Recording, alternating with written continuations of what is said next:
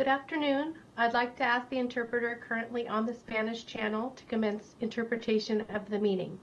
For those just joining the meeting, live interpretation in Spanish is available, and members of the public or staff wishing to listen in Spanish can join the Spanish channel by clicking on the interpretation icon in the Zoom toolbar.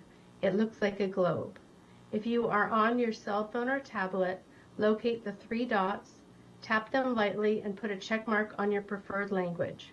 Click Done to activate and begin the interpretation.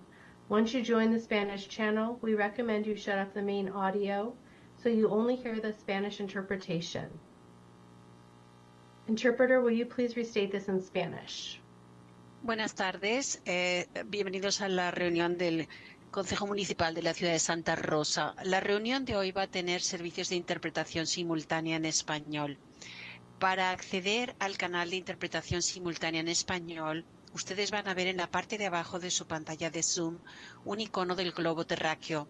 Pueden hacer clic allí y escoger Spanish o español. Si ustedes están en su tableta o en su teléfono celular, verán tres puntitos en la parte superior o inferior derecha de su pantalla de Zoom. Al hacer clic allí encontrarán los servicios de interpretación. Pueden hacer clic en su idioma de preferencia, Spanish o español, y no se olviden de hacer clic también en Done o Listo. Les recomendamos que apague el audio de la habitación principal en inglés para poder escuchar toda la reunión en español. Muchas gracias. Back to you.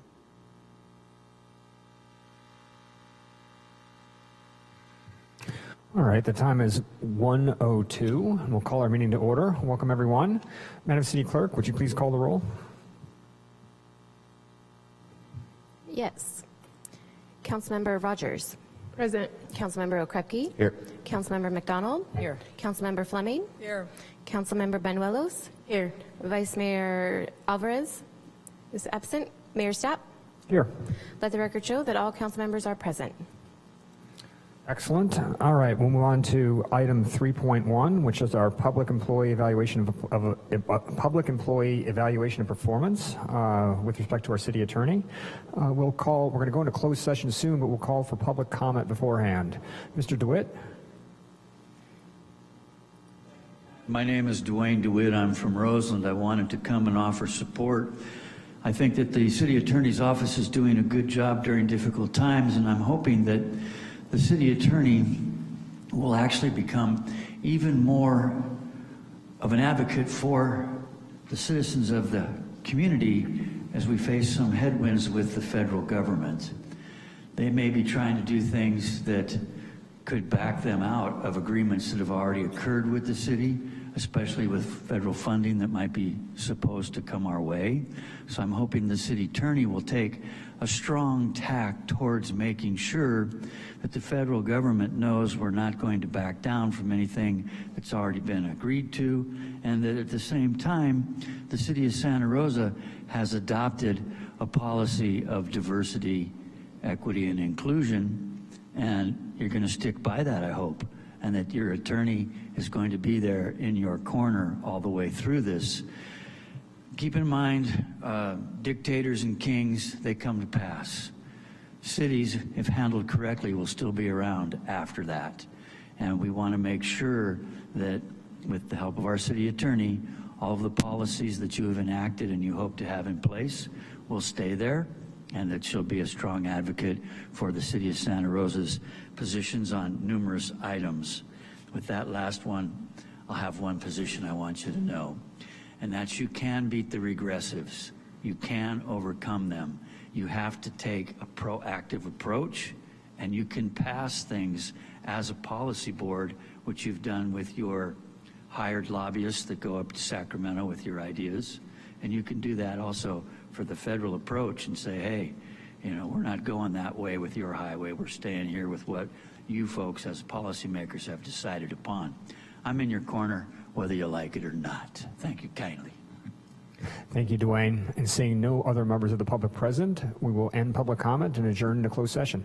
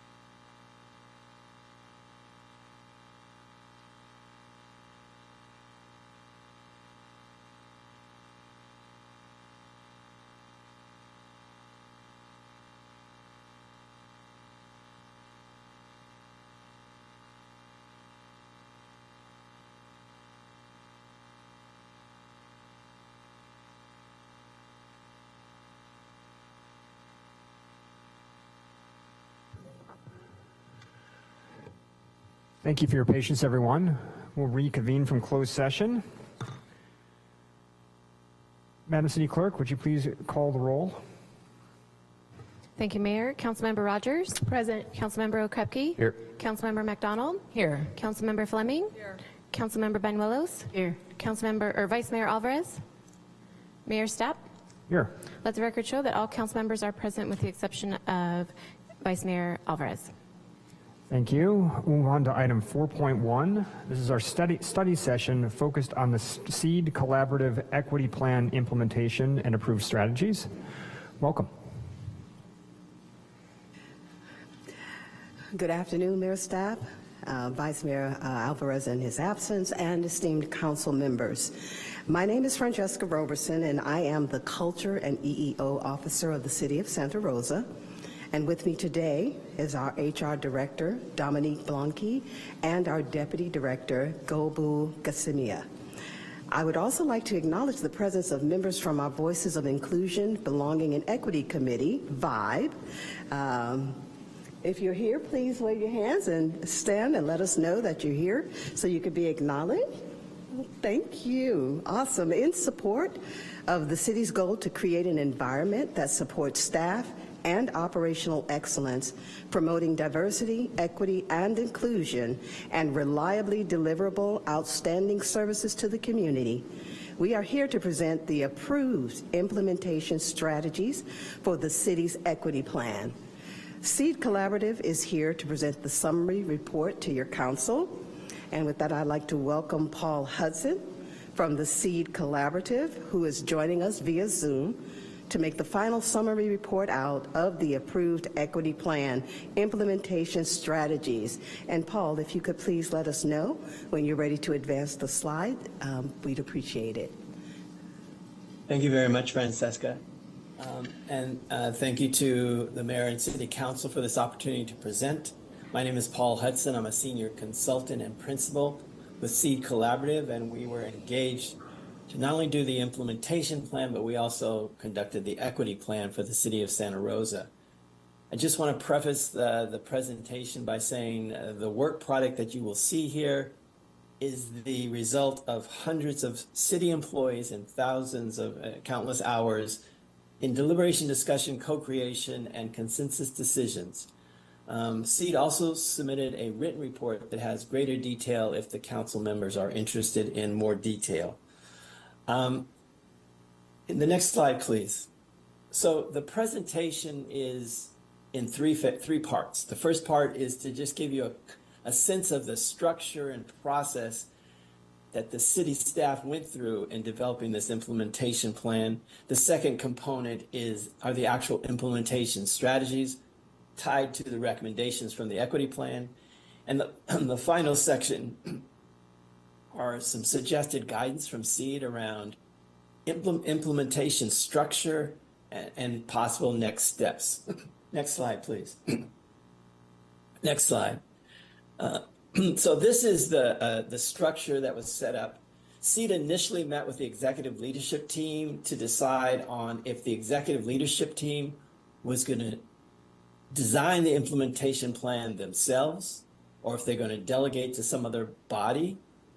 The executive leadership team decided a hybrid model where the executive leadership team took 5 of the total recommendations and they prioritized those and said, the executive leadership team is going to handle these 5 recommendations. The remaining 8 recommendations were delegated to a diverse group of employees, diverse by position, by department, by age, by cultural background. And so this body, the implementation task force, were appointed by department directors to serve on this task force. The task force created 3 subcommittees, one community engagement and communications, one around employee life cycle, and one around culture. Those are the 3 areas that were probed, and they linked the recommendations to those areas. So you can see the executive leadership team, well, they had 5 of the recommendations they had, and then the other 8 were done by the implementation team. Next slide, please. This gives you the timeline around this process. We started in December of 23 with the executive leadership team. The implementation planning task force got organized and formed in January. They made their recommendations to the executive leadership team in June, and in July of last year, the executive leadership team approved 29 implementation strategies to align with the recommendations. Next slide, please. One more, next slide. These are the next 4 or 5 slides, and this is the bulk of the presentation, show the recommendation and the number of the recommendation, the actual recommendation, and the strategy that aligns with the recommendation. And as you recall, these first 5 recommendations were retained by the executive leadership team because it was the belief that these were citywide recommendations that really needed the lens of all departments. So the first one was to create the vibe that Francesca, the culture and EEO officer, mentioned. It is actually formed and launched and is working. That was a key component of the employees' belief that there ought to be an ongoing employee body that monitors and that actually supports this process of implementation. The second recommendation that has already been implemented is that the city manager's office work closely with the culture and EEO officer, and that has been done and continues to be done. The third recommendation is to foster a culture of employee well-being and transformation and belonging. So you'll see these terms of transformation, excuse me, and belonging throughout the process. There are really 3 strategies that came out of this fostering a culture of employee well-being and belonging. One is to establish a training program for managers. That's the level right below department directors. That the HR and the culture officer create collaboration, co-creation toolkits and metrics. And finally, that there be an all-employee survey a minimum of every 2 years to learn employees' experience with organizational culture. Again, these were strategies that were developed by the executive leadership team to respond to the recommendation number 6. The next slide. The next slide is, these are the last 2 recommendations of the executive leadership team. The first one is strive for belonging and onboarding new employees. This is a key belief that you start as employees first come to the city. You set a culture, you set a standard, you set an expectation. And the 3 strategies that came out of that is that you share organizational value, mission, and around these principles of diversity, equity, inclusion, and belonging. That you share organizational initiatives to advance a culture of belonging. And that you establish employee communication feedback. This is a key finding, that there be opportunities and employees can communicate not only just top down, but bottom up. The final recommendation dealt with by the executive leadership team was to strive for equity, transparency, and a sense of belonging around promotions. And two strategies were built to address that recommendation. One was establish a mentor program to support employees in preparation for promotion. And the second one is to create career pathways and ladders for employees to grow within the city of Santa Rosa. Next slide. Excuse me, I'm just getting over a little bit of a cold and my throat is tickling me. These next strategies were handled by the implementation task force. Again, this was an employee-based task force, created task force. And they dealt with a number of recommendations. The first ones they actually have strategies around is recommendation number 4. That the city align its mission, vision, and values to include these principles of diversity, equity, inclusion, transformation, bridging, and belonging. And they had basically 2 strategies. One is that the culture officer work with a work group within the city to present to the executive leadership team a draft mission that incorporates these principles and values into the mission of the city of Santa Rosa. The second strategy is that the same alignment of missions be included in any department missions, that those missions also include these principles of diversity, equity, inclusion, transformation, bridging, and belonging. And again, the culture officer is to work with department directors. The fifth recommendation talks about communication, that they be transparent, uniform, consistent, timely, and accessible, and equitable for all employees. And there are five pretty straightforward recommendations and strategies around city manager monthly updates, newsletter, brown bag lunches, intranet, and this working through the SharePoint and Teams that the city has. Next slide, please. And I'm almost finished, so I can take questions. The next one is to this question of language access and justice in communications and participation in decision-making processes. This is really an external-facing recommendation, and that the one strategy that was associated with this recommendation is the idea that there be a community survey to assess language access needs that are currently not being met. The next recommendation is this external communication engagement. I think the main strategy that came out of this recommendation is 8.2 that talks about development of a citywide community engagement plan, strategic plan. And this idea would be that there be a plan to develop consistent internal and external guidelines and methods of communication and access to information by city residents and city members.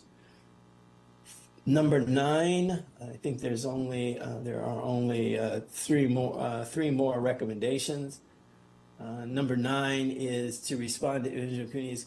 This is about complaints from citizens and the idea of thorough listening, empathy, honesty, and collaboration in our engagement, in the city's engagement with individuals and community organizations that have complaints.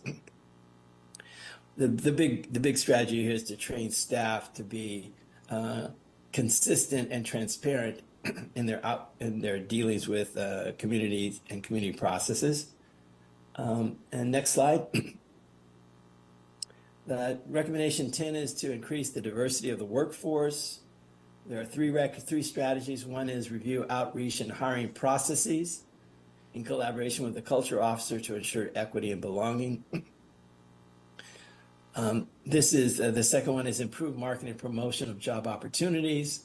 And the third one is this idea of that we're clear about our values and that our values uplift that the city is concerned and focused and interested in a diverse workforce in its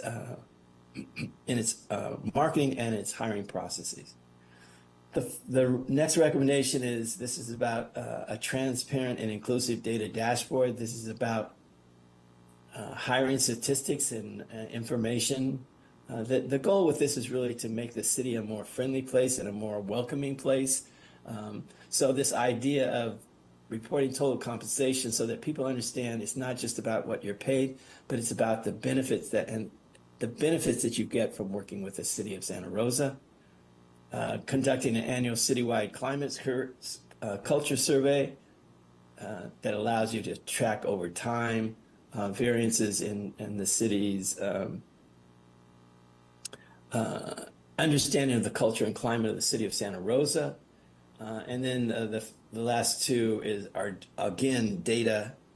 This is demographic data on hiring, and this is demographic data on use of benefits. The final recommendation is to increase opportunities for employee development, training, and career growth. This is really centered in the HR department, and there are three primary strategies. One is to develop a training needs assessment survey so that we know what the training needs of city employees are.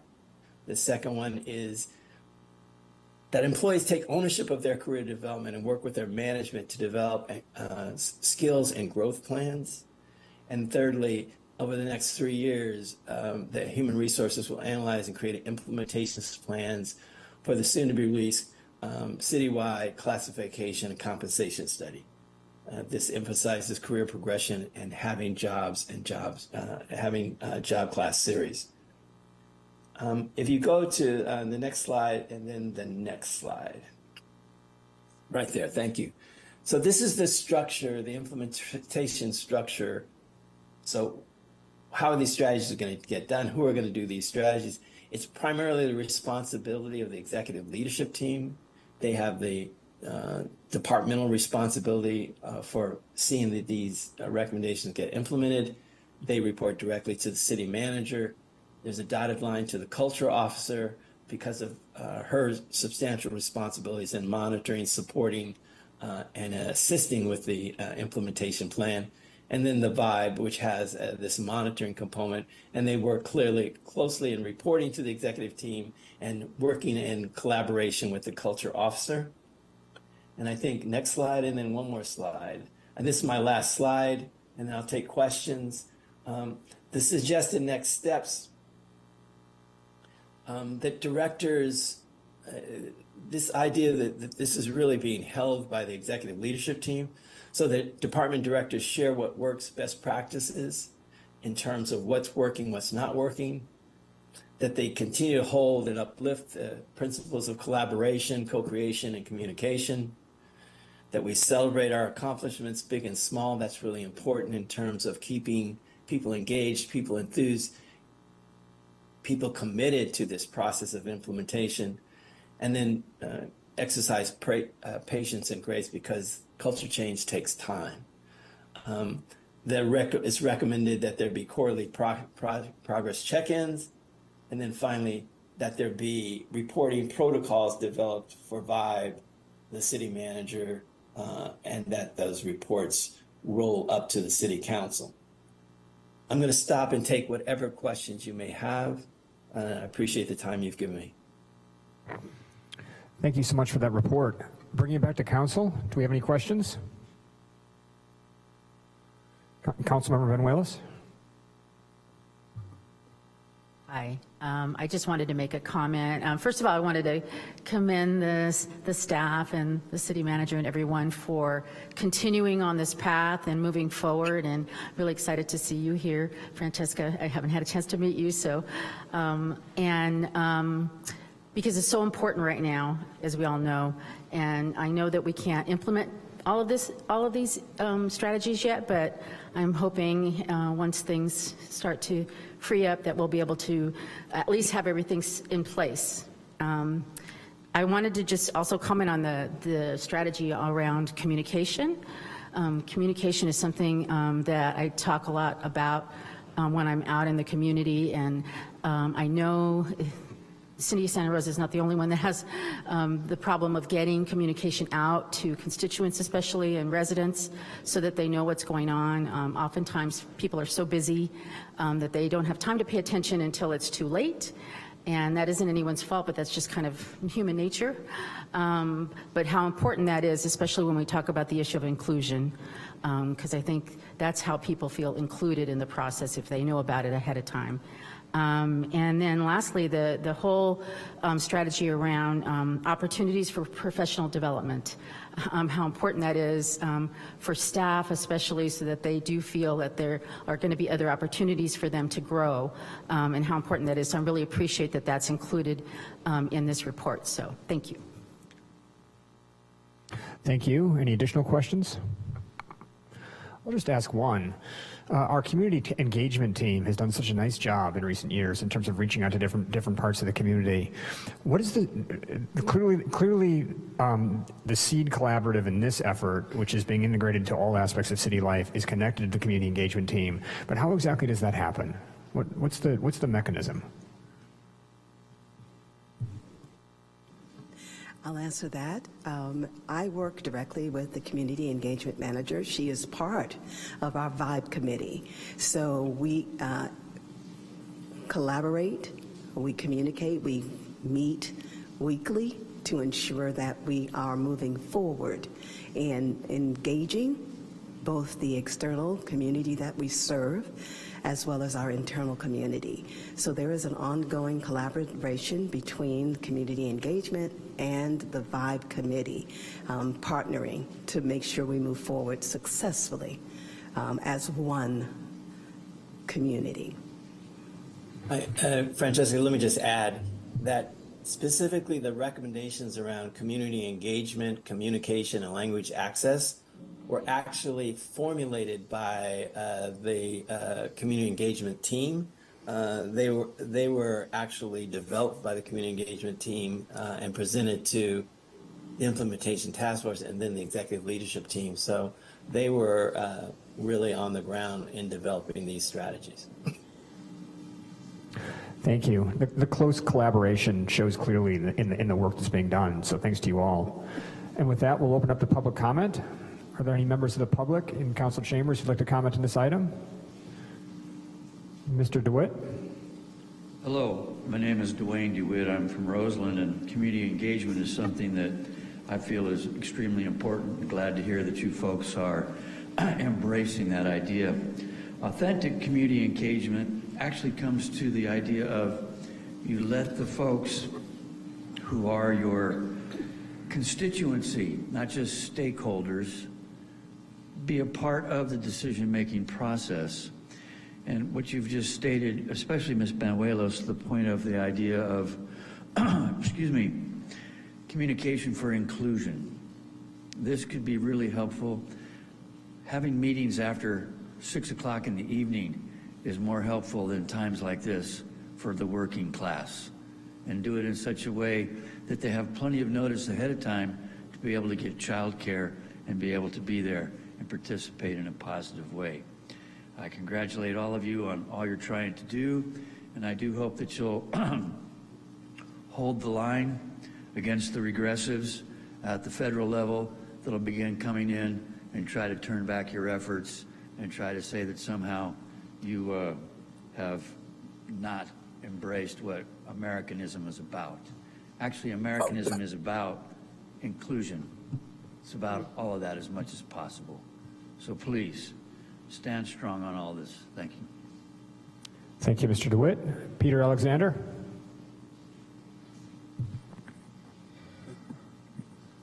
Good afternoon. I'm not sure if I understand all this entirely, but I'm still going to shoot from the hip on this. So I was listening, and I'm listening to them talk about inclusion, diversity, equity, inclusion, transformation, bridging, belonging. This is language alteration.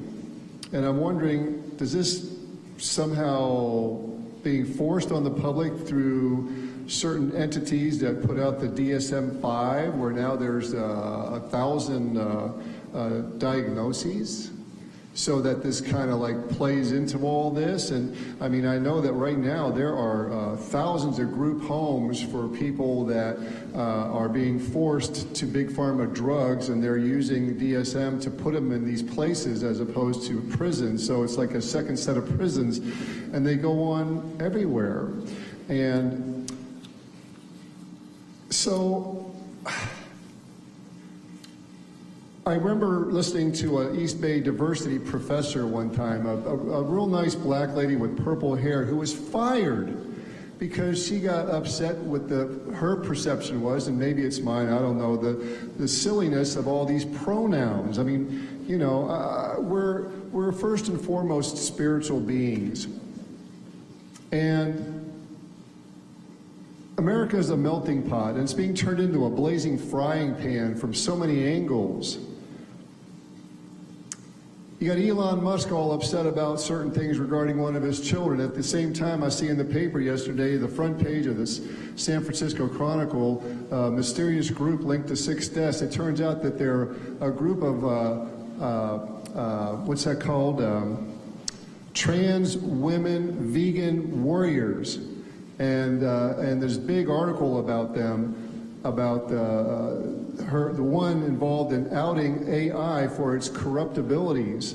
But they covered that all up because I think the outside sources caused some murders to happen so that the real issue that they were involved in was covered up. Well, it turns out I know these 4 people, that was now 3, and they're really quite nice, and they're not aggressive. They are confrontational, but I really believe they're covering something up regarding the AI, which seems to be maybe tied into all this one way or the other, into the DSM-5, which is going to categorize people. And, you know, I think that this is not perhaps the best way to go. You know, we're all children of God, we're children of Creator, and so, anyways, that's my thoughts on the matter, and my pronouns are Cactus Pete, often bitter, sometimes sweet, Commander Alexander, and a child of God, Spirit Warrior. Have a beautiful afternoon. Thank you. Are there any other members of the public who'd like to speak? Bringing it back to council for final comments. I'll just add my thanks again. This involves a lot of work. I appreciate how it's being integrated into every aspect of the city's life. Both the strategic plan and the implementation plan are detailed and creative, and they're doing good things for the city, as we discussed earlier. Thank you, Anna, too, for your work. And thank you, Paul, earlier for dialing in and for all the assistance you've been on this project. And with that, thank you very much, and we'll move on to item 4.2.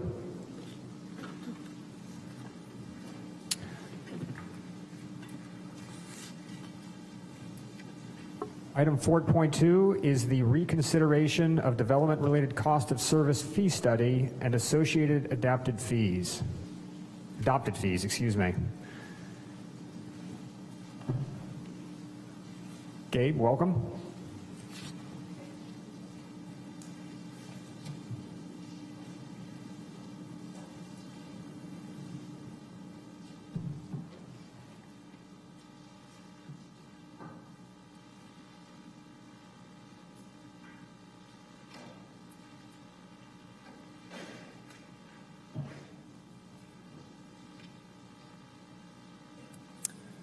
Okay, good afternoon, Mayor, Vice Mayor, and members of the Council. Gabe Osborne, Director of Planning and Economic Development. And joining me today is Madam City Attorney Teresa Stricker, who will be assisting with the presentation. As mentioned in the introduction, the item before the Council at this point in time is a study session to reconsider some of the development-related cost of service fees and the associated study that was adopted by Council in early of 2024. That study focused on really setting fees at a full cost recovery rate. There were certain subsidies that were added to that study that we'll talk about today. And really bringing this back was the specific direction from the Council, but I think it's also important to point out that we really want to institutionalize a process when we overhaul our fees that revisits after 6 months. That allows us to truly understand the more immediate impacts to the community, and it allows us to make smaller course corrections to the fees without waiting the traditional 5 to 7 years to overhaul the fee study. So from today's action, we will discuss the changes to the fees in very broad terms. Obviously, there's quite a few fees, very difficult to cover all of them. We will talk specifically about some of the community feedback that we have received over the last 6 months, and we will daylight some recommendations that we are making to either address those concerns or to address staff concerns that have been identified through the incorporation of the fee study. I think it's really important to point out, I know many members of the Council have received concerns regarding the fees associated with the Cultural Heritage Board and the landmark alteration process. We understand those concerns, and we actually have an item later on in the agenda that instead of discussing those, we'll provide some action items for the Council to address those. So today's presentation, or should say study session, will touch on that briefly, but we'll do a deeper dive later on in today's agenda.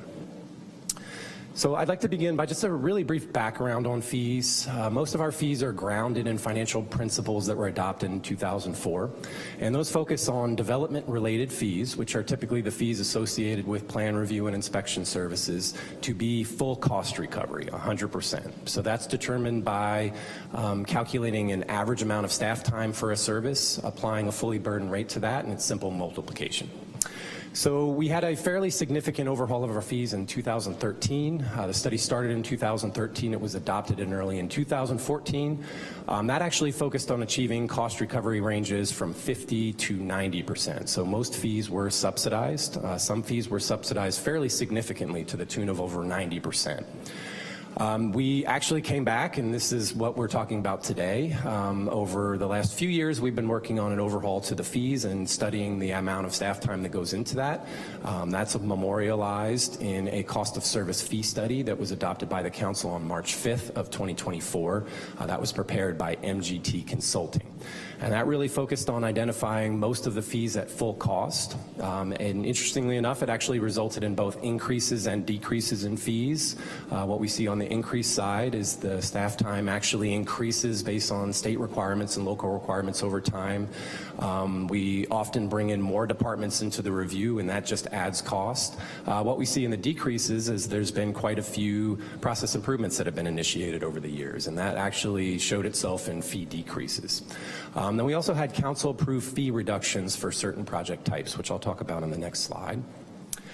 So what we did, and I know we use the word subsidy a lot, generally when we reduce a fee, another rate class cannot pay for the reduction in that fee. It's generally the general fund that steps in and covers that subsidy, or, and I think a better way to describe it is an investment. It's when the council elects to invest in a process that has an overall public benefit to the tune of a certain percentage.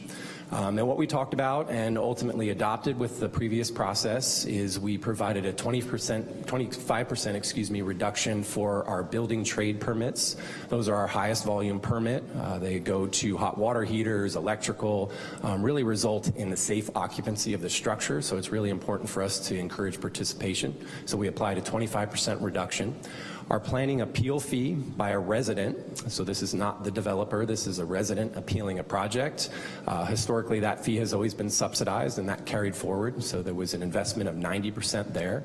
And then we had a series of project-specific reductions that we proposed and ultimately were adopted. Those were for daycare facilities, grocery stores in either the downtown or defined food deserts, downtown housing of 4 units or greater, affordable housing for specific affordability levels, and encroachment permits for the replacement of sidewalk, which just ensures a safe path of travel. So when dealing with development-related service fees, there's obviously a series of challenges. We do not necessarily control the amount of regulation that we must enforce. Much of that comes from the state through general building code processes or through additional legislation that actually adds the amount of staff hours that go into process. The addition of those staff hours obviously triggers a higher cost. The balancing act that we constantly run into is really trying to address raising costs, but also trying to address the need to encourage participation in permitting processes. And that really isn't the larger development activities. They have a tendency to commence no matter what, but it's really homeowner initiative activities. It can be building permits for replacing siding, it can be tree removal permits. Those are where avoidance becomes critical, and we're hyper-focused in those areas. Community engagement as we go through a fee study can also be a bit challenging. Obviously, we go with broad engagement strategies because it's citywide. Much of the development community that lives and breathes fee schedules is typically hyper-engaged and provides a significant amount of feedback. Homeowners typically do not, and they typically do not provide feedback until they're actually confronted with the adopted fee. And that's why the 6-month period is valuable, because it allows us to get those other channels of feedback. What we've seen really is a significant reliance on technology. Fees have historically covered staff time, but what we found is to do our job really through inspection and plan review processes, it leverages technology. And instead of buying software where it's a one-time cost and it's done, many of the software companies have shifted to ongoing subscription services, and those have risen with time. So really our focus is to understand that it isn't just staff time, that we have to understand how to cover technology costs. We also focus heavily on supporting our advanced planning initiatives. Much of that work that goes into with the general plan, housing elements, modifications to zoning codes, ultimately that assists people navigating through the development process. And those are big, heavy initiatives that often rely on consultant services. So a lot of jurisdictions nowadays are really struggling with paying for that. And advanced planning fees are coming into the mix. So that's another challenge that we're really running into with our fees fee schedule. So over the last 6 months, obviously, as I mentioned, it's an opportunity to analyze the real-world application of the fee structure and better understand community concerns. We're collecting issues that are presented by the community as well as staff that are actually implementing the fee schedule. It obtains feedback, and then it gives us the ability to come back to council in a shorter period of time with smaller corrections that are representative of some of the concerns or address some of the concerns of the community. I think this slide is fairly critical, and I do apologize, I'm fighting a cold, so I'm battling a bit of a cough. This really focuses on the problem statement with fees. When we talk about cost recovery, what are we really trying to cost recover for? So the bars show our permitting totals. The blue is our building, the yellow is our engineering permits, and our green is planning. What we typically see from that is normal trends. Big jump in 2017 due to the Tubbs fire. We had growth up into 2021, and then we've seen really a bit of a steady climb with development, and it shows a downward trend of development activity. The red line shows our expenditures, and that is really showing expenditures for development services, so it excludes economic development and code enforcement. And then the black line shows our revenue. And what we hope to have occur is those two lines should be much closer together. So as you can see in 23-24, and this is before we've adopted our fee schedule, we were hovering at a cost recovery rate of around 44%. Ideally, for one that manages a department, I would like to see that in the 70 or 80% range. That's a healthier cost recovery for the amount of development services that we do. But this is truly just to reinforce why we have to go with some level of cost recovery. It's to close that gap and move those lines closer together.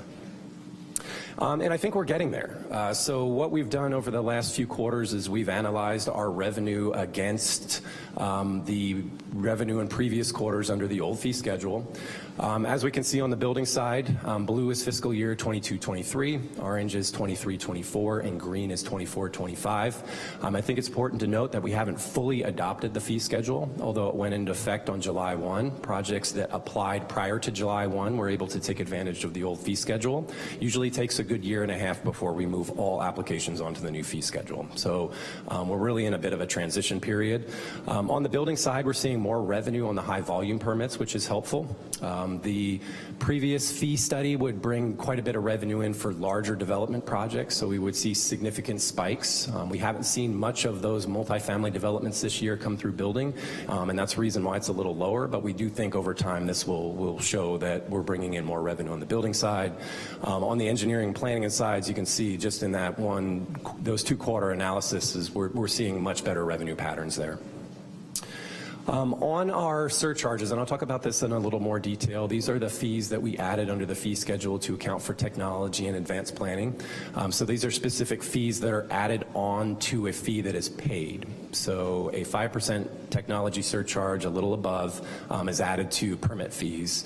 And what we can see over that on a 2 quarter analysis is we're doing much better there. And that's going to help out with a lot of Excel costs and some of just institutionalizing hardware and software needs moving forward. The advanced planning piece we think over time will help as well. This is really a product of balancing out the 2 fee schedules. We've had really significant revenue that came in over the last 3 years, but when we look back at 2014, we're much better than those numbers, which is the general trend on that. So we're tracking really well there as well. So the next few slides will actually talk about the fee categories in our core groups of engineering, planning, and building. We'll give just a rough overview of the major fee categories there, permit types, I should say, what happened with those. We'll talk specifically about the feedback that we received as well as recommendations.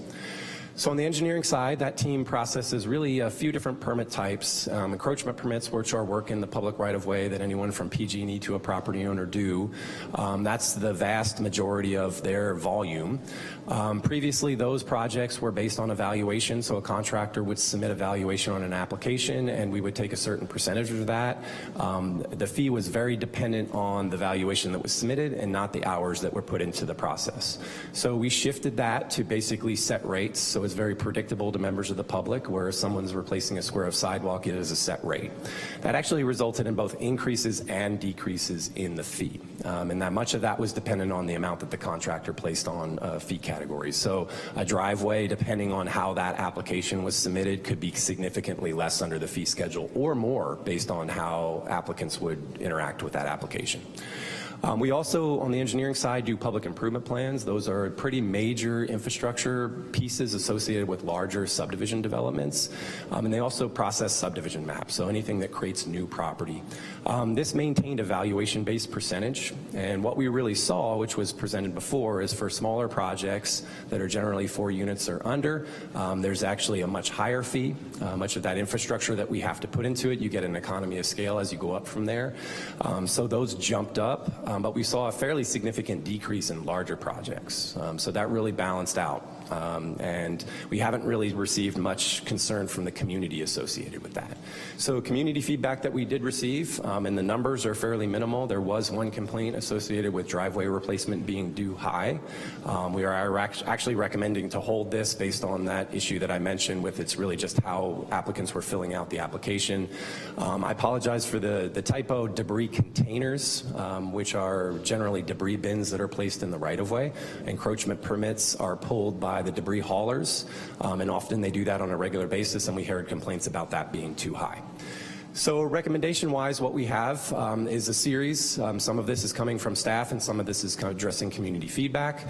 A condominium conversion, which is a form of a subdivision, and this is an area where the staff gets very creative. Instead of charging our normal subdivision fee, they are proposing to carve out another process that creates efficiencies here. So we have a dedicated process for condominium conversions. That would be a situation where it is a new fee at full cost, but it's less than what someone would pay for a condominium conversion today. So we would mark that as a reduction.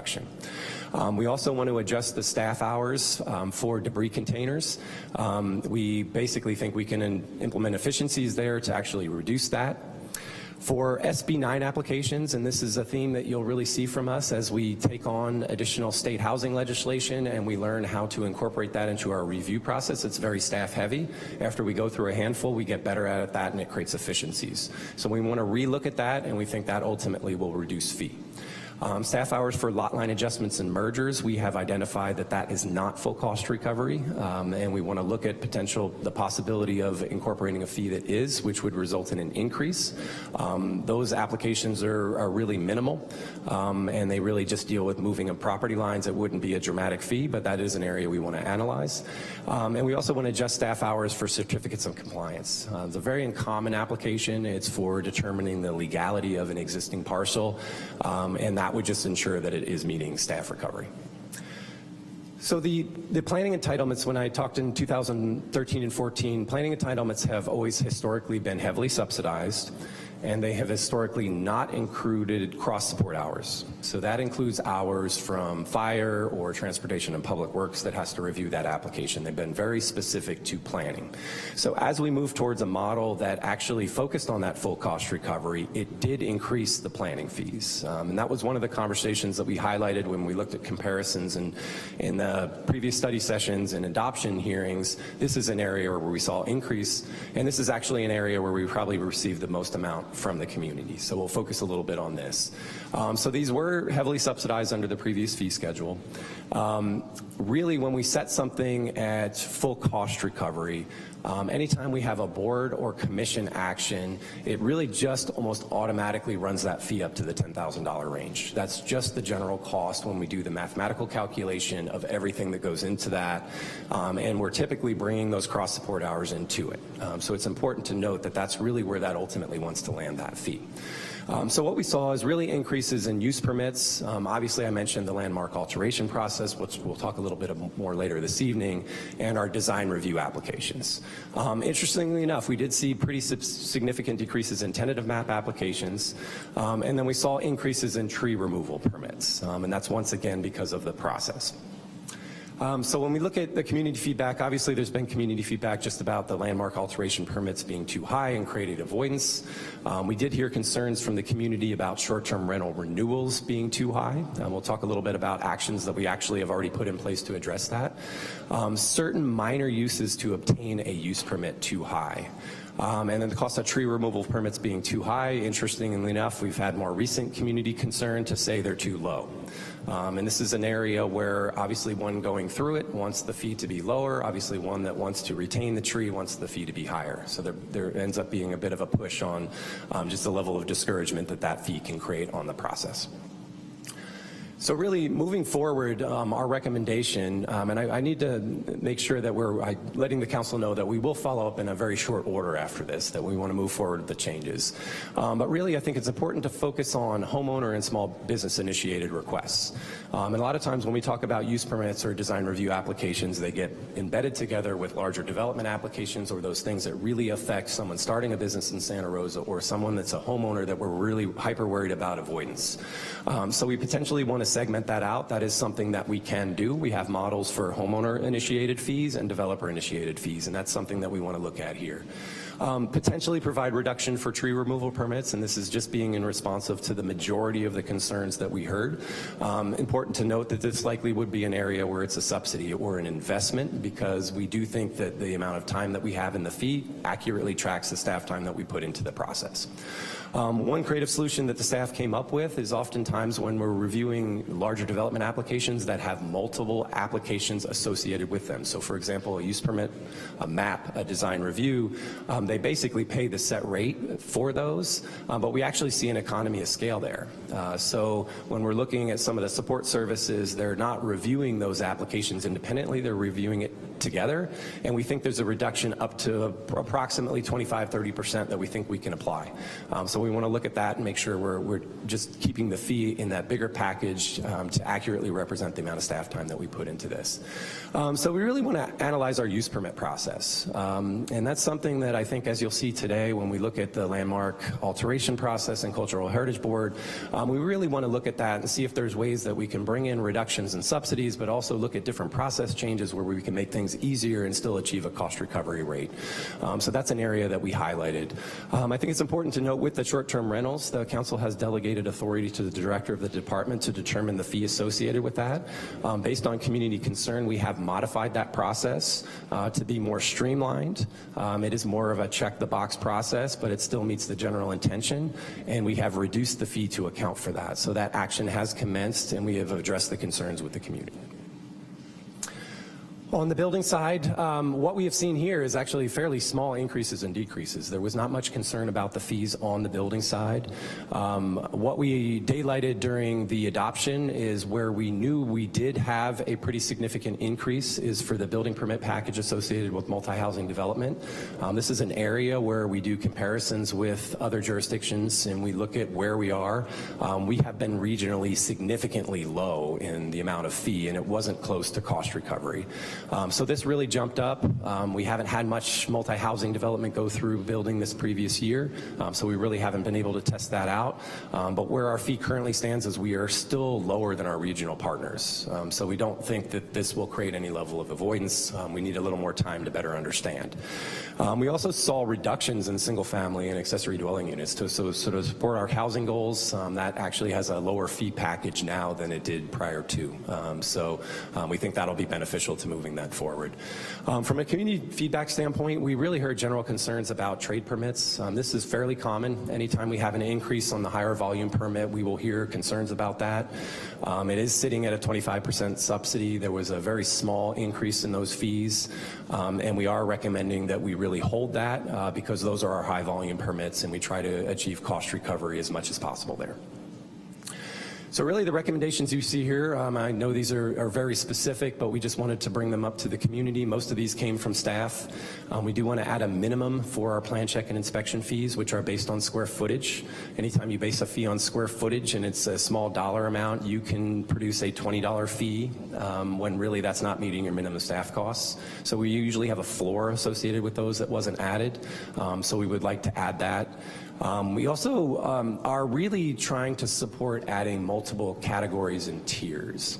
So when we have a minor and a major process, if you are slightly out of the minor, you are immediately in the major. And that might put you into a situation where you're on the lower average of the staffing time associated with that. So creating director level review, creating standard categories is our way to offset that. We're actually creating another fee that is more representative to the fact that there is another category between minor and major. So we really do this to achieve full cost, but actually ultimately lower a fee. An example where the team has, found efficiencies in how we process light poles. So instead of per pole, we allow batching. So that's a reduction and a process improvement. And adding separate fee for commercial exhaust hoods, that's pretty minor. That really wouldn't move the needle one way or the other, but it is an area where we identified it's missing in the fee schedule.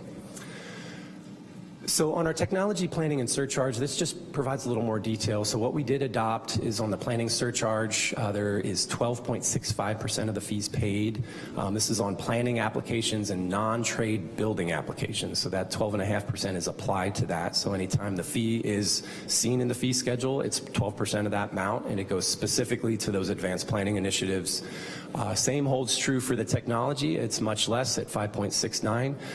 And then there is, that actually applies to more permit types because there are more permit types that benefit from technology.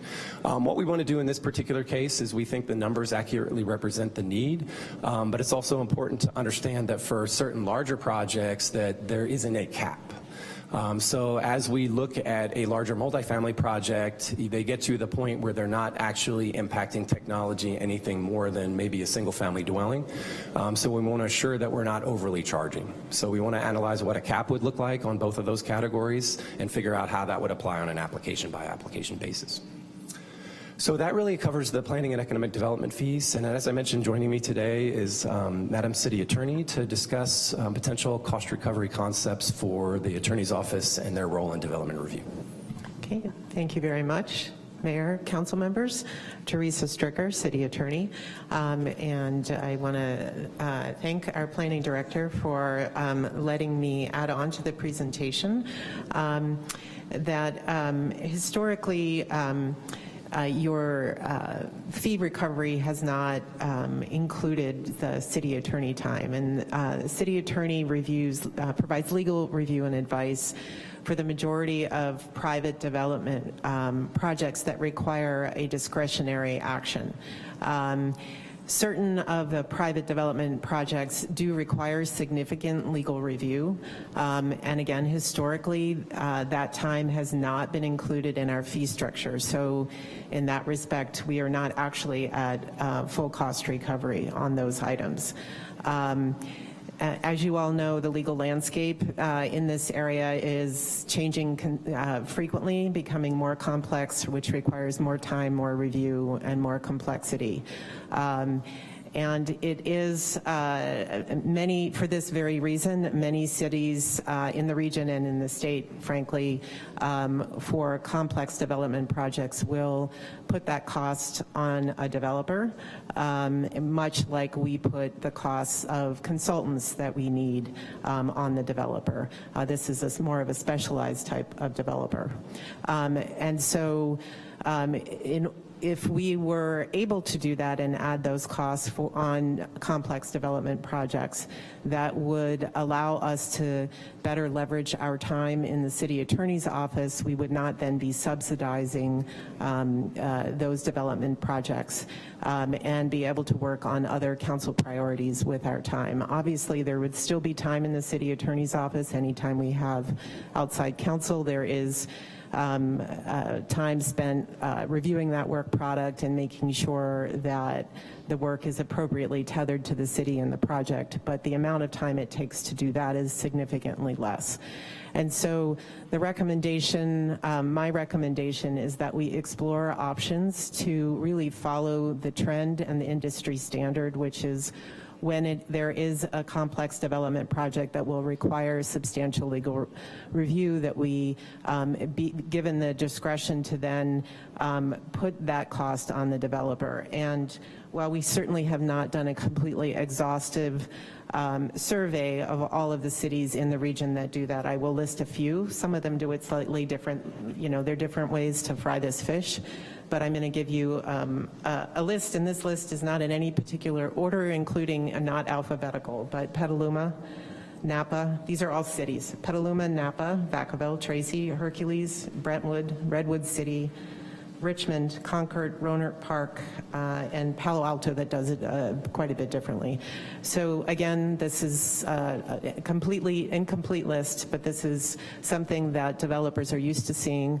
and it is a way of putting back on developers the cost of the regulatory costs that the city has for something that is primarily for private use and private purposes. So I'm happy to answer any questions, but at this time or when I kick it back to Gabe. So really, as far as a recommendation goes, what we're really exposing here is to just explore cost recovery options and to really look at what those would look like. There are comparative agencies. This is an area too where I think it's important to note that some of the feedback that we receive from the development community is the importance of time. And really what we look at in some situations, if fees can be leveraged to bring in additional resources to the development review process, that actually benefits the overall timeline of the development. And usually there is the desire to actually have that fee in place because of the perceived benefit of increasing that timeline. But just wanted to conclude by saying that our recommendation is to really look at exploring options and bring particulars back to the council.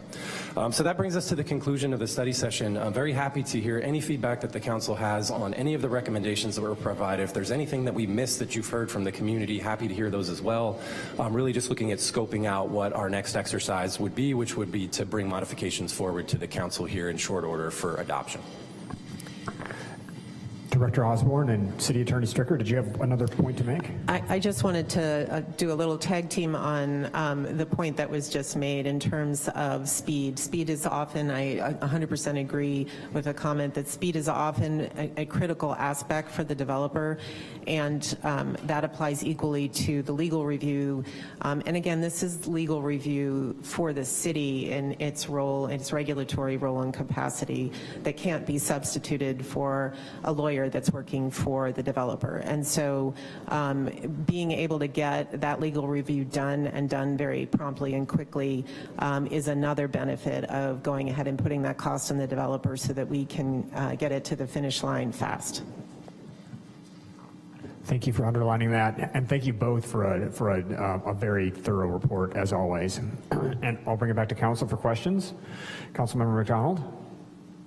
Thank you, Mayor. Thank you so much for this update, and I appreciate that we're bringing it back for review about 6 months after so we can have a better assessment of how those fees have impacted the community.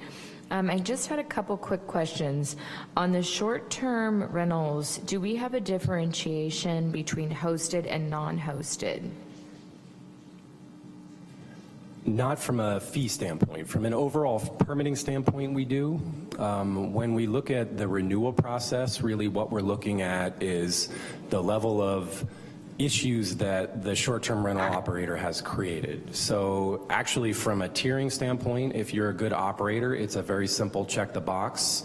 But if you're an operator that's had a history of code violations, then you're in a different process and it's more expensive. But that's the differential through that process. Thank you, that's very helpful. And then, Director, could you please remind me the last time we updated our fee schedule prior to this one? 2014. Thank you. I knew it had been some time on that. And then as far as outside counsel goes, let's see. Teresa, could you remind me or could you tell me about how many hours staff spends on doing these types of reviews for developers, just so we have an idea, and about how many a year? It really does vary. Sometimes the discretionary approvals are quite straightforward, and that would probably be a case where we probably wouldn't exercise the discretion to push it out. But if we have a full EIR can be an enormous number of pages, and the review on that can be quite tremendous. And so it really does ebb and flow. We happen to have, a number of them kind of starting to cook through our office now, and it's just a timing thing. So it's hard to give you a number per year. What we would be doing is we would be asking for the ability and the discretion when it's clear this is going to be one that's going to consume substantial resources, that we would go ahead and flag that one for the developer to pay for it. And certainly, if there are situations where the council wants to provide a subsidy, that can be looked at from a policy standpoint, where the development may have a lot more public benefit than sort of a standard development project. So there would be a way to craft a policy so that you can make the exceptions you want to and subsidize where you want to. So I think I've answered your question, but if not, Yes, I'm happy you to did. try again. Thank you so much.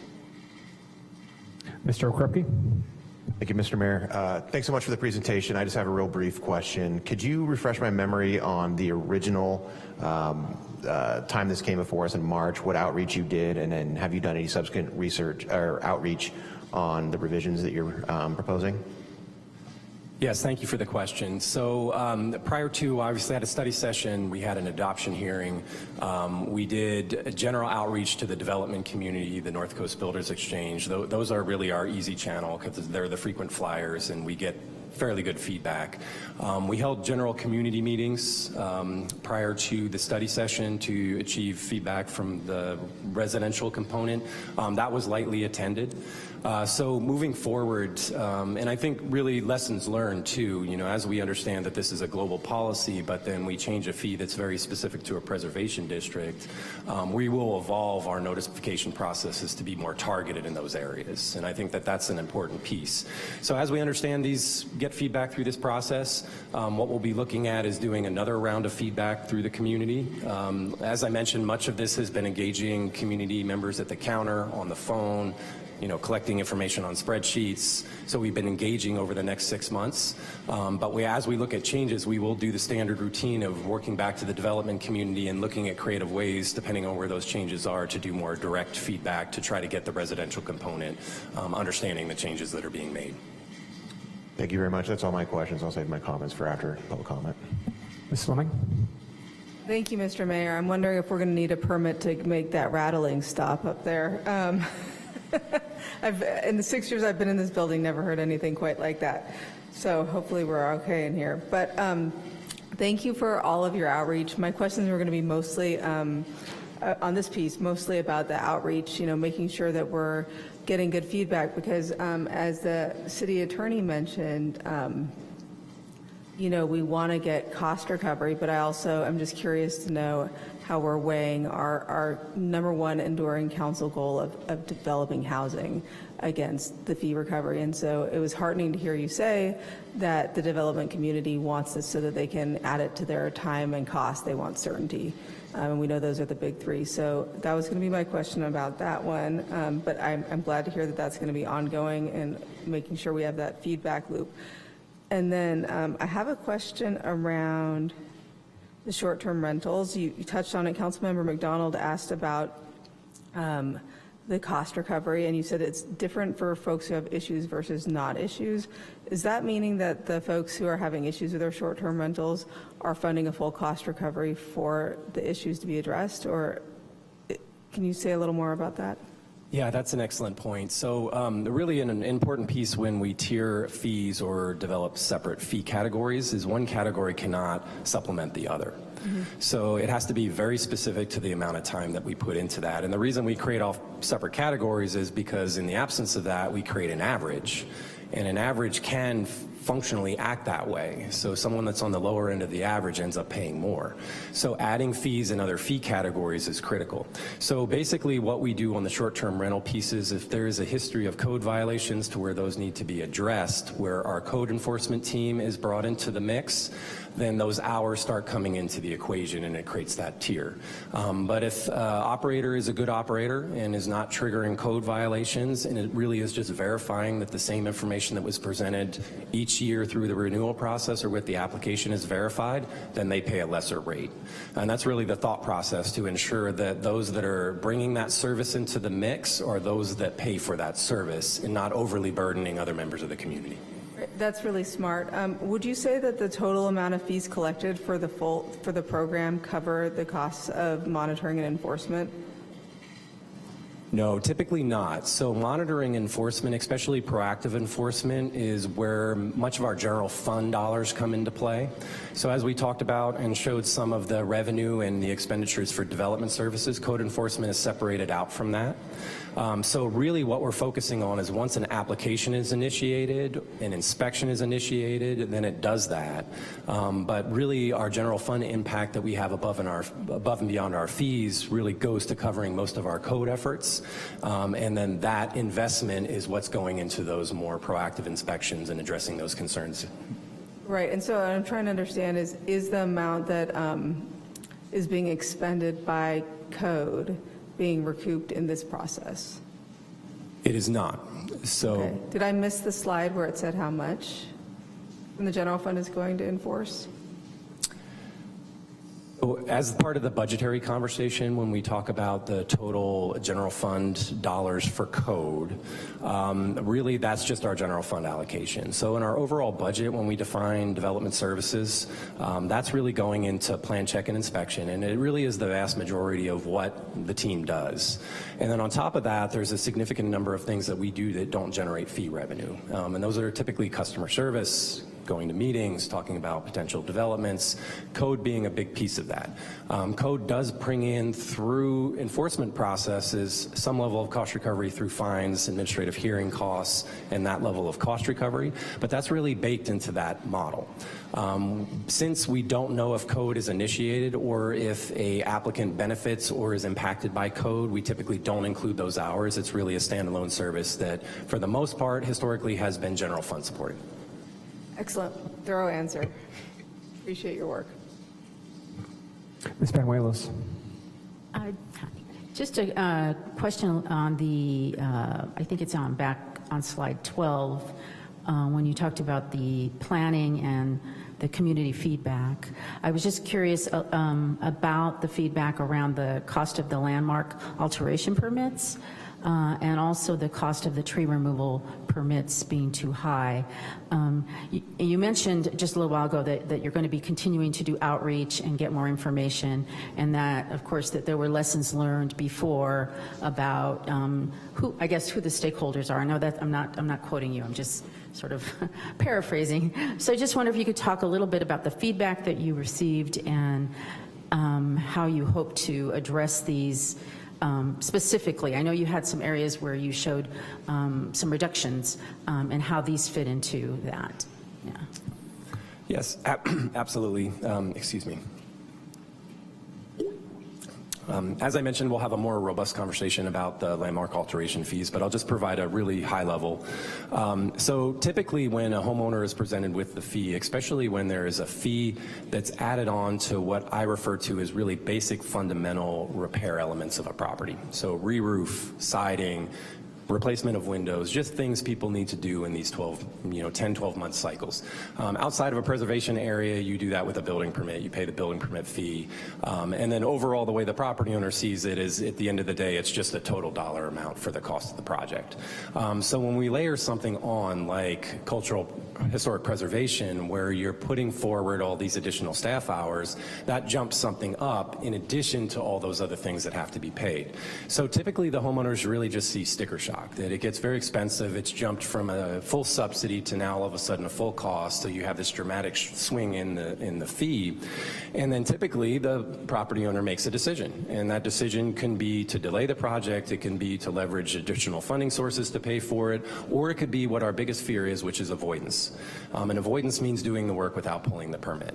That overly burdens. It usually puts the property owner in a difficult situation. It can overly burden our code team. As I mentioned, we're hypersensitive about that. So this is an area where potentially a subsidy or an investment helps because it's providing the public benefit of preservation. It's also addressing avoidance. It's creating safety issues because people are replacing siding. They are doing those things that ensure that you're not dealing with dry rot and we're not dealing with code cases later on. So as I mentioned, we will be bringing forward proposals that look at this, but this is an area when we talk about a subsidy, it's a subsidy based on an overarching public benefit of preservation and safety of that structure. But to answer your question about what the community thinks is they just see the dollar amount, and understandably so, because at the end of the day, construction costs and everything else are getting higher. And I think the same holds true with trees. When you look at the amount that it costs to pay for a tree removal permit, which is over $1,000 now, that's competing with the cost it takes to remove the tree. So when a permit process is over the amount of cost that it is for the construction, that is usually an area that's ripe for avoidance. And it's very difficult when obviously you remove historic preservation or you remove a tree, you can't get it back. So by subsidizing that, it provides an overall community benefit that we're protecting the tree canopy, we're ensuring that trees are being removed properly, and that's another area where I think that that's a public benefit. But once again, to answer your question, it just becomes a simple dollar amount where that dollar amount is in relation to the overall construction cost of the project. Thank you. And I just have a few questions to follow on my colleagues. Apologies, I'm just reading my handwriting here. Did I hear you say toward the start of the presentation that the goal is roughly an 80% cost recovery? That's me being honest as the director as to where I would feel comfortable. Okay. And it's very difficult to achieve that on a regular basis. There's a lot of factors that come into play. But being at 44% is a bit off from where we should be. We should be much closer to 70 to 80. Typically the industry standard, purely looking for development services, where really when you overlay code enforcement and the rest of the overall department budget, it gets lower. But typically hovering in that 60 to 75% range is where most jurisdictions try to settle their fees. Oh, and by saying that, I think you answered my next question. You had mentioned at a couple of points that we were lower than the regional average. If we're speaking roughly across the board, are most other municipalities in a region in that 65 to 70 range? So that's ultimately we want to get closer to that area. That's where they try to get. When we look at a fee comparison, it becomes very difficult because it isn't always apples to apples. Some jurisdictions have set fees. To achieve the 70%, what a lot of jurisdictions are moving to is what's referred to as full cost recovery. So how that works is instead of paying an average set fee, that it's a deposit, the staff hours are drawn down on the deposit, more fees are paid if additional staff hours are needed. And much of the jurisdictions, as Madam City Attorney has mentioned, they're on the planning side in particular, where a lot of the attorney's office time goes. A lot of jurisdictions are moving towards that cost recovery model. We received a significant amount of concern from the community about that because there's really no predictability in cost. There's no benefit to be efficient in process. But a lot of agencies are moving towards that, which makes it a little harder to figure out where they fall in relation on a fee-by-fee category. But generally, more of the industry standard and the desire to achieve a cost recovery is based on individual budgets and desires within the individual communities. It's hard to say that there's a direct number everyone's trying to hit. Understood. That's helpful. And I liked how my colleague, Councilmember Fleming, was pushing us towards doing a little bit of math. I'll conclude my questions with a sort of back-of-the-envelope math quiz, if you don't mind. The slide, I think it's slide 6, where you went through the development applications, or the cost of the development applications received, the cost of doing the work on those development applications, versus the amount we're recovering, showing how those lines are diverging.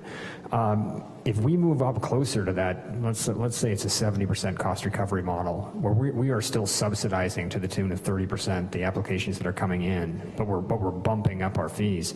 Am I roughly in the ballpark that gets us an extra $2 or $3 million a year right to our general fund? That's roughly close. The numbers that we presented when we looked in, the impact of this fee schedule, and it's difficult because it's really based on the type of permits that you get. Some drive more fees than others.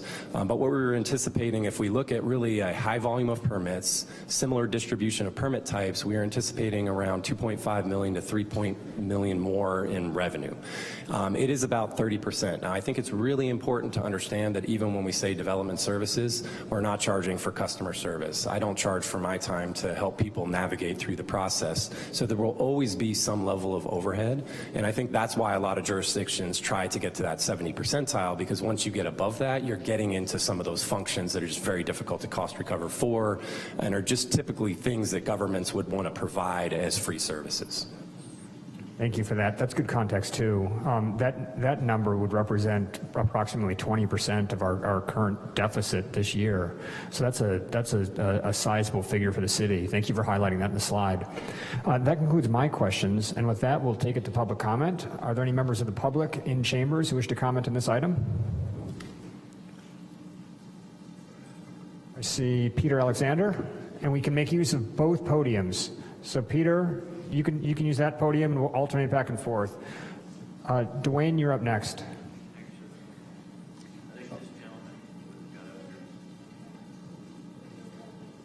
Peter, go ahead. Thank you, Mayor.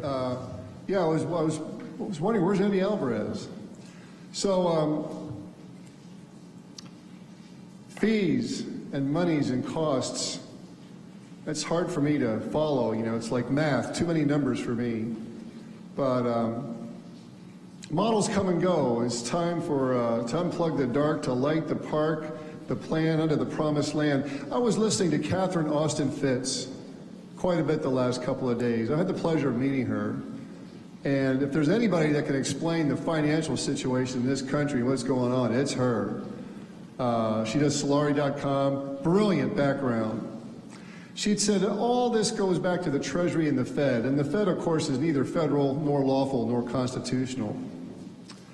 So I'm wondering if 4.1, like 4.2, you know, is part and parcel to the United Nations agenda through the city councils and supervisors statewide, which basically denies the Constitution.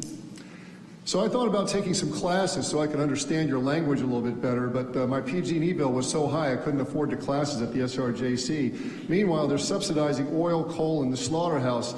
The coal and the oil, they subsidize, they send it overseas. And the slaughterhouse, with its 241 diseases, cancers, and conditions through vaccines, has been poisoning the public since 1951. So if you have anybody that's died of cancer, that's where it starts. So I'm thinking perhaps all workers, veterans, truckers, seniors, in order to cease these ever-increasing curses, maybe we need to freeze and be shutting our purses. I say, fee, fi, fo, fum, warriors, freedom strike to overcome. I am Peter, I am so commanding, so begun, it is done. Rise and shine ye, all is one. Show me the money. We're talking about one thing over here, but there's no money for schools. Where's the 50 cents for the lottery of every dollar? The half of the 29% for the medicinal green slated for schools, am I right? Property taxes for our schools and roads, where'd that go? Who's collecting that money? It's certainly not going to the schools. Gas taxes as well. Plus we pay $2 more per gallon than the rest of this nation. Do we think about what's going on? Malcolm X, he said, power never steps back, except in the face of a greater power. California students, labor, veterans, and seniors are the greater power. And the greatest action is a shutdown of the system, which will allow our city councils to do better work, because they're constrained by a lot of this insanity as well. And that goes for our law enforcement, who have been in a lot of trouble.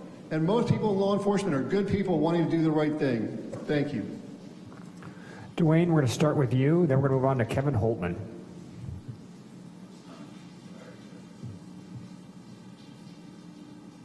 Hello, my name is Dwayne DeWitt. I'm from Rosa, and I wanted to thank the good presentation that just occurred. I think it is important to understand that the reduced fees in the past have been subsidies from the general fund, and you've got financial difficulties now. I think it's a good idea the director wants to try to get 70% cost recovery. It'd be even better to try to get to 80% or more. You pointed out that planning entitlements were heavily subsidized. One of the things that's been going on for many decades is that the development community comes here and says, well, we can't make it pencil out. You have to make us a deal. Essentially, the taxpayers pick up a lot of the costs on what they should have been covering themselves.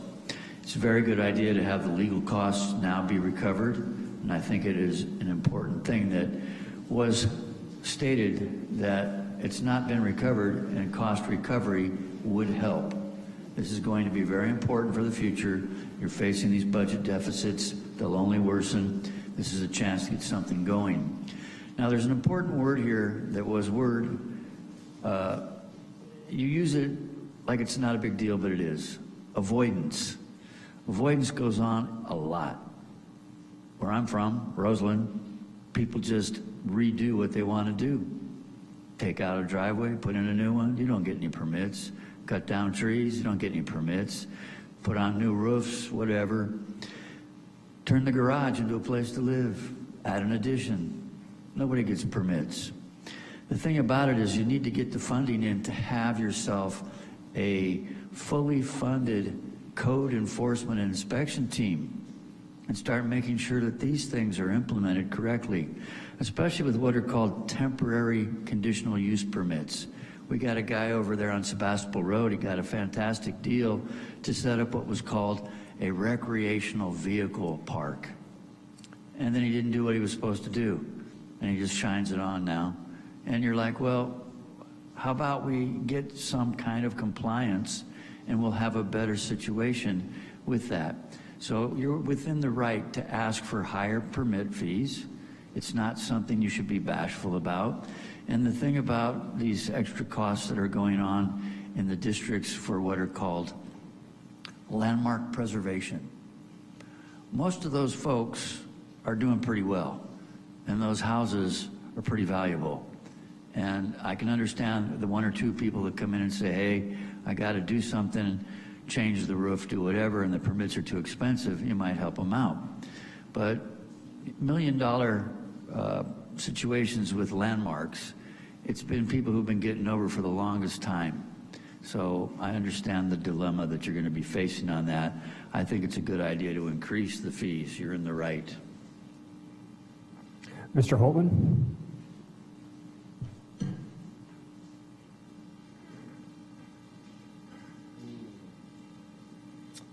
Hello, Santa Rosa City Council. My name is Kevin Holtman. I own a home at 3037 Highway 12 in Santa Rosa. I had some diagrams I was told I could put on overhead, but it's not working. It would have been helpful, but I'll just go ahead and read what I wrote. I recently applied to the planning department for a permit to install a carport with solar panels on my property.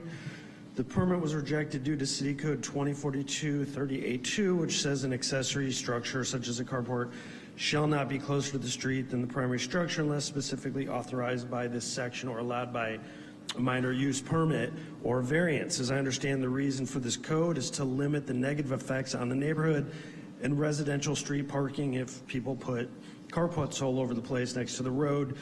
As I live in a secluded lot directly off Highway 12 with no street parking or sidewalks in front of my property, and my closest neighbor being 100 feet away, my proposed location would be of no impact to the neighborhood or neighbors. I've discussed this project with the two neighbors that have any view of my property, which are Court Brown and Edward Castellano, and both have said no problem with this project. I've discussed this with several staff of the planning department who agree this limitation does not make sense in my situation in my property, but they do need to follow protocol. I was told I could first apply for a minor conditional use permit at the cost of $10,474. And if that was approved, then I could reapply for the permit. If it wasn't approved for some reason, I would be out $10,500. I was advised by the planning department I could install the carport attached to or behind my house to avoid the additional minor use permit fee of $10,500. Unfortunately, I don't have a good alternative location to install their carport that will qualify. Attaching the carport to the east side of the house would block the driveway. The west side of the house is too narrow and severely sloped. Given my unique property, I'm requesting the City Council approve a planning department director level review of my permit in lieu of the minor conditional use permit application fee of $10,500 or other remedies if there are any. Thank you. Thank you. Are there any other members of the public who wish to speak? Bringing it back to council for final comments. Mr. Krepke. Thank you, Mr. Mayor. I'm good with all the recommendations that you have and giving you authority to pursue other means of the word escapes me, of what? Cost recovery. Thank you. Sorry. One of those days. I will say I'm also good with the lowering of the tree fees. We'll have a more robust discussion on trees tomorrow with the Climate Action Subcommittee, but I think with where we're at today in vegetation management, wildfire prevention, and the insurance market, that it's going to come to a point where we're going to need to make it more affordable for more people, just so that they can afford to protect themselves. So I'm good with that. That's all. Ms. Banuelos? I just wanted to say, first of all, I do think the idea of the 6-month review is really a great idea. I think that's key. I think communication here with not just the, I guess, what folks think are the key stakeholders, but the community especially, who are directly affected. I do like the idea also of the the legal aspect and the legal fees back on the developer. I think that's going to be a good thing. I understand the need for cost recovery, but I also want to say that it's important to note that in my district alone, there are 3 preservation districts. They are areas, and the folks that live there are working class. They are not rich, like some folks are very mistaken. I know the district very well, and that is just not the case. It's a lot of young families, a lot of working class folks who want to maintain their homes. So I think we need to find a balance in whatever fees that we agree on ultimately, and that to me would be the message that I would send, is that I recognize that many of the folks in my district were taken back, and I understand that, because this was a little bit drastic for them, way drastic I should say, and I think that needs to be looked at very closely as we move forward. So thank you. Ms. Fleming? Thank you. I concur with everything my colleagues have said so far, and I'll hold my comments on the historic preservation for the item a little bit later, but agree so far with what Ms. Banuelos has said.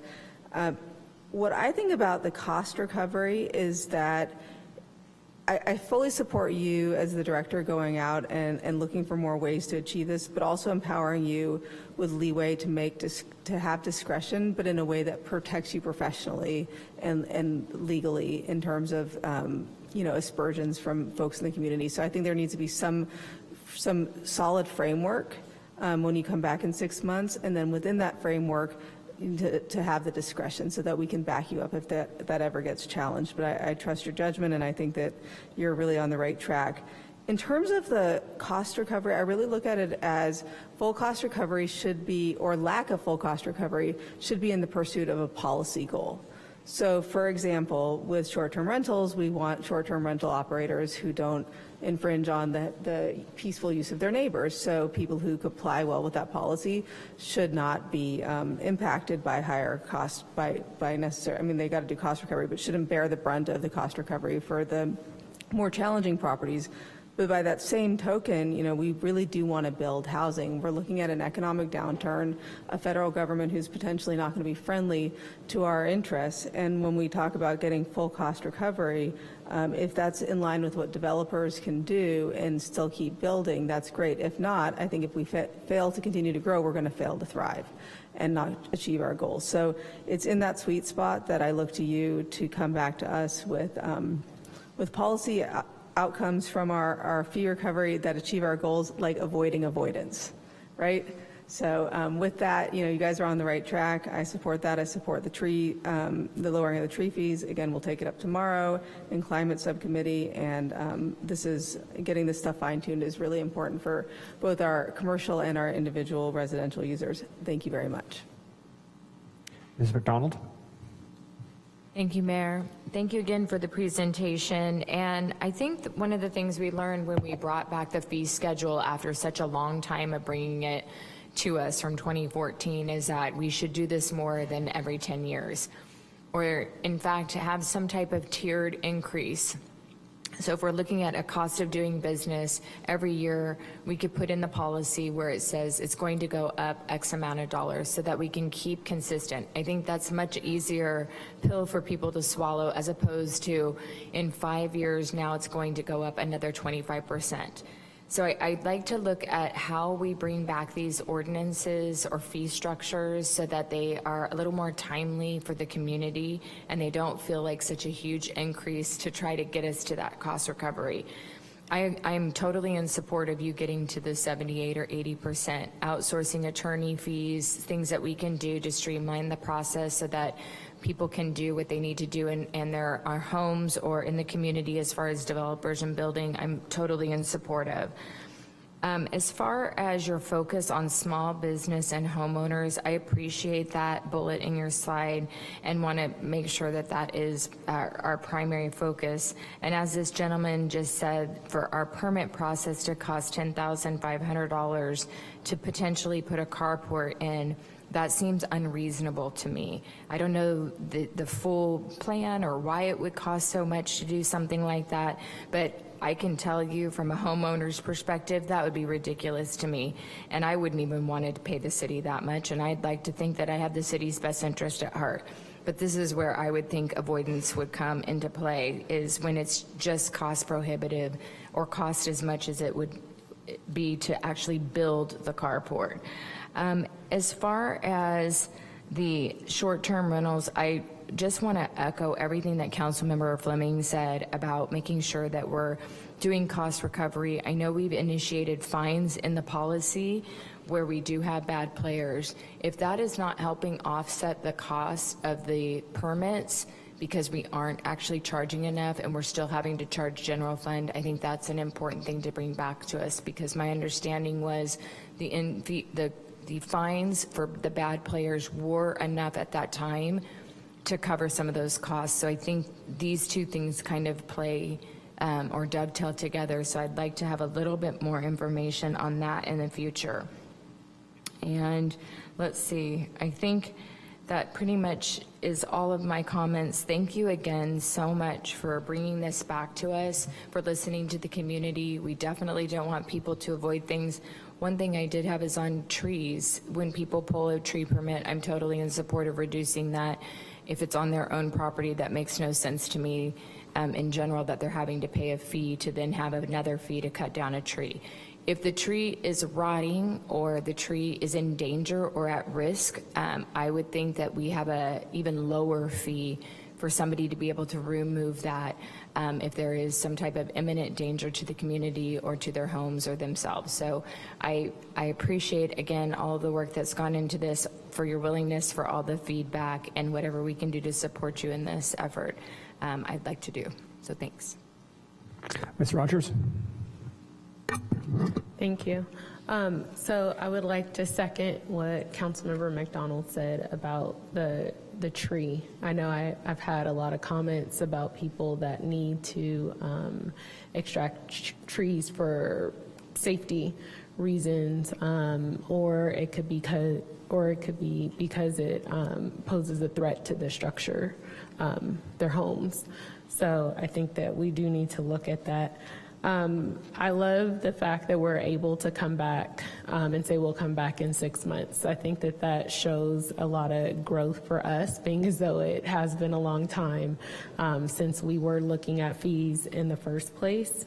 I think that we do need to start looking not just with this, but in a lot of aspects, fee recovery for our legal services. In addition, cost recovery is good, but we want people to not avoid getting permits. That was said, and I would like to say I agree with that. And then just to thank the community and to thank staff. So thank the community for acknowledging that they didn't like when we did something and we made changes, and also thanking staff for acting so swiftly and trying to mitigate what the concerns were from the community. So I'd like to thank both parties, and that will be all. Thank you, Mayor. Thank you, and I'm just going to reiterate what my colleagues have said. I certainly support increasing the cost recovery. You've laid out a very thoughtful plan here. I certainly support the legal fee recovery. That seems like a no-brainer. With respect to tree removal, that's obviously an issue that we're all dealing with. So absolutely, let's figure out what the right balance is there with the community. Thank you, Gabe, for mentioning the community engagement efforts. Thank you for working closely with North Coast Builders Exchange and the developer community. That's pivotal. And by all means, let's continue to review on a regular basis in the future. These are all clearly live items in the community. This was a good discussion today, so thank you very much.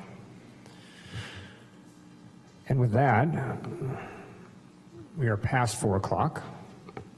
Unless, did you need any other guidance from council? Anything else we can provide? No, thank you, Mayor. I think that's excellent feedback, and we will move forward accordingly. Wonderful. Thank you very much. Thank you both.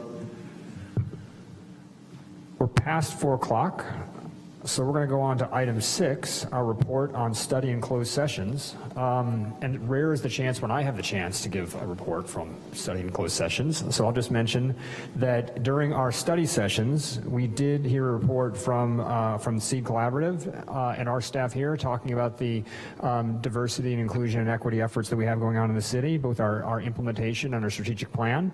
And then for those of you who are just tuning in, we just finished an hour-long conversation talking about our development fees, our permit and planning fees for the city. And then with respect to our closed session, which was a discussion of our, it was a staff review, a staff performance review for our city attorney. There is no reportable action from closed session. So with that, we'll move on to item 8.1, Community Empowerment Plan Update. Anna, do you have a report for us?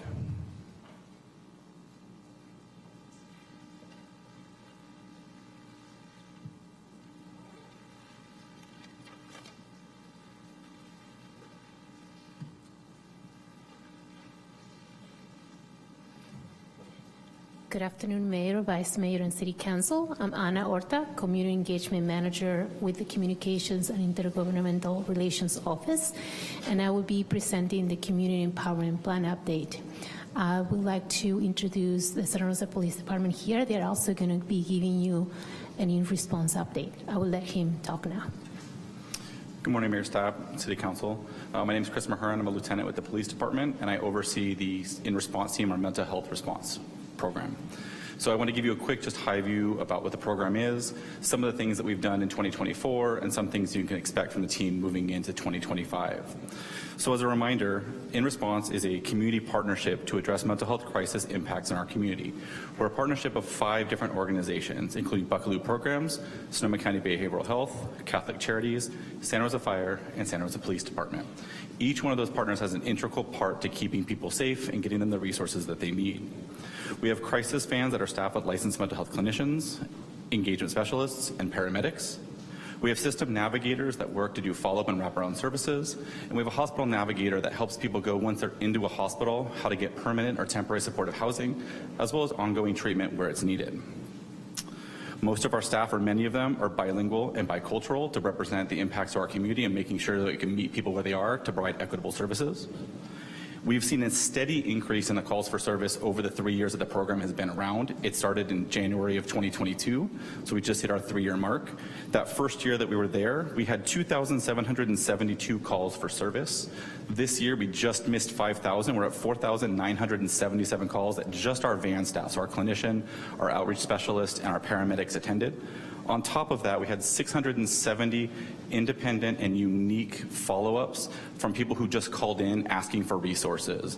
So in total in 2024, we had 5,647 folks that were touched by this program and given the resources and care that they needed. In 2024, some of the accomplishments that we had was that we went 24/7 at the very end of the year. So now you're seeing our van staff being there 24/7. First team starts at 7 a.m., the last team leaves at 7 a.m. So there's that wraparound service to provide folks what they need. And we've seen a huge increase already in the nighttime services that are being used by our officers and people calling in for those services, even during that 2, 3, 4 o'clock in the morning time period. We also achieved more than 5,000 calls for service in between our calls going out in our crisis van, as well as our wraparound navigators who are meeting with citizens who call in, or they'll go out to their home to follow up for services as well. We also hired and implemented our hospital navigator who works at Memorial Hospital currently. What she does is reaches out and coordinates with the psych liaison as well as social service providers in the hospital to make sure in particular our unsheltered populations aren't going in a mental health crisis and then being just put back out into the streets. We're getting them to housing and other services and follow-up care to make sure that they're continuing that level of care that they need so that way they don't continue to be a cycle in the process moving forward. Additionally, we've established strong working relationships between mental health and substance use services to better assist individuals with the right level of care at the right time. With the Orinda Center being open now and with a partnership with Buckaloo, we're actually able to get people directly into detox centers without actually having to go through other systems through our in-response team with still no police contact at any point, but getting them the right resources exactly when they need them. As we go into 2025, some of the things that we're really looking forward to are, one, our building is finally complete. It's furnished. We have staff in it. So we're going to be opening that to the public during business hours. So if a person who's experiencing a mental health crisis needs assistance or resources, or a loved one is concerned about a family member, they can go in and meet with one of our navigators during business hours and get the services that they need immediately versus having to make just a phone call. They can have that one-on-one contact right then and there. So that will be open to the public.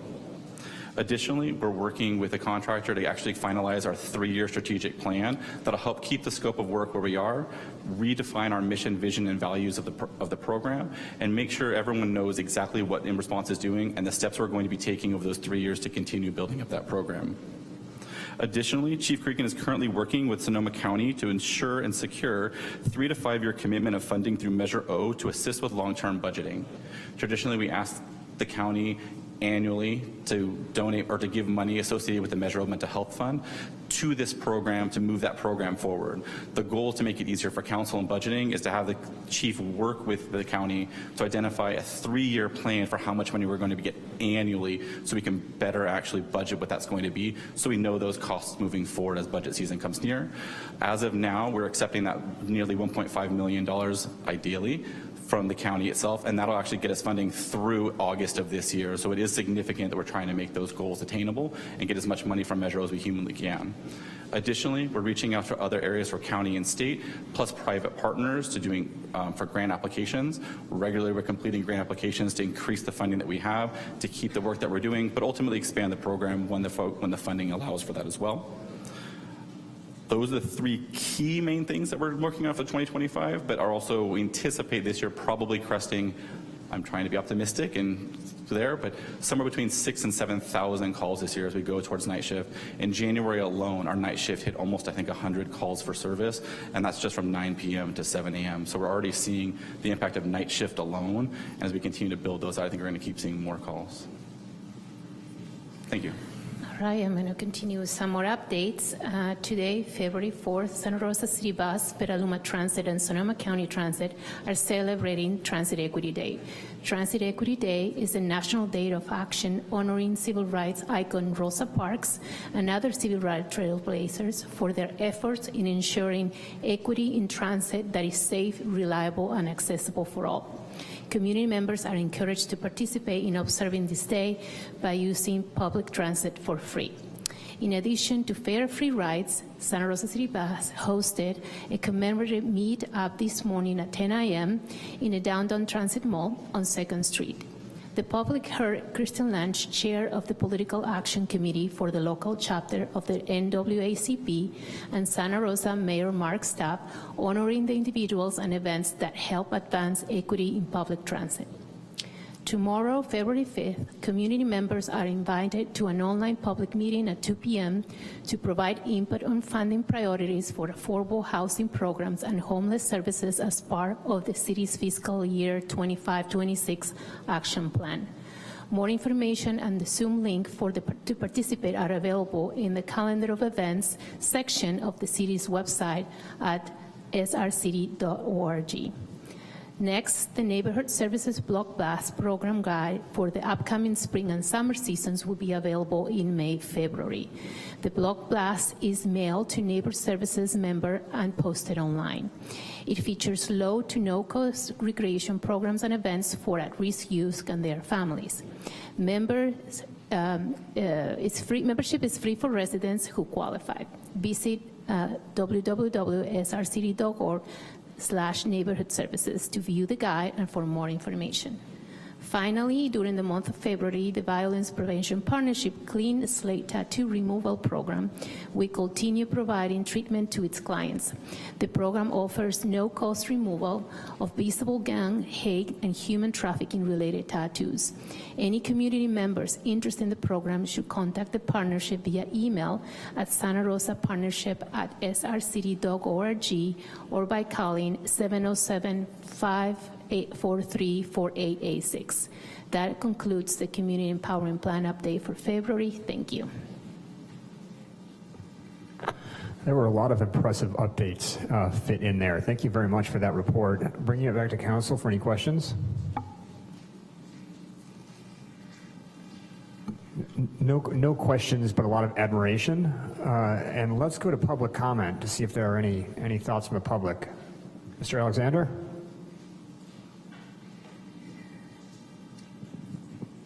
Thank you, Mayor. So I'm listening to the officer down there, and it seems that, gosh, law enforcement seems to be overwhelmed with so many issues and concerns that I believe that we, the people, the public, can help with. You know,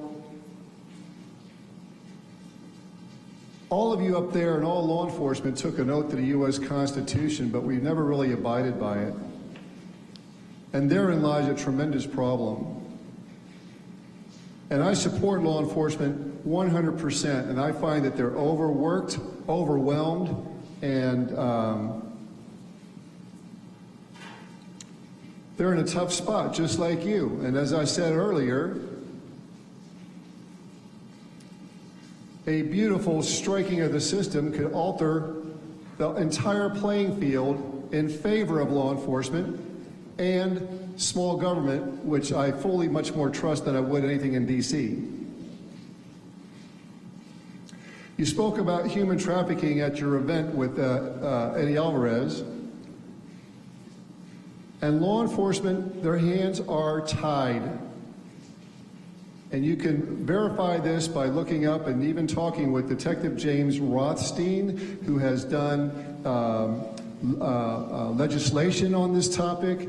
If you look up Detective James Rothstein, human compromise, he clarifies anytime law enforcement seeks to make a real dent in embedded human trafficking, one of three things happens. They're physically terminated, fired, or both. And that is why the public has a lot of power to step up and help out. It was mentioned the other day regarding the massage parlors. And I stated then, I'll state now, this is all operated by the tongue in conjunction with very high up people in our communities. It's called corruption. It's been going on forever. And as long as we pretend it doesn't happen, they'll continue doing it.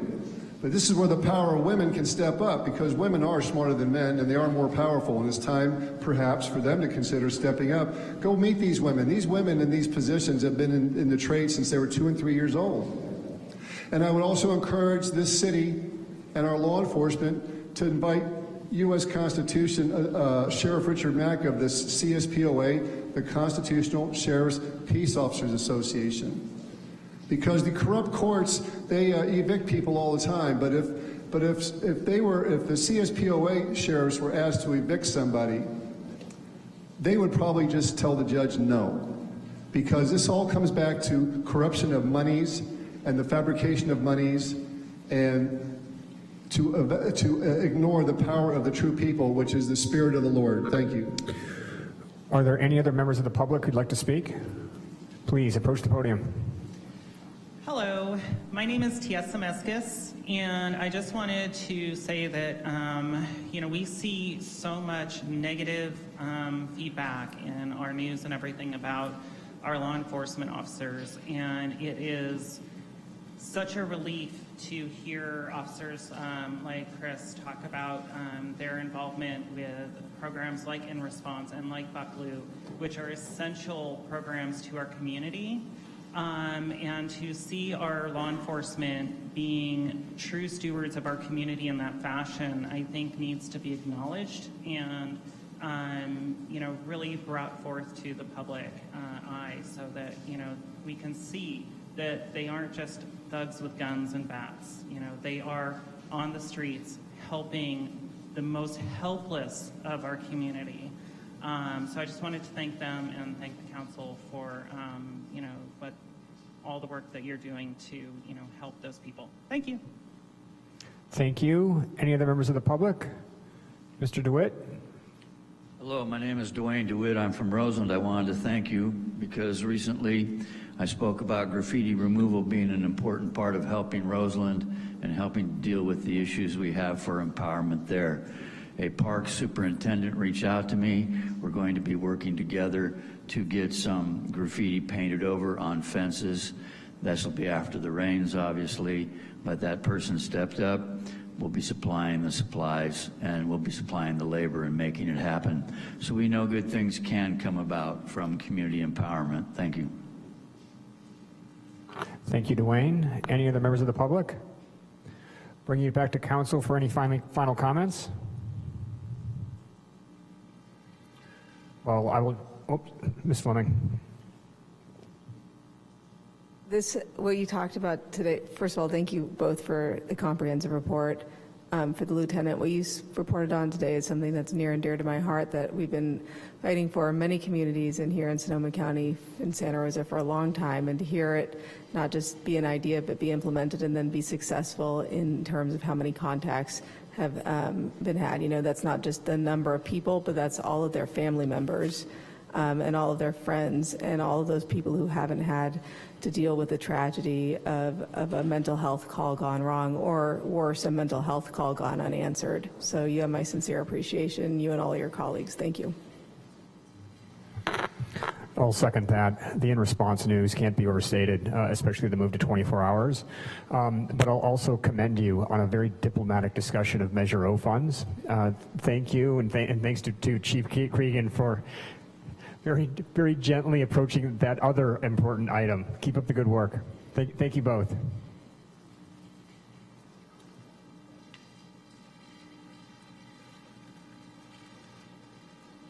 We'll move on to item 9, city managers and city attorneys reports. Madam City Manager.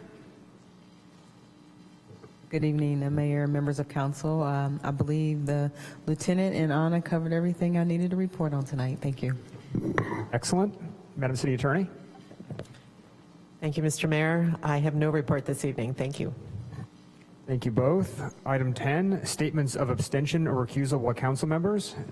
Do any council members need to abstain or recuse tonight? Seeing none. Item 11, mayors and council members reports. Do any members have reports? Ms. Rogers. Thank you, Mayor. I would like to report that the Water Advisory Committee recently met, or actually we met yesterday, and welcomed several new appointees to the WACTAC meeting. Those were from Petaluma, the city of Petaluma, so welcome. Sonoma Water staff provided a water supply update, noting that water supplies at Lake Sonoma and Lake Mendocino are at their maximum allowable storage for this time of year. It is likely that the Army Corps will need to release water from both reservoirs to maintain flood capacity. And Sonoma Water provided an update on PG&E's Potter Valley project. On January 31st, PG&E released their 2,000+ page draft application for decommissioning and license surrender. There is a 30-day comment period. The good news is that Sonoma Water's new Russian River NERF which will provide for continuing diversion of water from the Ill River to the Russian River, is included in PG&E's draft application. The final application is due to the Federal Energy Regulatory Commission at the end of June. And lastly, Sonoma Water is preparing their fiscal year 2025-2026 budget and will be providing a presentation of their proposed budget to Santa Rosa City Council in March. And I have a couple of appointments that I would like to make. I'd like everyone to rest assured that I am working on my cab appointment, hoping it will be finalized in the next couple of days. But Board of Public Utilities, I would like to reappoint Glenn Wright and thank him for his continued service to our city.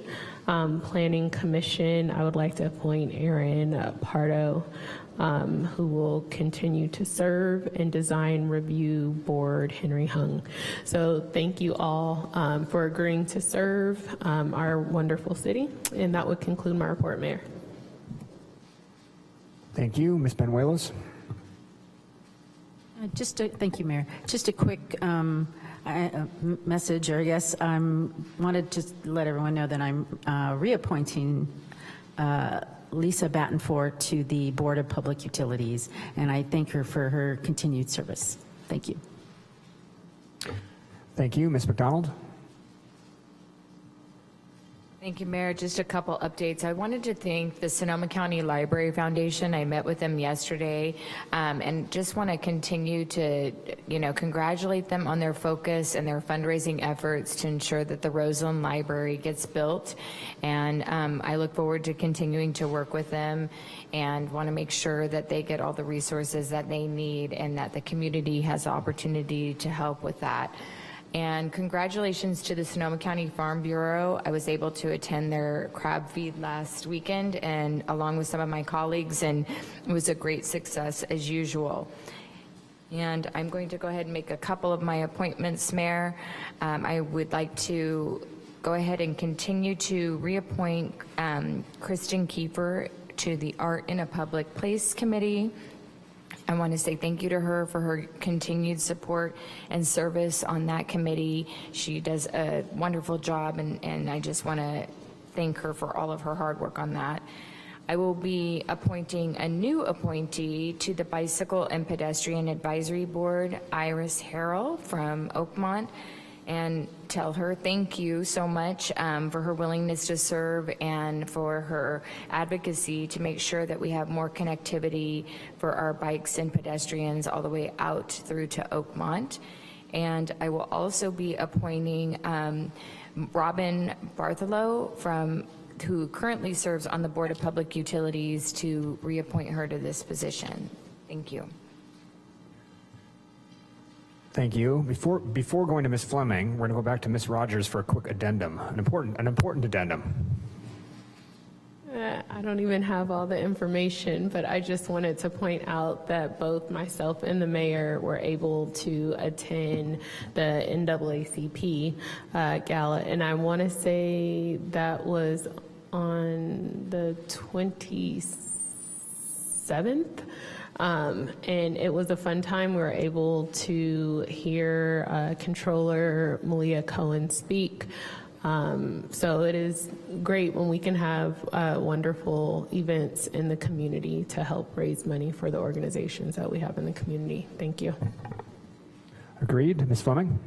All right, thank you. On Friday night, I went to Banjo Camp, which I know much to the consternation of our mayor, who would have liked to have been invited, is the Bay Area Network of Jewish Officials, where we had a lovely Shabbat service and talked about issues that are pressing for the Jewish community here in Sonoma County. Today, the staff, as was mentioned, the community empowerment staff and our transit staff, we celebrated Ruby Bridges Day, which has already been covered. But what I wanted to note was that I learned that today would have been Rosa Parks' 104th birthday. So happy birthday to her. And President of NAACP, Kristen Lange, was there, which was wonderful. A couple of upcoming things. Tomorrow afternoon, we have the Climate Action Subcommittee. We haven't met in a few months, and we are going to be back in the saddle and addressing all things climate. In particular, tomorrow are trees in the city. And then this Thursday, Sonoma Clean Power meets, and we'll be ratifying rate generation or rates for generated electricity.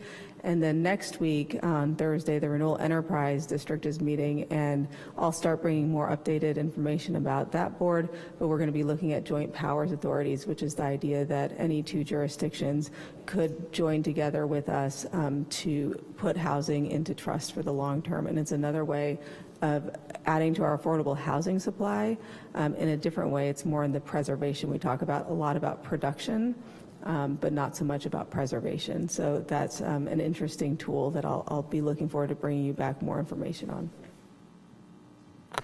Thank you. And for my part, I just have a quick report out on the Mayors and Council Member Board, who decided to find out this week how many surprise last-minute meetings they could hold in order to not make a decision on the Coastal Commission representative.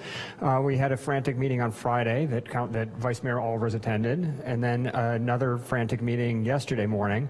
And in the end, what we decided to do is submit all 4 letters up to the state so that Mike McGuire and the appropriate Senate committee could review.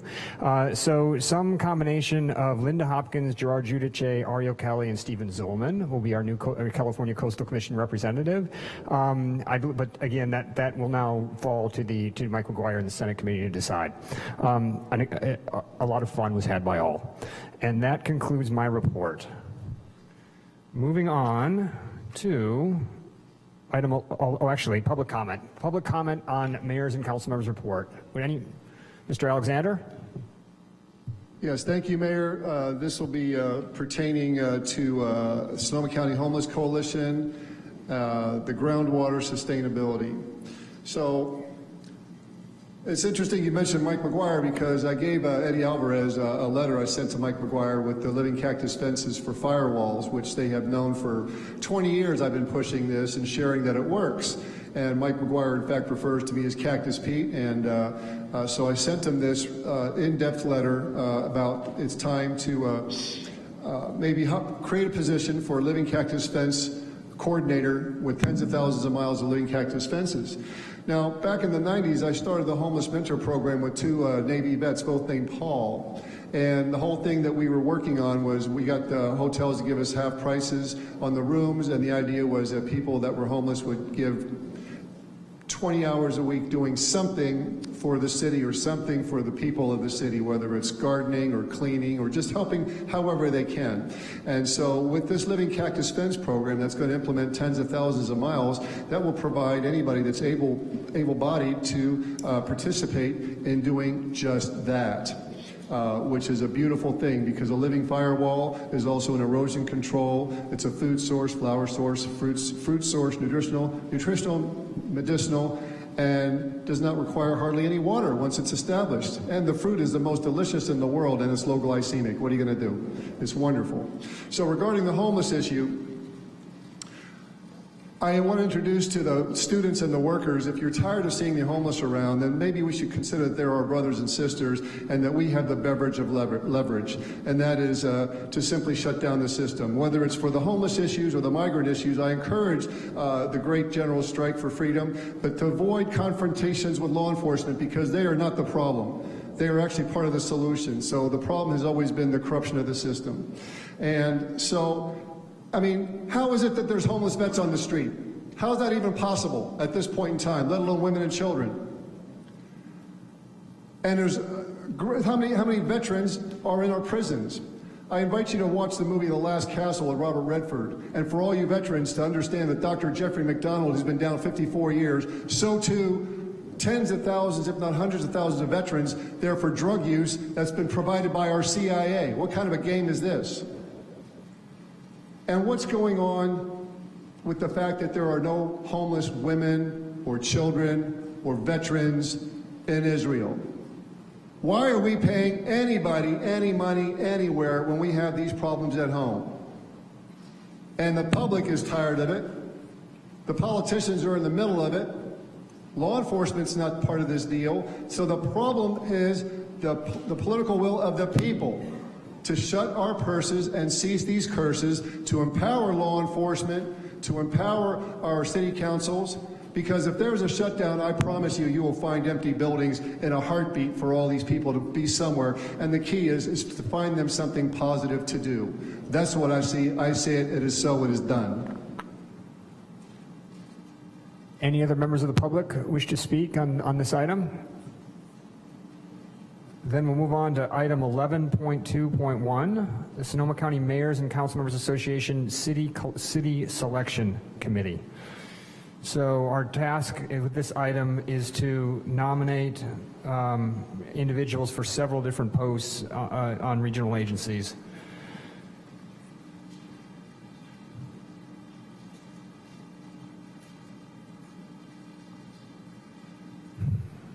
And as my colleagues review the names, I will await a nomination for any of these. Councilmember Rogers, any interest in leading us off? Sure. So starting off with Board of Directors appointments for the North Bay Division LOCC Executive Board. There's one seat to fill, expiring term of Jackie Oward of Roanoke Park. The term expires 2 years from appointment, and we have one letter received. So I would like to public comment first? No? That's a good question. Yeah, you're right. And then I'll do the motion. Correct. Apologies, everyone. Let's go to public comment first, and then we'll come back to the nomination or to the motions. Any members of the public wish to speak on item 11.2.1? I'm looking around. All right. No members of the public wish to speak, so we'll come back. Councilmember Rogers, or back to you. Thank you. So I would like to make a motion authorizing the mayor or designated representative the authority to vote on late nominations or the recommendation of Jackie Ellard from Roanoke Park at the City Selection Committee meeting or Mayors and Council Members Association Board meeting for the North Bay Division LOCC Executive Board seat. We can group these together, correct? I was told to do them separately. Do it separately? Okay, let's stick with that. Some of them might have more discussion than others. Agreed. Second. All right, we have a motion by Councilmember Rogers and a second by Councilmember Krupke. Madam City Clerk. Thank you. Councilmember Rogers. Oh, yes. Councilmember Okrepke. Aye. Councilmember McDonald. Aye. Councilmember Fleming. Aye. Councilmember Banuelos. Aye. Vice Mayor Alvarez is absent. Mayor Stapp. Aye. Let the record show this passes with 6 affirmative votes. For the second Sonoma County, I would like to ask through the chair, Mayor, if we can have discussion, if anyone would like to have discussion on this item before a motion is put up. Absolutely. Any discussion, or would anybody else wish to make a motion? Councilmember Fleming. I think we're in a unique position, having had you serve on this board, to ask you if you have a recommendation, because you know better than any of us what's entailed in it. And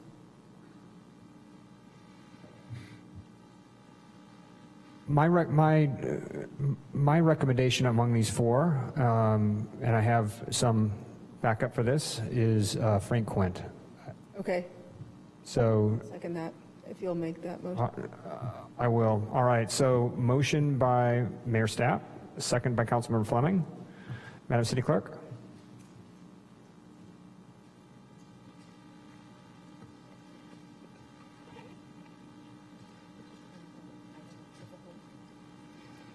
My apologies, Mayor. Councilmember Rogers. Yes. Councilmember Okrepke. Aye. Councilmember McDonald. Aye. Councilmember Fleming. Aye. Councilmember Banuelos? Aye. Vice Mayor Stapp is absent. Mayor Stapp, or pardon me. Aye. Vice Mayor Alvarez is absent. Mayor Stapp. Still aye. Thank you. Let the record show this passes with 6 affirmative votes. So for item 3, Sonoma Marin Area Rail Transit Smart Commission, there are 3 seats with 4-year fixed terms.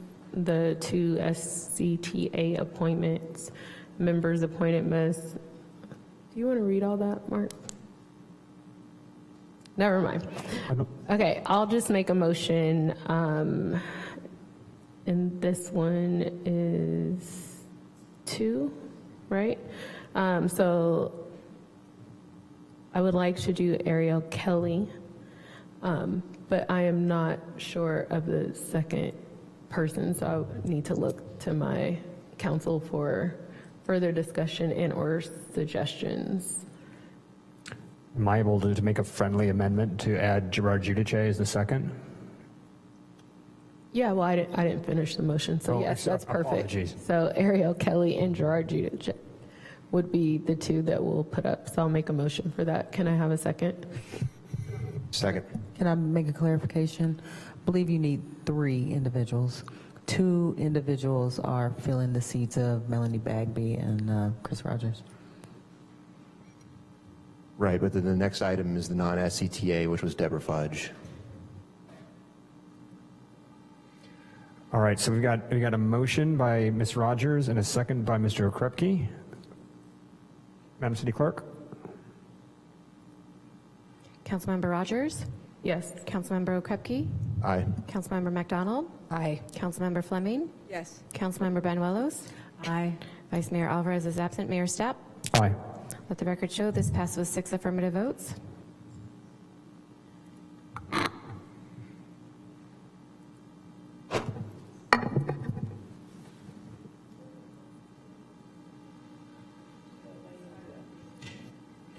Okay, and I would like to make a motion for the non-SCTA appointment for Janice Cedar Thompson.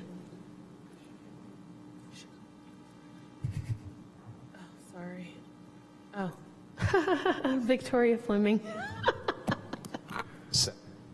Did we want any discussion on that item? No, we don't need any discussion. Victoria Fleming, I'm sorry. All right, we've got a motion by Councilmember Rogers and a second by Councilmember Okrepke. Madam City Clerk? Councilmember Rogers? Yes. Councilmember Okrepke? Aye. Councilmember McDonald? Aye. Councilmember Fleming? Yes. Councilmember Banuelos? Aye. Vice Mayor Alvarez is absent. Mayor Stapp? Aye. Let the record show this passes with 6 affirmative votes. So I think we may, oh no, we can't. Okay, so the first one is Bay Area Air Quality Management District Board. There's only 1 seat in Brian Barnacle, so I will make a motion for Brian Barnacle to fill that seat.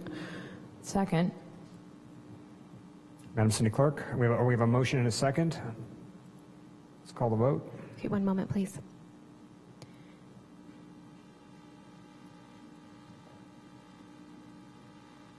Councilmember Rogers? Yes. Councilmember Okrepke? Aye. Councilmember McDonald? Aye. Councilmember Fleming? Yes. Councilmember Banuelos? Aye. Vice Mayor Alvarez is absent. Mayor Stapp? Aye. Let the record show this passed with 6 affirmative votes.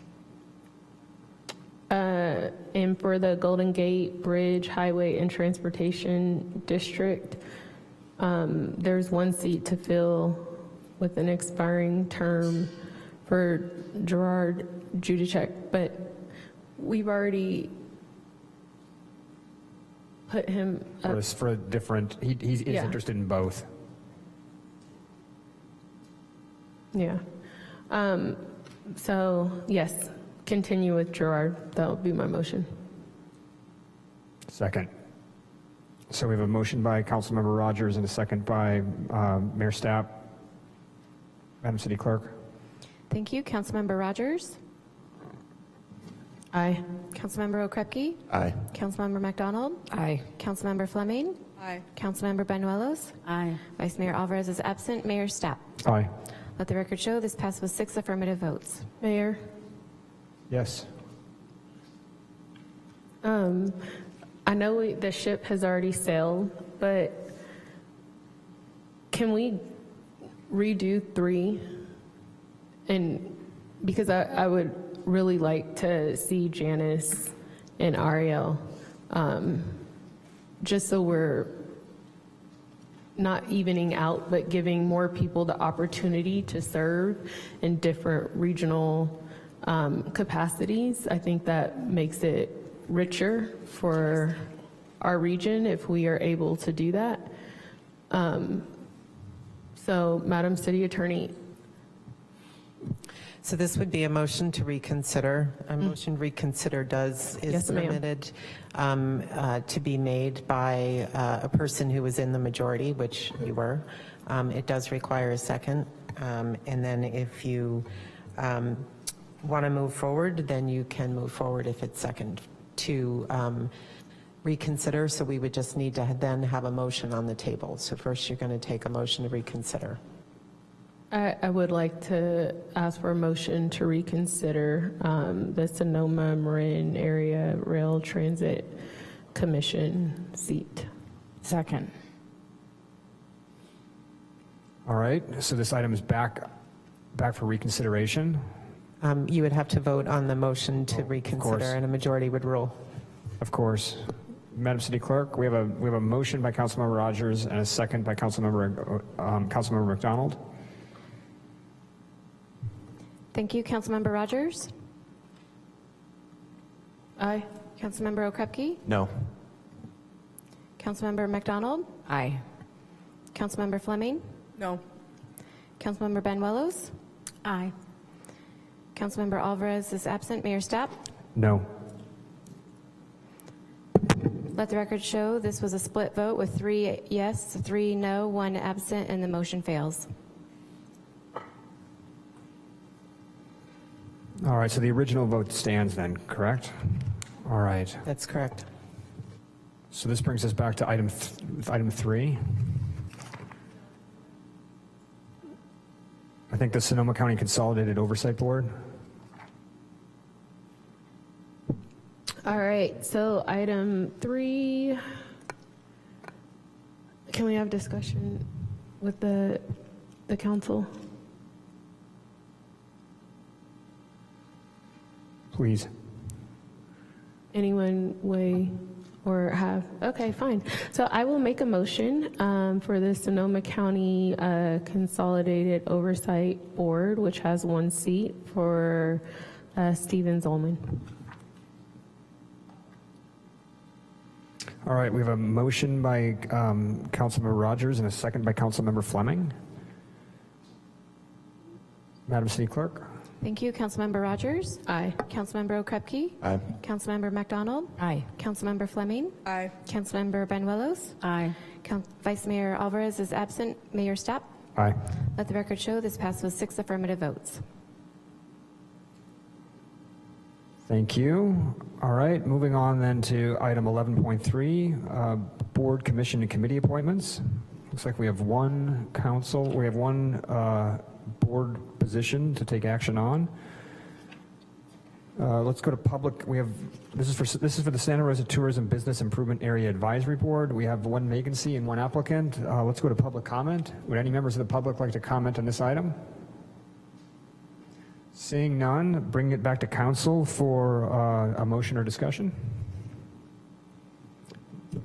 Mr. Okrepke? Yes. Okay.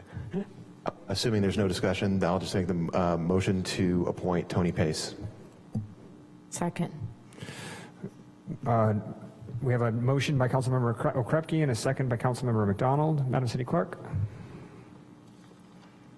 Councilmember Rogers? Aye. Councilmember Okrepke? Aye. Councilmember McDonald? Aye. Councilmember Fleming? Councilmember Banuelos? Aye. Vice Mayor Alvarez is absent. Mayor Stapp? Aye. Let the record show this passes with 6 affirmative votes. Thank you. Moving on to item 12, approval of minutes. Any public comment on item 12.1 regarding the January 7th, 2025 regular meeting minutes? Seeing none, bringing it back to council. Are there any amendments? All right, we will adopt the minutes as submitted. Moving along to item 13, consent. Madam City Clerk. Thank you, Mayor. Item 13.1, resolution, accept funding, authorize the city manager to negotiate and execute funding agreement and appropriate funds from the County of Sonoma Measure O for the In Response Mobile Crisis Response Mental Health Support Team. Item 13.2, resolution, approval of the Measure approval of Measure H funding agreement. Item 13.3, resolution approving and adopting the city's salary plan and schedule. Item 13.4, resolution, second amendment to Lexipol LLC professional services agreement. Item 13.5, resolution, second amendment to professional services agreement number F002830 with Burke, Williams, and Sorensen LLP for continued legal representation. Item 13.6, resolution, second amendment to professional services agreement number F002829 with Burke, Williams, and Sorensen LLP for continued legal representation. Item 13.7, resolution, approval and issuance of a purchase order for the purchase of 2 Kenworth T880 Class 8 dump trucks to replace city assets 29105 and 29703.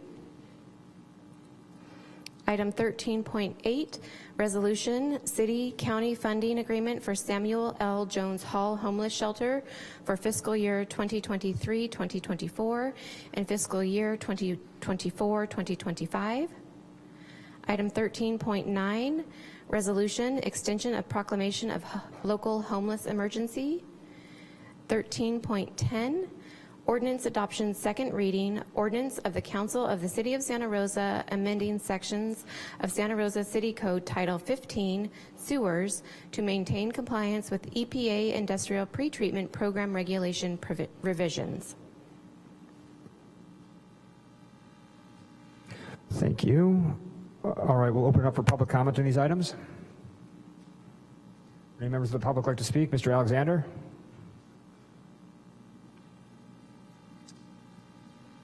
Thank you, Mayor. So, some have acknowledged it's beginning to rain, and I spell that R-E-I-G-N. The light, power, and authority of Christ is here to overcome. It's here to reign. And speaking about homeless veterans, why don't we empower our veterans? We could do it all kinds of ways, but my one idea is, you know, since this is Luther Burbank's hometown pretty much, well, actually Petaluma, where I'm from, he grew the best veggies and fruits in the world. He said, this is the best place of all the world to grow veggies and fruits, and Cactus Pete says, do it the right way, we end all disputes. So why not allow the veterans in every town in Sonoma County to be permitted to grow 1 football field-sized greenhouses with medicinal green to benefit them, their families, and the community at large. Maybe without charging them 29 cents tax. So I would say to all you smokers, jokers, and midnight tokers, there's more of us than there are of them, and so perhaps it's time for all of us to get on board with the living Lord, lay down the sword, and the way to lay that down, as veterans have been told, there's only one more hill to take, and that's Capitol Hill. And that's done by the 40-day freedom strike where we shut down the West Coast, and D.C. and Wall Street is nothing but toast, and all of a sudden we return to common sense and beautiful things like gardens. Even Charles Schultz portrayed the Peanuts gang all 55 years as vegans. The best vegetables and fruits. Done the right way, we end all disputes. But we keep getting interference from all kinds of places, all this religious hypocrisy. Most Christians deny the true teachings of Christ. So we end up with an illusory democracy based in demonology rather than a righteous republic. And I'm not on one side or the other. I'm on the side of the Almighty. A beautiful place for our children. A beautiful place for all of us. A beautiful place to lead this nation to its highest station. For the New Jerusalem, the promised land, the gardens of Genesis, is Northern California, and the heart is Sonoma County. So to all you that I've spoken to and addressed and asked and tasked and commanded and prayed and name it and claim it by the greatest freedom strike, striking the insane group of oppressors, the bankers and their bar lawyerly minions, into submission, and then ask or tell or dictate the city councils to do what we want to do, which is the best way to go, which is a beautiful place requiring a beautiful show. So that power is in your heart. Let it go, let it flow. It is time for us to be the show. I say it, you hear it, it is so, it is done. Aho. Mr. DeWitt. Hello, my name is Dwayne DeWitt. I'm from Roseland. I wanted to thank you for the item with the in response. Supportive of this, and think you've done a good job getting this together. On the items 13.8 and 13.9, the homeless shelter, when it was first proposed, was for 50 people. I was a part of those discussions back in that day. Now we're up to over 200.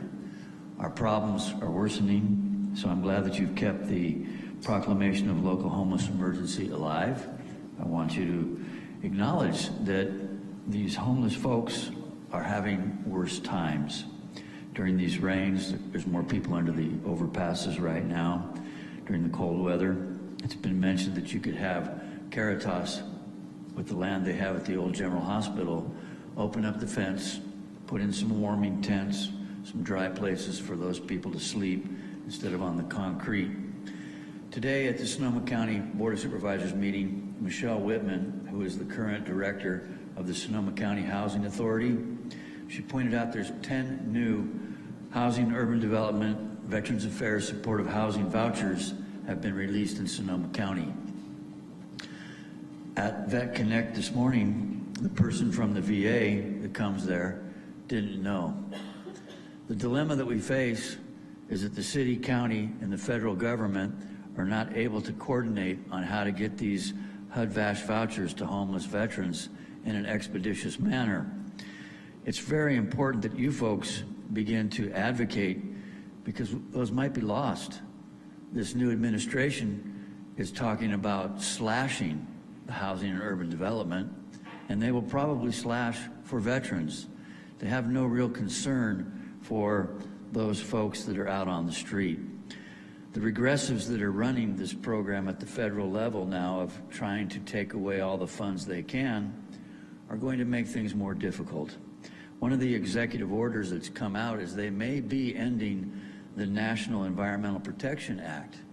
That could be helpful in a sense, though, because if that occurs, that means that much of the land that's under protection for the California tiger salamander would then be opened up. Need to keep that in mind. That's something that really could then become a spot where veterans could have some housing, more housing could come in for the people at risk, the homeless that are out there. Last but not least, with your fiscal deficits, on the resolution approving the salary plan and the schedule, you may want to implement a bit of a freeze, because the federal government's going to be doing everything they can to take money away from the state and the localities, and you folks are going to basically be facing deficits for the long haul. Thank you. Thank you, Dwayne. Would any of the members of the public like to speak on the consent items? All right, bringing it back to council. Any questions or discussion? Councilmember Rogers? Yes, I have questions on 13.5 and 13.6, and I'm sorry for the late notice. So my question on both would be, that's a large amount that they were increased by. How much of the money is already obligated for services that are already rendered? Very little. There is a small amount that came in for services rendered, I believe, last month that would put us over, but by very little. In addition, when you come to us and ask for additional funds, which I know the importance of it, I know that your department is doing a lot. Was there already an allocated amount for contracting services and this is going above that amount, or how exactly does that work? This particular contract, the funds for this are being paid out of the risk fund. These are for both items are being paid from the risk fund, so it's handled differently. Appropriations are done differently. So this is not coming out of the budget that my office is. My office's budget, the city attorney budget, it is coming from the risk budget. That said, certainly we are monitoring the work. The work is coming out of our office, and so there are funds in the risk budget for this work, and so I think this one works a little differently than most of the ones you see coming forward. That would either be funds that have already been appropriated, or it would be accompanied by an appropriation request. What determines if something is coming out of the risk fund? You know, you ask a good question, and I have asked that same question. And so this one was determined without me being part of that conversation, but I have asked that same question. So I'm happy to get back with you on that question.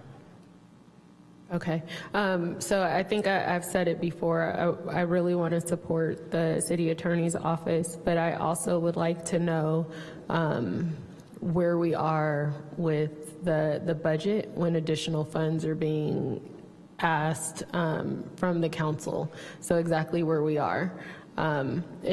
If you've exhausted all of a certain line item and that's why you're asking for more, or like where exactly we are. Understood, 100%. Yeah. And I want to qualify my last answer. Certainly, it would not be an appropriate use of the risk budget to pay for legal services that are not the kinds of expenses that would come out that are related to tort claims at all. So I just want to be clear about that. So there are certain parameters that are very clear, but even within that bucket, that is what I'm trying to find out what the policy is about when that happens and when that doesn't happen. Yeah, I kind of feel like everything you guys do, there's risk. So I'm like, what qualifies? This would be tort claims, so it would be, you know, some of the dangerous condition of public property. It would be potentially employment claims. It would be and some of excessive force or civil rights claims. It's the bulk of what you see on the litigation report, but not everything. Any contract claims don't come out of risk at all, and so there are other categories that don't come out, and so certainly. Those would never be paid. That would not be an appropriate use of those funds. But even within those, I am trying to understand what that policy is, and I will be happy to bring an answer to you as soon as I have it. Okay. Thank you, Madam City Attorney. And with that, Mayor, I do not want to pull the items. Thank you for the clarification. Thanks to you both. Any other questions from council? All right. Councilmember Krupke, would you make a motion? Yes, I'd like to make a motion to waive reading of the text and adopt consent items 13.1 through 13.10. Second. We have a motion by Mr. Krupke and a second by Ms. Fleming. Madam City Clerk? Thank you, Mayor. Councilmember Rogers? Aye. Councilmember Krupke? Aye. Councilmember McDonald? Aye. Councilmember Fleming? Councilmember Banuelos? Aye. My mouse is not moving. Councilmember Alvarez Vice Mayor Alvarez is absent. Mayor Stapp. Aye. Let the record show this passed with 6 affirmative votes. Thank you, Madam City Clerk. All right, we're moving on now to item 14, public comment on non-agenda matters. So this is for public comment for items that are not on the agenda. I suspect that we have a good number of people in here who are interested in talking about the landmark alteration fees. That will be the next item. So this is for the public comment on non-agenda matters. Mr. Alexander? Excuse me, I'm sorry, Mr. DeWitt, you're first up. Mr. Alexander, you're next. My name is Dwayne DeWitt. I'm from Roseland. I just mentioned a moment ago the idea that the regressives that have taken over the federal government are going to be ending a number of executive orders, one of them being the National Environmental Protection Act. If that holds true, that means that the protections that have been in place for the California tiger salamander may then not be such an obstacle. If that's the case, I'm hoping that you folks will already start the process of looking into how you could help organizations such as Hearn House and the veterans that are there. The organization's called Nation's Finest. They've been trying to put extra units behind the Hearn House. And one of the problems is the fees that come with trying to deal with California tiger salamander mitigation credits. It's a very expensive process. 25 years ago, I served on a redevelopment project area by election that was in Southwest Santa Rosa, and we met next to Southwest Community Park. We talked about putting a Roseland library somewhere near there.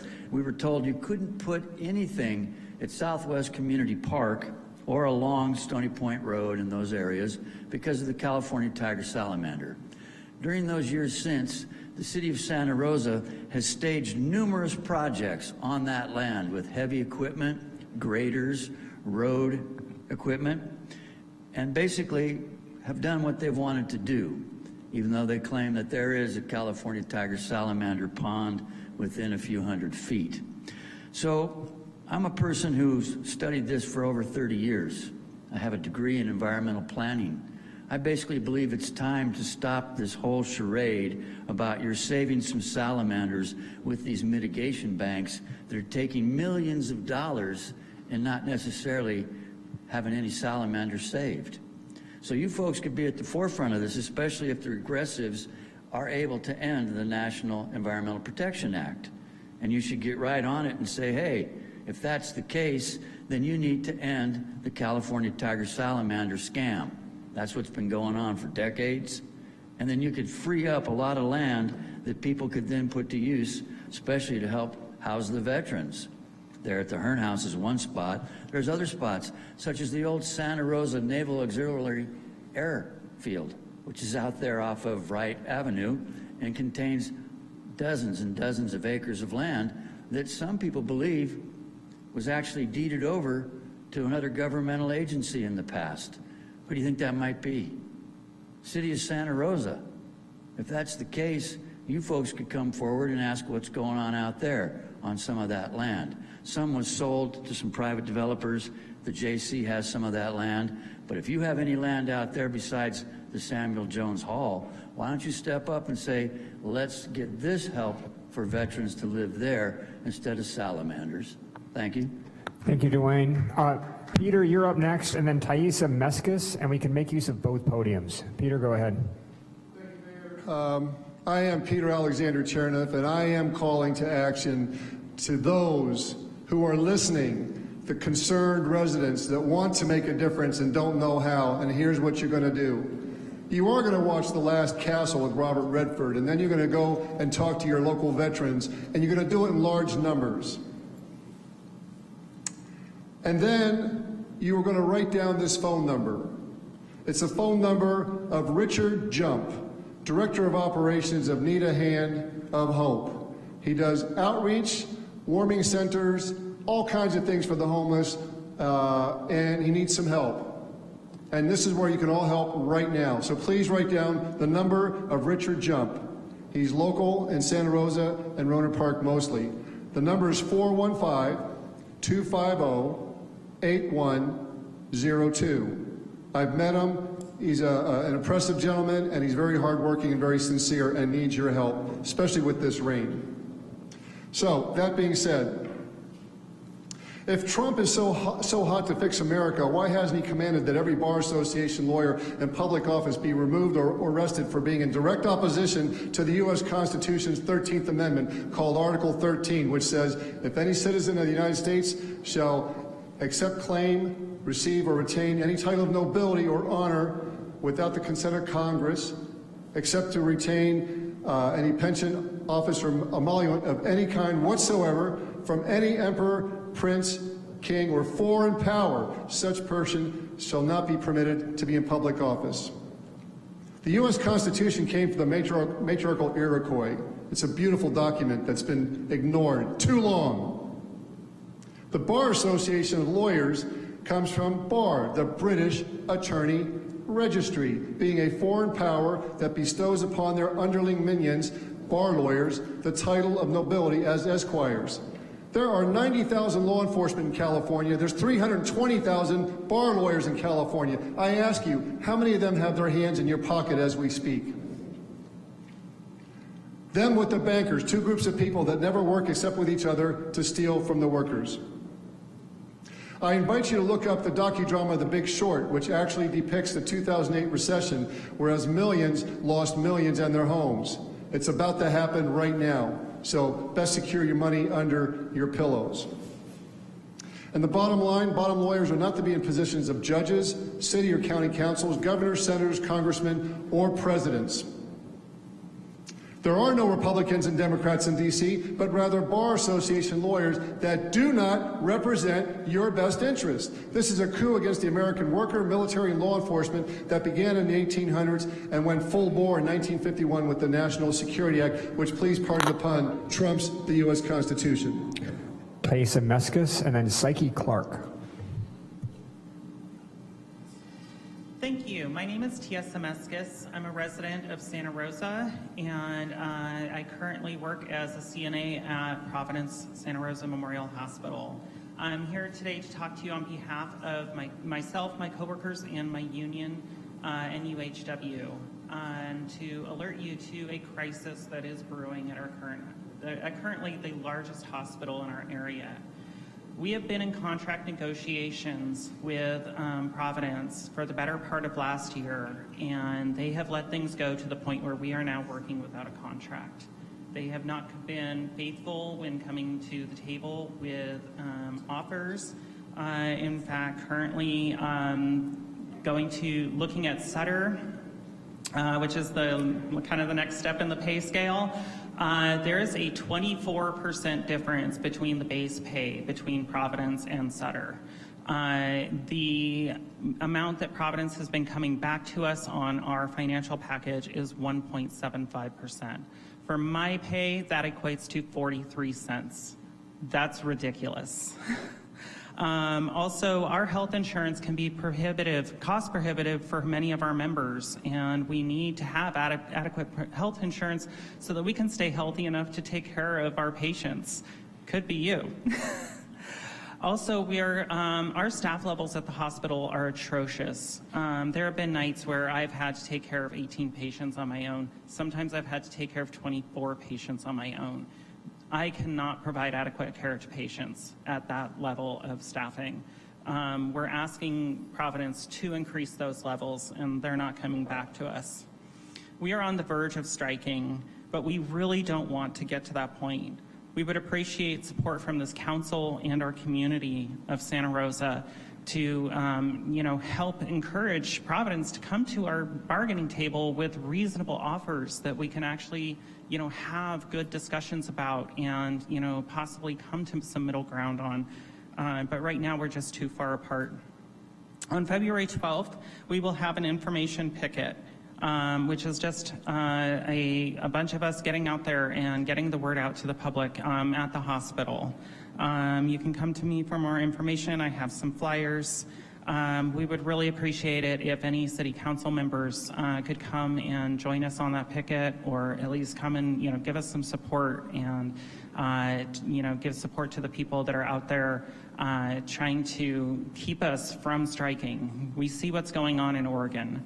We do not want to get there with Providence, and we don't want to get there with our community, because we're here to serve you. We're not just here for a money grab. We need to live too. We need to be able to put food on our tables and keep a roof over our heads, and we need your support. Thank you very much. Thank you. Psyche Clark and then Cher Ennis. Psyche? Yeah, I'm a shorty, sorry. Oops, yeah, we can adjust that for you. Give us a moment. Sorry, I don't want to lose my time. Hello, I'm Psyche Clark. I've been an OB tech, and I work at Santa Rosa Memorial Hospital for the last 29 years. Since we were purchased by Providence, our ability to provide excellent care to our patients is being tested every day. This is due to Providence consistently short staffing, not staffing to patient acuity, and not actively working to fill open positions.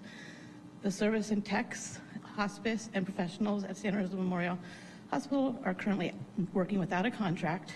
We are earning 24% less than the same positions at Sutter. And our contract negotiations, we have asked for a pay increase to bring us up to market scale, and they responded with 1.75, which is essentially a pay cut when you consider inflation. As a concerned member of this community, I ask for your support, encouraging Providence to negotiate in good faith. We have an informational picket Wednesday, February 12th, and we would really appreciate any support you can offer us. Thank you. Thank you. Chair Ennis. Okay, hello there. My name is Cher Ennis. I live in the West End Historic District. I'm here to talk today about the My Santa Rosa app. When it works, it's glorious.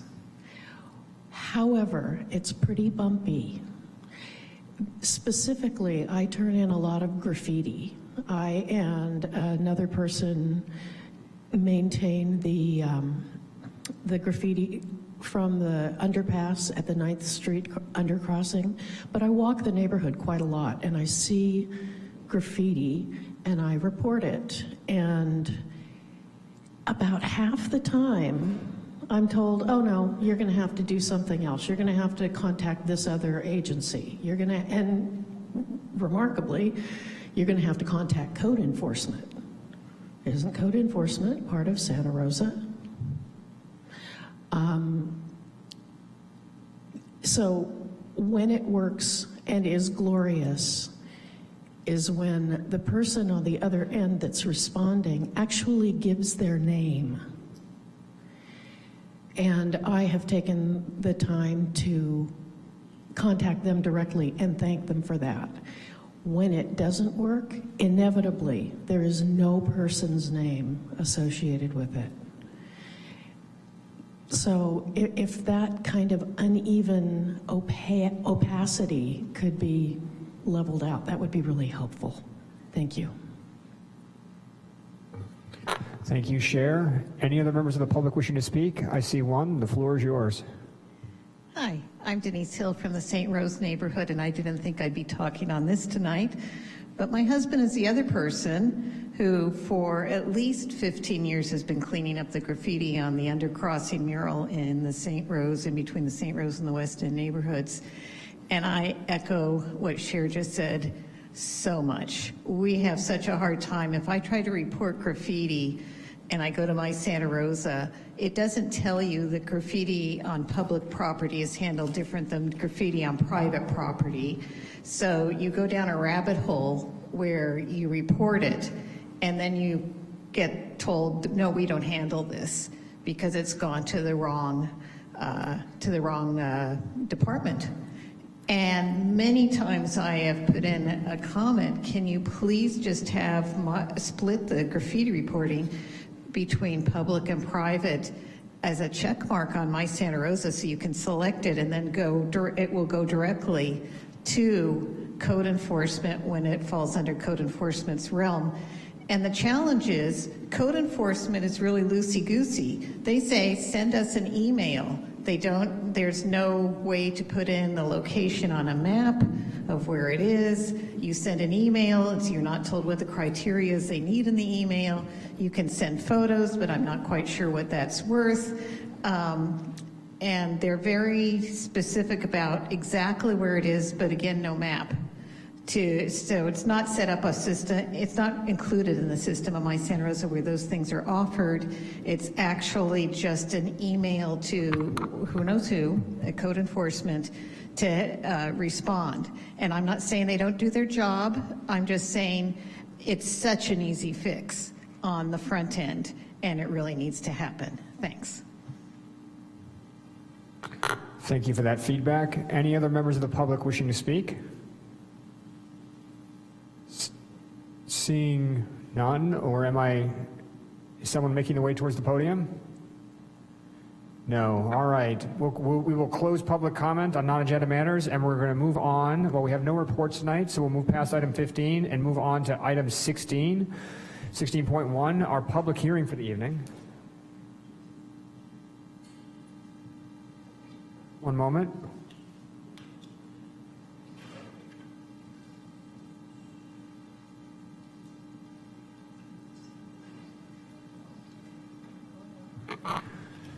Backing up just one moment, the two individuals that made the excellent points about graffiti abatement, if you could both reach out to one of our staff members, and who would be the most convenient person? Oh, Jason, you've got it. Thank you, Assistant Manager Nutt. All right, back to our regularly scheduled item, 16.1, our public hearing on the landmark alteration process improvements and Cultural Heritage Board and Design Review Board consolidation. Director Jones, thank you very much. The floor is yours. Thank you, Mayor Stapp, members of the council. My name is Jessica Jones. I'm Deputy Director of the Planning Division.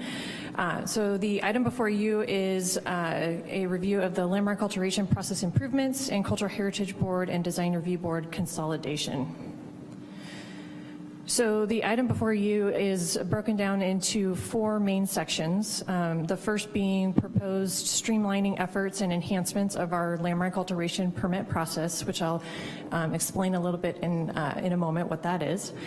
And that impacts properties within our historic preservation districts as well as our local landmarks. We're also looking to potentially consolidate the Cultural Heritage Board and Design Review Board into a single Design Review and Preservation Board. Move the appointment of the new board from individual council appointments to the full council. And then the fourth item is looking at amending the city's fee schedule to add a director level landmark alteration permit fee and potentially reduce fees for homeowner submitted landmark alteration permits. So the main purpose of the item that's before you is for 4 reasons. First, we're looking to, as I mentioned, streamline our landmark alteration permit process, which I'll explain in just a moment about. We're also looking to make sure that we continue to enhance our city's preservation efforts, reduce time, cost, and certainty for our property owners, and also to better allocate city resources. So as I mentioned, this primarily impacts our preservation districts, of which there are 8 here in Santa Rosa: Burbank Gardens, Cherry Street, McDonald, Olive Park, Railroad Square, Ridgeway, St. Rose, and West End, which are shown here on this map. To go over just a little bit of history on how we got here, as the council will recall, back in 2018, the council adopted an ordinance that, among other things, included streamlining efforts for our design review process. Part of that was the creation of a director-level design review application process and reducing the review authority for certain items that previously would have either gone to the zoning administrator or our design review board for consideration. As we've been going through that process and seeing how it worked out, we were looking to see how it might be then brought forward to some of our other entitlement processes. One of those is the landmark alteration permit process, which we felt would be a good fit for that streamlined process.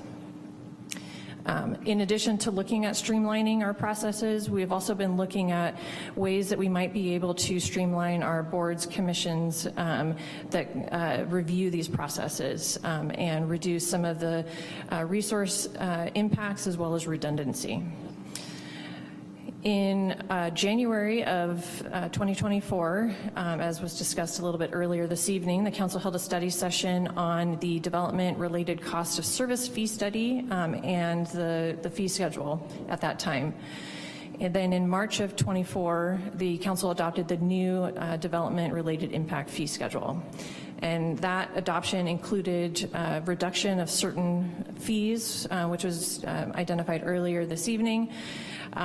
Those included reductions to things like affordable housing, grocery stores, daycares, but did not include reductions to our landmark alteration permit fees, which had previously been subsidized by the city.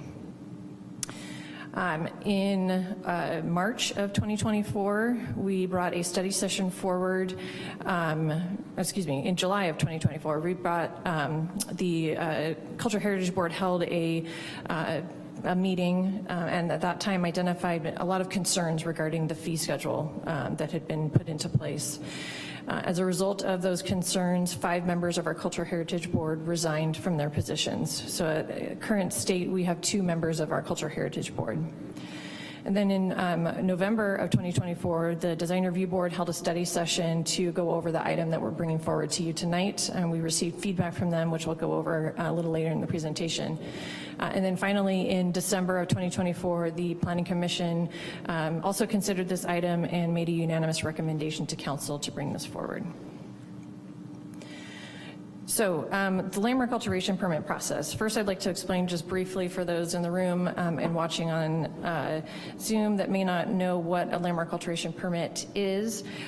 It is required for any restoration, rehabilitation, alteration, development, construction, demolition, removal or change in exterior appearance of any designated landmark or any structure that is within one of the city's 8 preservation districts. The landmark alteration permits are broken up into 2 main categories: minor landmark alteration permits, which are reviewed by our zoning administrator, and major landmark alteration permits that are reviewed by the Cultural Heritage Board. In addition to that, we also have exemptions to that landmark alteration permit process, and those are all identified within our zoning code. So the item that's before you is looking at doing a number of things to streamline that process. First, we're looking at adding to our list of exemptions, as well as clarifying some of the existing exemptions that we have in the code.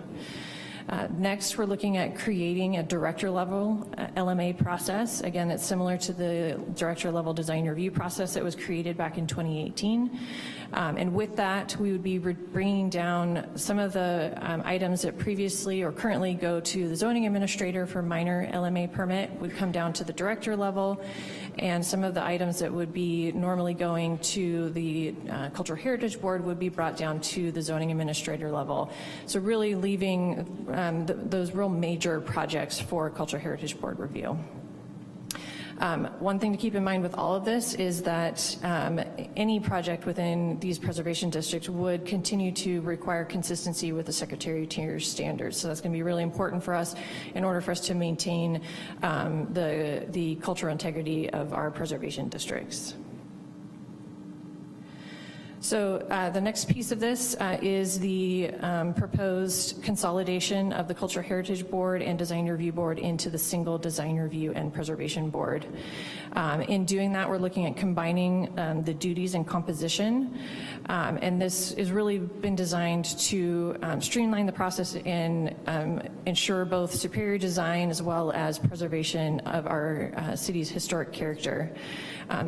On this slide is a chart that shows over the last about 5.5 years, from 2019 until July of 2024, when the board members resigned, how many meetings of the Cultural Heritage Board were held, how many were canceled, and how many actions they took during that 5.5-year period. So as you can see, there were a lot more meetings that were canceled than were held, and there were about 15 projects that the board took action on. So it's not a huge amount of projects that go before the board, and given the amount of staff time and resources, as well as the the impact on time of these board members, staff felt that combining this with the duties of the Design Review Board would be a good option. So in looking at the consolidation of the board, we also took a look at the current qualifications, and this was brought up during the Design Review Board meeting as well as the Planning Commission meeting, and by numerous members of the community. The current qualifications for both the Design Review Board and the Cultural Heritage Board are desired, but they are not required. So those positions include architects, contractors for the Cultural Heritage Board. It also includes preservation experts. But without them being required, we can't ensure that those positions are actually filled on the boards. The current Design Review Board does have 2 architects and 2 landscape professionals. So that one we've held pretty strong with the technical expertise that's needed on that board. With the Cultural Heritage Board, in years past, we did have preservation experts that sat on that board, which was extremely helpful when we brought forward these proposed projects. Unfortunately, in the last several years, while we had a board that was filled with folks who were interested in and had a lot of passion for the preservation districts, we did not have any of the technical expertise on the board. So one of the things, as I mentioned, that was brought up as a key concern was ensuring that those positions are filled on this new board. So with that, staff is proposing to have certain of the positions required. So it would be 2 architects would be required for the board, 1 landscape professional, and 1 archaeologist, architectural historian, or historian. So there would be 4 required positions. The remaining 3 would be at large, but it has been identified that we want to see them to be folks who are involved in design, construction, engineering, and/or preservation. And then all members would need to demonstrate a knowledge and an interest in both architectural design and historic preservation. While we were looking at the consolidation of this board and the positions, one of the other key things that we were wanting to ensure was the city's eligibility to be able to apply in the future for what's called the Certified Local Government, or CLG program. That's through the State of Office of Historic Preservation, and it is a program that, should the city want to pursue it, would allow the potential for getting grant opportunities for additional preservation work here in Santa Rosa. It's something that the city has considered in the past, but there's been no direction to move forward with that as a priority. However, we wanted to make sure that should the city want to move forward with that in the future, that we would be able to be competitive for that program. And so the way that the board has been situated does meet the qualifications for that CLG program. So with the proposed amendments to the code and the streamlining of the process, as well as the consolidation of the board, there's a couple other kind of more cleanup items that would need to be done. One is looking at the Municipal Code Chapter 17-22, which is the Historic and Cultural Preservation chapter of the Municipal Code. That section was actually adopted in 1988 and last updated in 1996. And if you look at that in comparison to Chapter 20-58 in the Zoning Code, which is also titled Historic and Cultural Preservation, those sections are almost identical. So what it appears is that when the current zoning code was adopted in 2004, most, if not all, of the language from Chapter 17-22 was brought over into 20-58, with the exception of a more expanded purpose section and some regulations regarding trees. What we're thinking is that the intent was probably to eliminate Chapter 17-22, but it was not done. So now we've got two codes chapters that are almost identical. So with this project coming forward, we're looking at cleaning that up by replacing the language in Chapter 17-22 with language that just directs folks to the zoning code in Chapter 20-58, and then bringing that expanded purpose section and the section regarding trees back over into 20-58. So we're not losing any of that additional language. And then in addition, we would need to make some changes to the design guideline and throughout the municipal code to change references to the Design Review Board and Cultural Heritage Board to the new consolidated board. Next up is our processing review procedures. So this is an informational document that was adopted by the council in 2001. The intent of that document was to assist property owners, designers, and citizens in preservation and historic resources. The document has not been updated since it was adopted in 2001, so it is quite outdated. It references sections of our code as well as our internal processes and provides general information to property owners in the preservation districts on how to proceed with changes to their properties. The intent was not for this document to be a policy or a regulatory document. The policies and regulations live in the zoning code. However, because it is a council adopted document, any changes to that document would need to come back to the council for any updates. So what staff is hoping to do is make this document what it was intended to be, an informational document that could be updated from time to time as needed to address changes in our processing or any other additional changes. So we are proposing to add language to Chapter 20-58 in the zoning code, that's the historic preservation section, that would authorize the director of the Planning and Economic Development Department to make any edits for consistency and any processing procedures that we make changes to. So next up is a discussion about Council Policy 000-06. So this is the policy that directs Council on how appointments are made to our boards, commissions, and committees. So as the Council is aware, the current process for appointment to the Design Review Board and Culture Heritage Board is through individual Council appointments.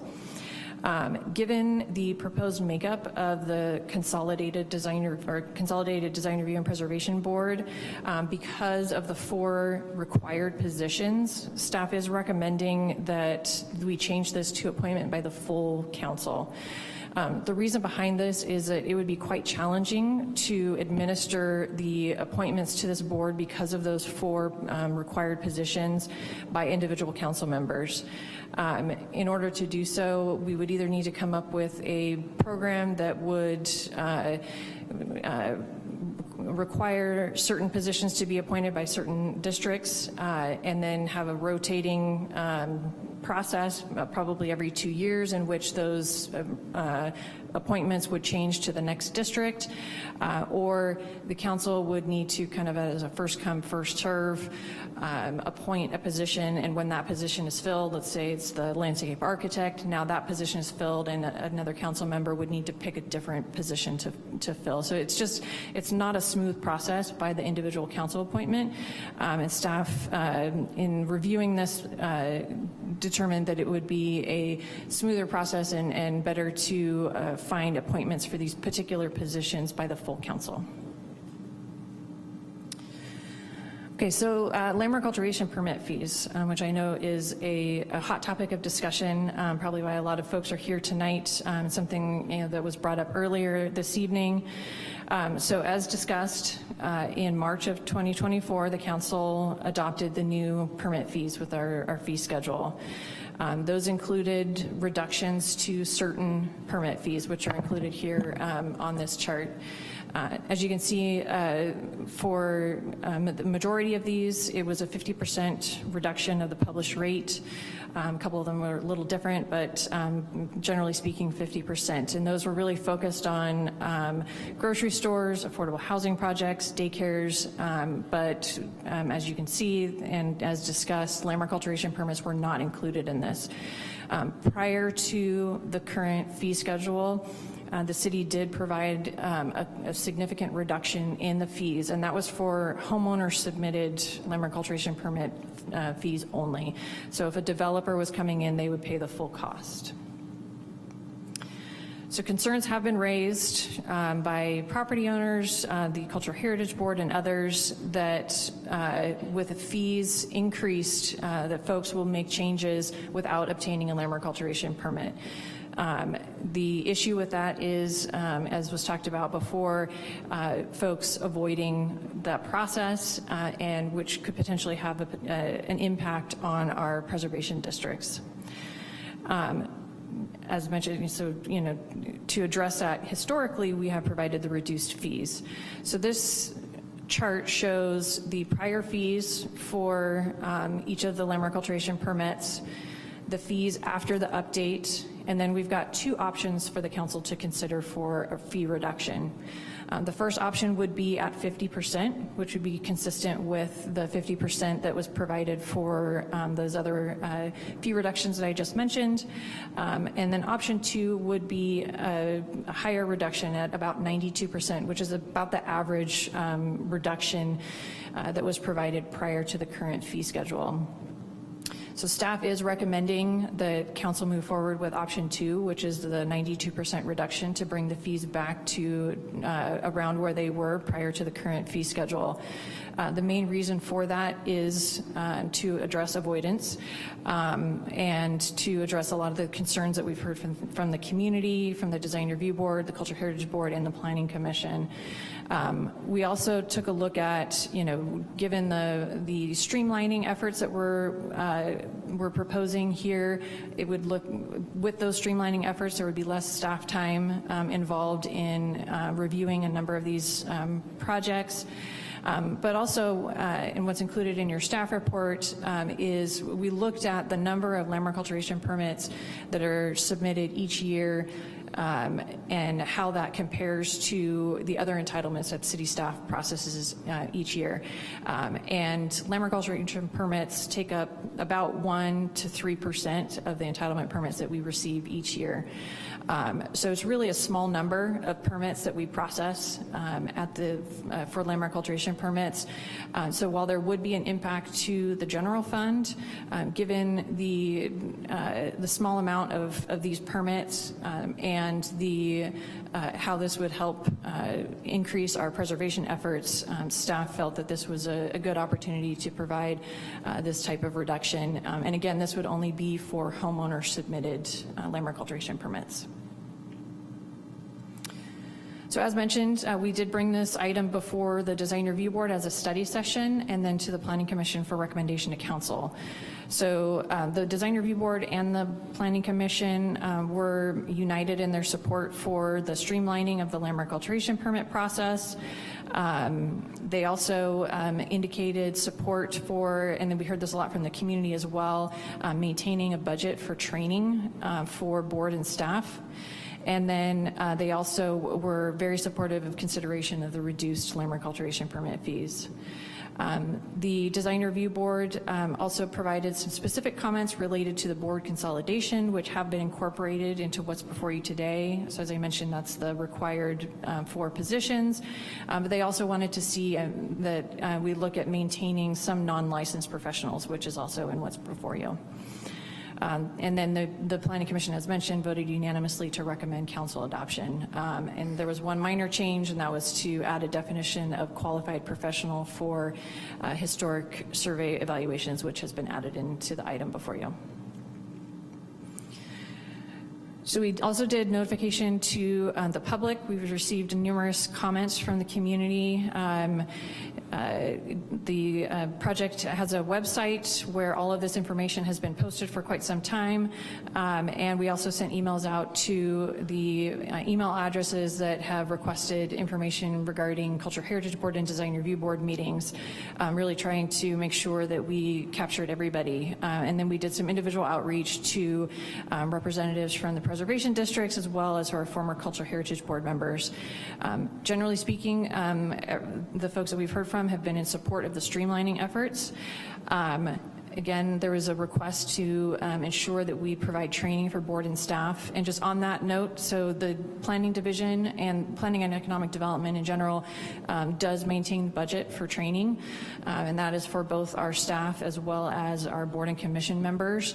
As we know, budget can fluctuate, so we have gone and researched training for historic preservation. We've found numerous opportunities that is no charge, so we will be ensuring that both staff and this new board receives the training that they need.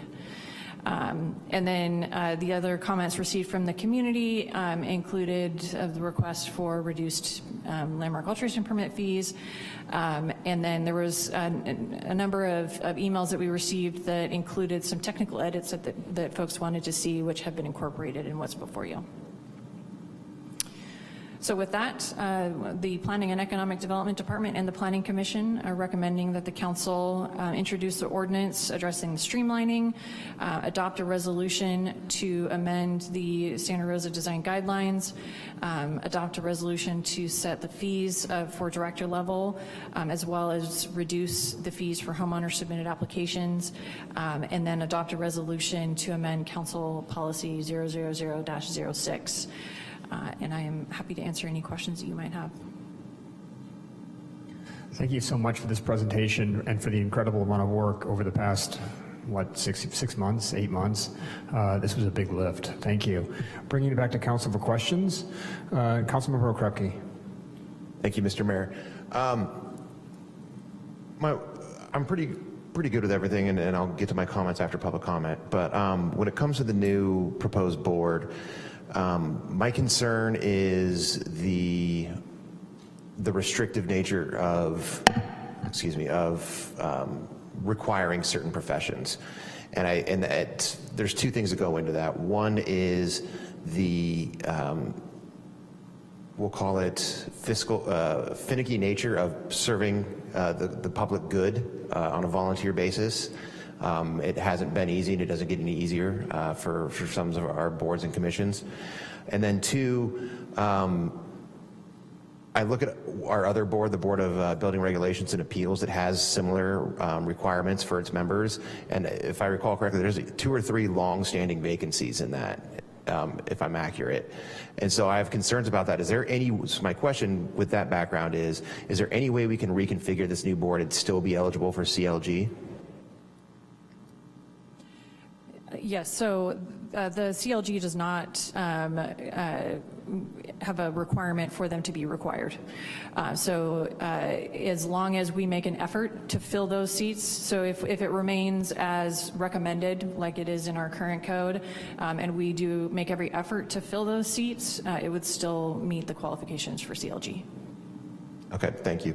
And then I don't know if you have an answer to this question. Maybe somebody in public comment can answer. But is there a requirement for these landmark alteration requirements to be disclosed in purchasing of these homes? Yeah, I don't have an answer to that, but perhaps somebody in the audience might. Okay, thank you. Councilmember McDonald. Thank you, Mayor. I just have a couple questions for you.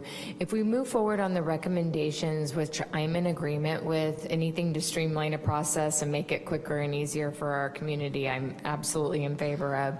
But because we are in the middle of our appointments, and because I'm not sure of your timeline of when this would all occur as far as making sure that the process was put in place, what is a recommendation on staff on the current appointments? And are we holding any meetings, or could we hold up a process potentially of having something approved for community members until this would be in place? So I'm looking at a timeline question on this. So the way that we've included this in the code is that the new board would need to be in place within 1 year. Obviously, we want to get it done sooner than that. So I've already been working with the city clerk's office to start to put together a new application that would include the requirements and the desired positions that we're looking for. And we will start on day one, once the council adopts the changes, to do recruitment to fill those positions. So we'll do a very pointed recruitment to our existing and prior board members, as well as others in the community, and reach out. And we're feeling fairly confident that we'll be able to fill those positions and get moving on this quickly. And at this time, we do not have any major landmark alteration permits that are pending that would need review by the Cultural Heritage Board. So just for clarification, we wouldn't need to be appointing anyone to the current design review or Cultural Heritage Board? No. Great, thank you for that clarification on that.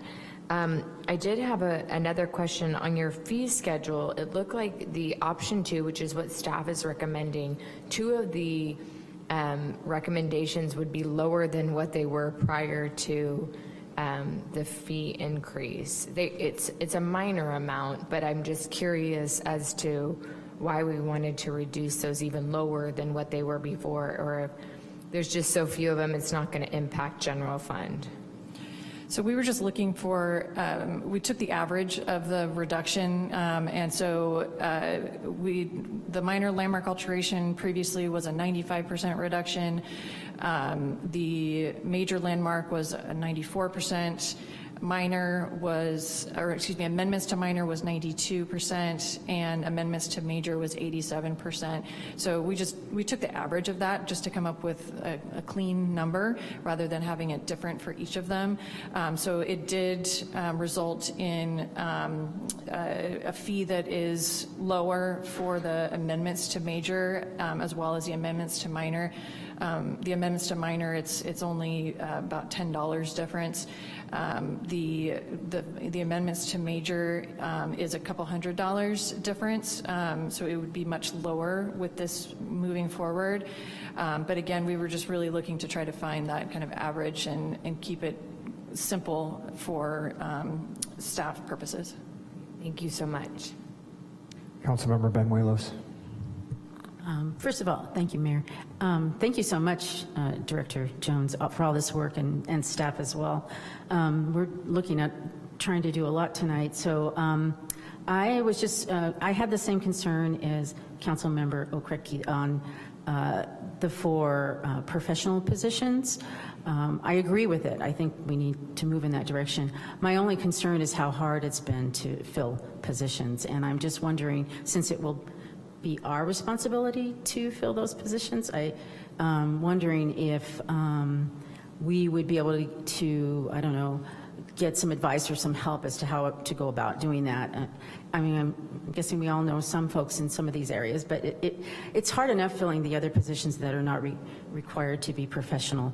Along that line, the other 3 positions are still going to be at large. Is that correct? Okay. And then I would like to see us apply for the CLG. I think that's an excellent program from what I read and went on to their website and looked at. I think those are the only real questions I had. Everybody else has asked questions. Thank you. Yeah, so to answer your question, it's a good one. So we would not be asking the council to do all the work on your own. So what we are looking at doing is, again, we are updating the application so that we get the information that we need in order to be able to determine if folks qualify. And so any applications that come in, they go into the city clerk's office. They will send them over to the Planning and Economic Development Department for review. And then we will review that against the qualifications that are identified in the code. And so what will be brought back forward to the council for review of those applications are only the applications that meet those qualifications. And then just as Councilmember O'Donnell was asking you about the timeline. So we would be looking at implementing this actually within a year? The hope is in less than a year, so we're hoping to get this moving as quickly as we can. And again, we're going to be doing some targeted outreach to get folks interested, and so we're hoping in the next few months to get it back to you. Councilmember Fleming. Thank you. I just had one question about the reworking of the application form. I think it's great to take this opportunity to rework the application form. I was curious to know if you were going to be asking any questions about the tension between rigor and progress. And the reason why I ask that is because a lot of times folks can be very focused on the technical without necessarily being focused on the end goal, and we really need both. And so one thing that may be helpful to us is if you'd consider putting in questions into the application, which would help us to do that. So to that end, my question is what kinds of things are you looking to add to the application? So right now, that's an excellent suggestion. We certainly can add that to it. Right now, we're adding in the specific positions that would be required. As I mentioned, currently it's not required, so we don't identify those. So we're looking to add in a question about what type of license folks have, if landscape architecture, general architecture, preservations, that type of thing. And then there will be some open-ended questions for them to fill out that identify if they don't have a license, what experience they have in design and preservation, as well as interest in that. So really trying to get a kind of broader view of what folks' backgrounds are. Okay. The other question I had was, I know a lot of professionals go, have like a period of time before they're licensed when they're maybe out of school, but before they're licensed, there's a word for it, apprenticing. Do you think that it might be worthwhile to consider having an option for an apprentice if we're unable to get a licensed person to expand our pool? Yeah, that's certainly something we could do. We would want to make sure that that language is added to the code if that's the direction of the council, but yes. Okay, just curious if it might satisfy, partially satisfy our goals. Thank you. Any other questions from council? All right, we're going to officially open the public hearing and go to public comment. If there are any members of the public who wish to speak on this item, I know we have a few, just a reminder that you can pick up a name card at the table in the back, and you'll have 3 minutes, and a countdown timer will alert you at the end of that period. Let's begin with Dwayne DeWitt and then move on to Rich Caro. Is Dwayne here? Dwayne is not here. Is Rich Caro here? We'll go from Rich to Lori Bowden. Can you hear me now? We can. Rich, the floor is yours. Cool. Yeah, I'm here we own 710 Tupper Street, and my wife and I lived in that neighborhood a long time. And as much as I'd like to do some remodeling and stuff, I've always had a problem swallowing your permit fees. For somebody to come to my house and just look at what my contractor's gonna do, my professional contractor, who's not even an apprentice, who knows what he's doing, who's worked on old houses, I gotta pay somebody who sits at a desk all day to say, oh yeah, it looks great, sign something and leave, and pay these crazy fees. That's why I haven't expanded my garage, which I'd love to do, my carriage house.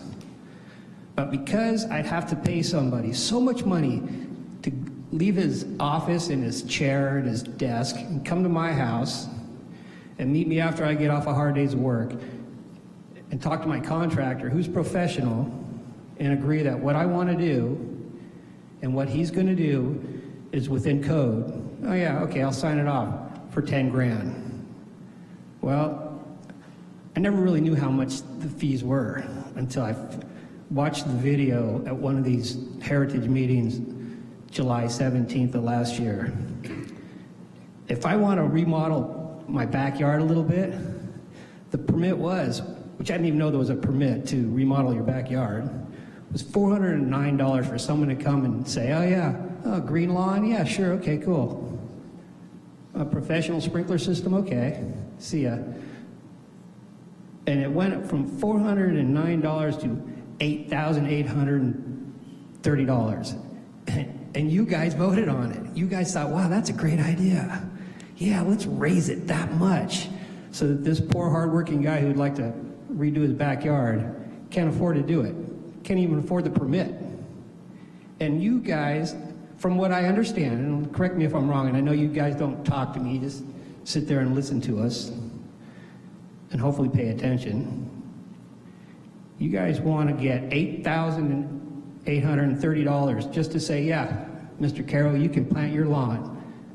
Have a nice day. Well, that would deter me from planting a lawn, let alone my front porch. If I wanted to redo it the way that it was, or have a professional do it, I got to have somebody that you guys appoint come out of his office in his chair, look at what my professional contractor wants to do to redo the wood on my porch. Just to have him come out and okay it. $2,734 is what it was. Now it's going to be $21,671, and you guys agreed on it? Thank you, Mr. Caro. Lori Bowden, and then Sonia. Hello.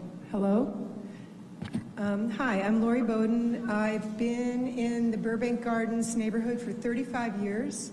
I have a beautiful 130-year-old Victorian painted lady. I am now retired and living on Social Security, so with the higher fees, I would not be able to maintain my beautiful house. Thank you. Thank you, Lori. We'll go Sonia and then Cher Ennis. Oops, Stephanie, thank you. I thought this was going to go a little bit slower. My name is Stephanie, and I serve as the Deputy Director for Generation Housing. I want to start by thanking the Council for considering this proposal in front of you today, which will, in part, streamline Santa Rosa's housing approval process. The current multi-step, multi-board system at this time creates additional and unnecessary delays and uncertainty in the entitlement process, making it harder to build the housing our community desperately needs. Santa Rosa must uphold high housing standards, but excessive layers of review do not guarantee better outcomes. Instead, they create roadblocks that slow projects down and at times mean that they may never start the process.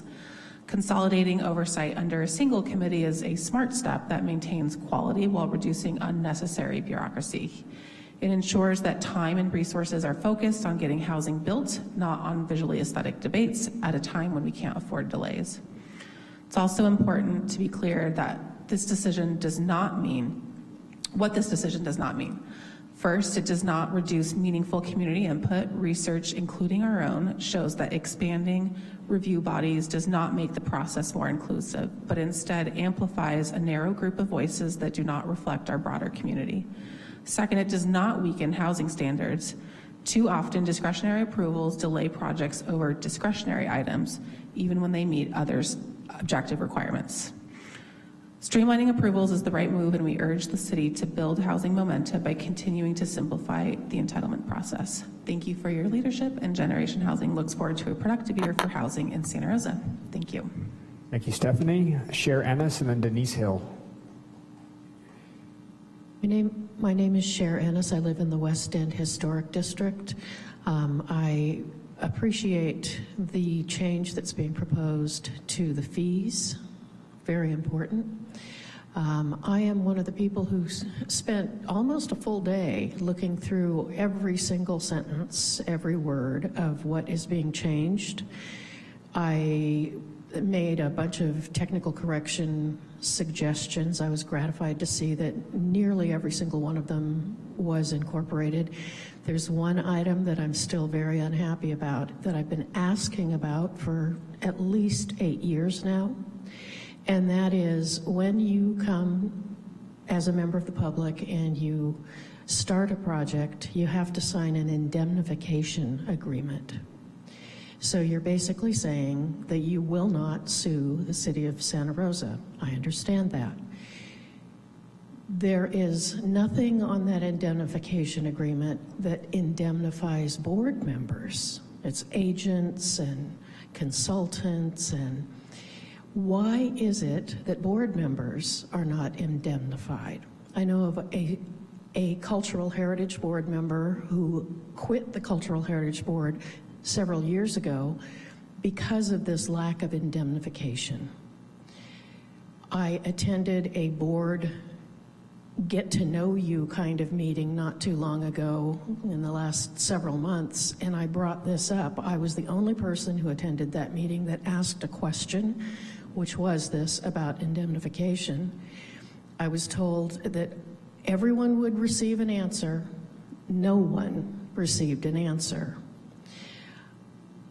Why would any rational person volunteer to serve and not have that level of security, knowing that if they do their job and they're not being mean, they're not being terrible, they're just doing what they're supposed to do, they're not indemnified if a person decides they want to sue them?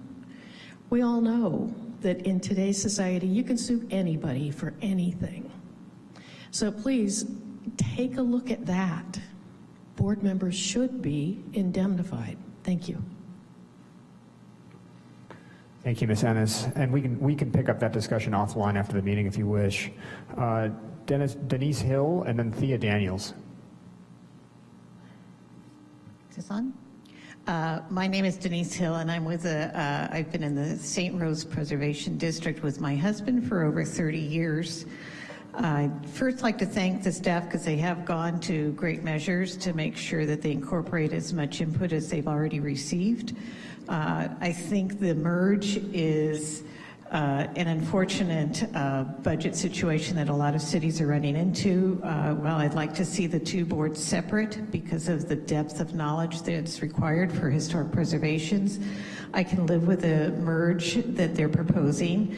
I will say to the council members that question the requirements for professional degrees or professional apprenticeships, that there was, when I was at the DRB meeting on this subject, there was some talk at the design review level from the board members about how they didn't even have someone who could read plans currently, that the person who could read plans was about to step off the board. So that is a concern if you don't have the right credentials to actually be on one of these boards. And as far as historic preservation goes, there are lots of nuances. So I would strongly urge that the city apply for the certified local government, because one of the perks, besides getting grant money for historic preservation surveys and other things like that, is that you can actually belong to a list where you can reach out with questions. And it sounds like we're at that point where we're not going to have people who are going to know all those nuances and are going to need some kind of trained and established people who already are working on historic preservation and have worked on it to answer some of the questions that might come up. Moving on to the fees, I'm thrilled that the city has decided to drop them by 92%. I would say instead of using the word subsidized, it would be wonderful if the council and the city could use the words invested, because it truly is an investment in our historic past in Santa Rosa. I mean, you're talking about most of these older historic neighborhoods that are in preservation districts are what the Italian immigrants lived in when they first arrived in Santa Rosa, and a strong basis for our cultural identity. I would say to groups like Generation Housing that with 30 miles of Santa Rosa land covered with plenty of opportunities for housing, that to pick on historic districts, which are probably in the single digits of percentages of housing inventory, is an odd choice. And preserving the historic districts preserves the culture and the past of Santa Rosa, gives it some identity. So I could go on, but I see I'm running out of time. I appreciate the board, the council listening to this subject. Thanks. Thank you, Denise. Thea, you're next, and I see that we have other people standing up, so you can make your way to either one of the podiums, and we'll get to you right after Thea. Thea, the floor is yours. Okay. Hi, everybody. I'm Thea Daniels, and I live in the Luther Burbank Home and Gardens, and it was absolutely insane discovering the increase of over $1,000 of the whole permit fees. And I understand tonight, you guys have done what you've done, decided it was a good idea, and tonight we are undoing what was done with proposals and the proposals of the new design review and the preservation board combining to streamline costs and time. I would like to know how this is benefiting the historic districts, especially the ones that are in developmental areas. It kind of feels a little like smoke and mirrors. The historic districts protect the investments. When you are a preservation historic district, you're protected for the investment of the residents and the homeowners, and from being vulnerable to developments. Where is the benefit for the historic preservation district, such as how will you fulfill the required qualifications? That was brought up, thank you. And I also would like to know about the diversity of each of the historic preservation districts. As homeowners in a historic district, I'm concerned with how the city sees combining the boards would benefit us. It appears to be a conflict of interest that leaves the historic district vulnerable to city control and what the city wants to have done, which we've seen already because we were not told about the permit increases. What is happening is unfair is that the communities are the foundation of our cities. Historic communities are. Our homes are all unique and individual, and the repairs and upgrades are costly all on their own. There are no cookie cutter possibilities for each and every individual home like new builds. So the financial burden of the permit increase to any homeowner feels like a punitive process, and it's ridiculous. As historic districts that benefit a city, we would benefit greatly being grandfathered in on permit costs, meaning no or low fee permits and loans, encouraging incentive programs to upgrade and maintain our homes. How about tax credits that the new builds get? And assistance to improve a community that provides historical quality and a city foundation to grow on. I'm not able to do my windows at this price. Energy efficiency. Thank you. Thank you, Thea. Those who are interested in speaking, alternate between the podiums if you would, and we'll start here. Hi, my name is Ellen Berry. I live in the Burbank Gardens neighborhood. For 30 years I've been there, and I was a working class person, not wealthy. Most of the people I know in my neighborhood are not super wealthy. I like that the neighborhood is historic and that you can't just, do what you want there. And I'm all for maintaining my place and, doing what I have to do to keep it looking good. But those outrageous fees, I did almost $60,000 worth of work on my house this year, and that was a stretch for me. And if you want to slap on another $10,000 or $15,000 just for permits, I couldn't have done it. And so my house would look awful. So I just wanted to support what my other neighbors had to say, and I hope you do the right thing here by us. We like our neighborhood, we love our neighborhood, and everyone I know stays there. And if they have to move because they're a renter, they find another place. Anyway, that's all I have to say, and thank you for hearing me.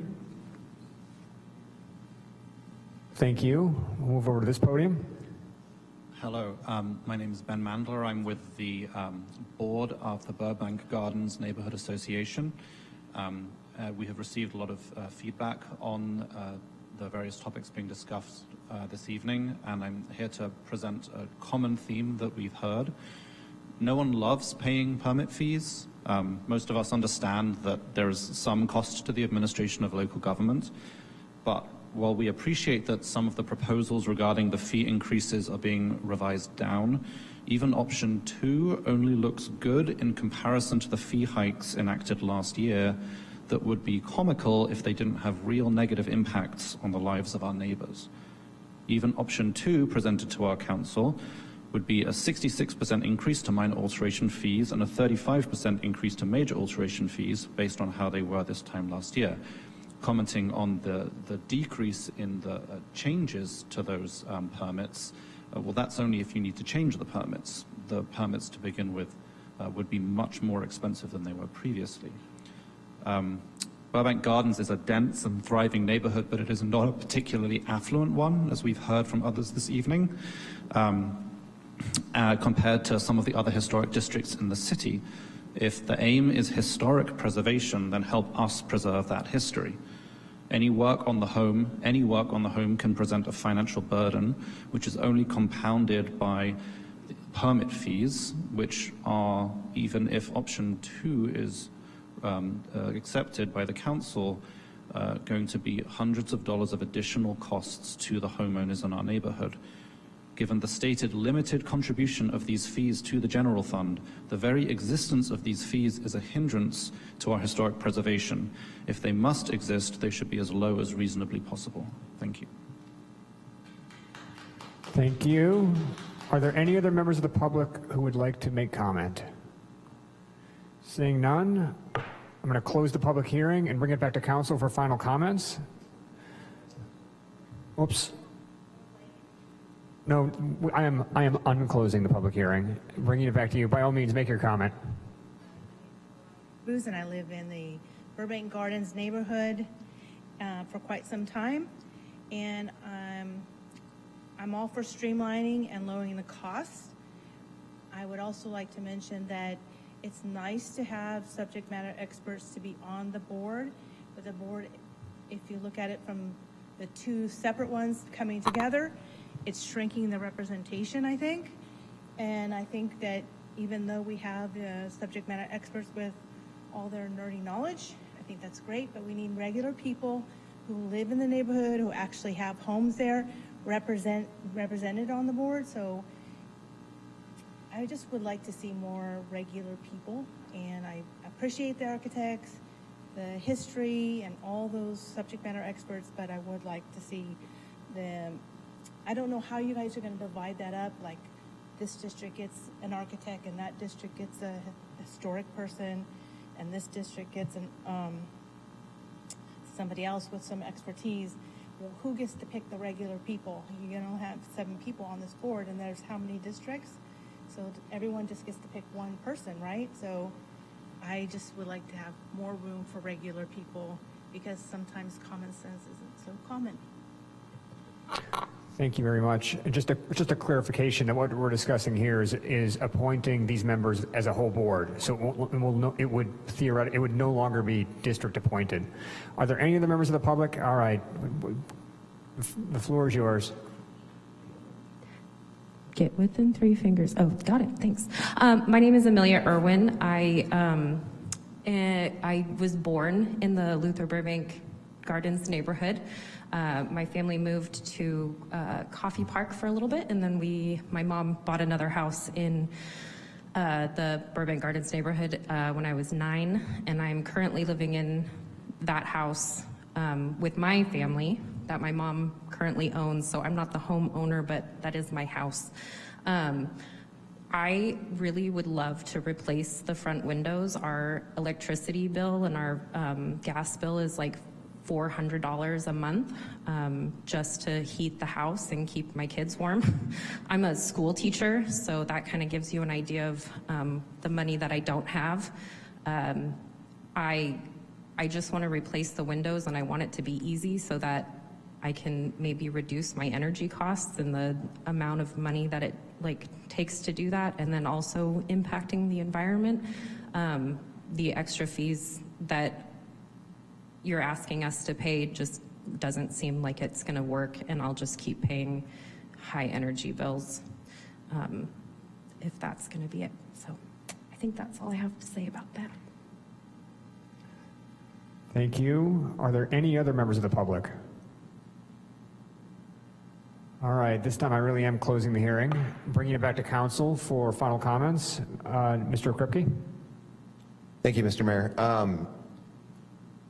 To start, I just want to say I'm only speaking for myself. I'm not speaking for my colleagues. But I feel like to the residents of these historic neighborhoods, I owe you an apology. I went back after I saw the mass resignation. The next morning I went back and I looked at, I did a keyword find for landmark alteration, and that specific term didn't show up in any of our documents that we were given during the process for right-sizing our fees as a whole. And the purpose of that was to say, hey, staff's using this much time, the general fund is subsidizing it to a tune that is untenable, like we were talking about earlier in the day. Not my intention to increase these fees to this level, certainly not this level. If I had seen this specifically, I would have put a pause on it. But I want to apologize because there's no one else to blame but us up here, because we're the ones who are the last bastion to advocate for our community. So I just want to say that first.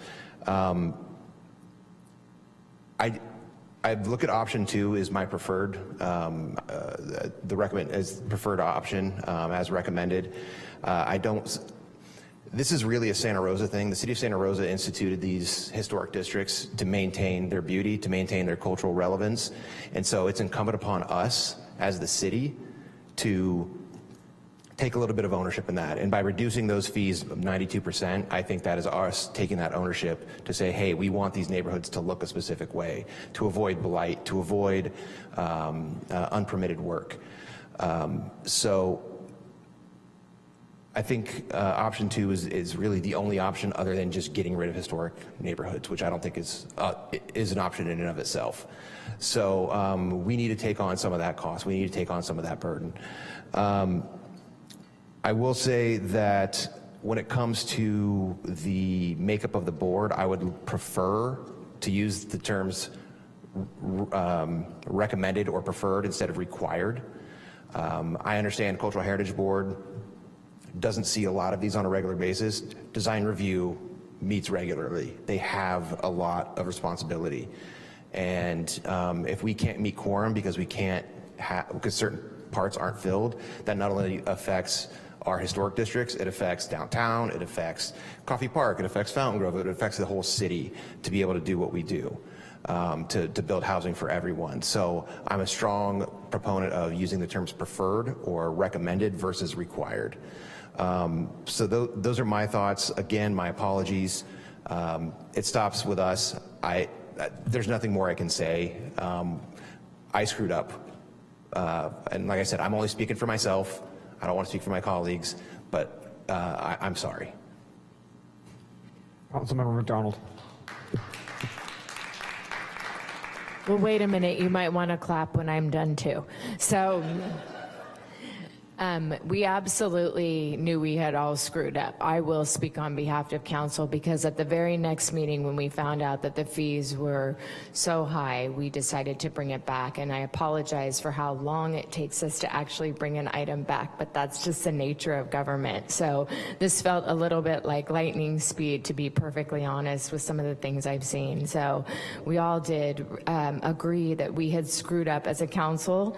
We all agree that the fees were astronomical and didn't realize that we were putting that burden on our homeowners. And when we hear stories about electrical bills, or we hear stories about real people trying to just replace decks that are rotten, we certainly do not want to prevent you from going through the permitting process, and we certainly do not want to make it so that it's so expensive for our people that want to keep our Santa Rosa the way that it was when I grew up here, which is my entire life. So I appreciate all of you who want to keep our city so beautiful.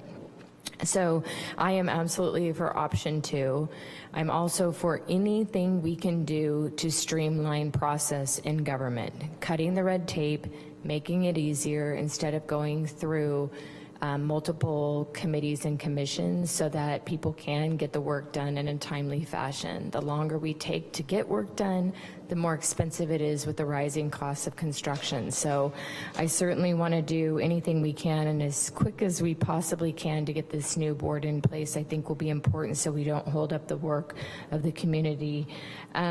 As far as some of the questions around the protection of our board members, I think what I'd like to see is some language either in the ordinance or when we're looking for applications on duty of care, duty of loyalty, when someone is making a decision, their best decision on behalf of the council and on behalf of the city, it would seem to me that there should be some language included in that for our board. So I'd like that information brought back to us either as part of this presentation in the future or something else as far as indemnification. That was hard to say.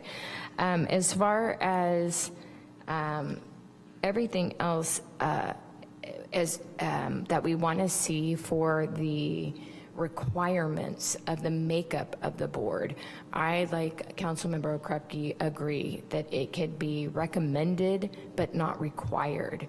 For me, somebody who's passionate about the work and who's willing to learn about what we want to see as far as our preservation in our community is somebody that I am willing to teach. So we have lots of resources out there for learning and development, and I know you've been looking into that, and I appreciate that work. So for me, it's not as necessary that you're licensed, it's necessary that you want to serve the community, and we should have the resources to be able to help you do that. And I think that that covers everything. Thank you for the presentation, for bringing it back, for everybody on the team that worked on this to ratify what we did to the community. I appreciate it. Councilmember Benuelos. Thank you, Mayor. Let's see. I wanted to echo what the other council members are saying about the requirements. I have to say, when I first heard about this consolidation, I had some concerns. As a former planning commissioner, I really felt like the Cultural Heritage Board and the Design Review Board served in my opinion, served different purposes. So I had some concerns. But then I talked to a couple of planning commissioners and understood their reasons for supporting the change.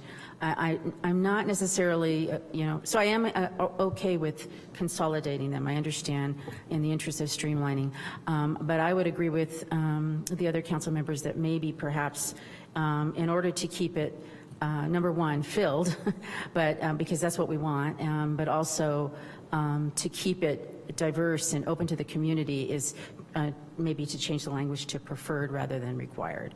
I totally understand the need for expertise, but I also agree that if we also incorporate the training that I've also heard folks talking about, that's going to be a part of it, and especially if we join the CLG, I think it's called, that there would be other opportunities for development and training. And let's see, and I also would be in favor of option 2. I think that's, looking at those fees overall, I think that's the best option. I want to say, I'm really sorry also. 4 of these districts are in my district. I was not on the council at the time, and I don't mean to put it on the former council, but I really think, and this is, as it was said before, this is a lesson learned, that communication is so important, and that we make sure as a city that all of the stakeholders are involved in any kind of decisions, particularly when it comes to homeowners and any kind of changes that they want to make or that we want to make that are going to impact them. And I think we'll hopefully do a better job, and not that anything like this is going to happen again, but anything that's similar, that we make sure that all the stakeholders are involved in the decision-making process. So that will be one of my goals as a council member. And I think, and I'm wondering, to get back to the indemnify issue, I don't know if that's a legal question that maybe city attorney can answer, because I know when you serve on a nonprofit board, usually you are covered by, if that nonprofit has the correct insurance, you are covered by that with any decisions that you make. So I'm hoping that it's a similar situation for our boards and commissions. Let's get that clarification right now. Madam City Attorney. Yes, so the commenter was commenting about the indemnification agreement that applicants are required to sign. And I do have a copy of that. And the applicant indemnifies the city as well as its officers and employees, including members of boards and commissions, with respect to claims that would arise as to decisions that are challenging or setting aside the decisions of the body. So in other words, if a decision of the board, of the Cultural Heritage Board, or the new board that we're creating would be challenged, the applicant would be required to indemnify that decision. And the fact that they may name individual members of the board wouldn't change that analysis. Applicants are certainly not required to indemnify beyond sort of challenges to decisions that are made by the board or the council or city staff. And so the indemnification is kind of a narrow thing, that agreement, but it applies equally to members of the boards and commissions that it would to members of the council as well. Thank you, Madam City Attorney. Ms. Rogers. Thank you, Mayor. So thank you for clarifying the indemnification. I'm sorry. I think when we make policy, sometimes there's a lot of rules and not a lot of information that is provided to us. And so just like Councilmember McDonald said, the next day, like when we were told, like, wow, this is what's going on and these are the challenges that people are going to face. It was like, how do we fix this? And staff was on it too. Like, how do we fix it? How do we make this better? And I'm sorry that it did take so long for anyone that wanted to make changes during the time period that it's taken us to fix it. I did have a question. Councilmember Okrepke said that we establish when a neighborhood becomes a historic neighborhood, but I thought that the neighborhood itself in some circumstances come to us because they want to be deemed historic. Is that not accurate? So it can come before the council. Great question, thank you. It can come before the council in two ways. One would be a city-initiated request to create a district, or it could be from property owners living in an area coming forward, making that request to the council. Thank you. And I am okay with the consolidation of the two boards. I think that it's important to streamline. I think that Councilmember Okrepke is correct with the recommendation, not required, and I say that because I'm worried about the diversity that we'll be able to have on the board and or filling the actual seats, so it gives us a little bit more room. I'm happy that the council's gonna make the the choices, because that's one less spot that I have to fill, or two less spots that I have to fill. So I'm happy about that part. And I think that was, option two for me. And I think that was it. Thank you so much.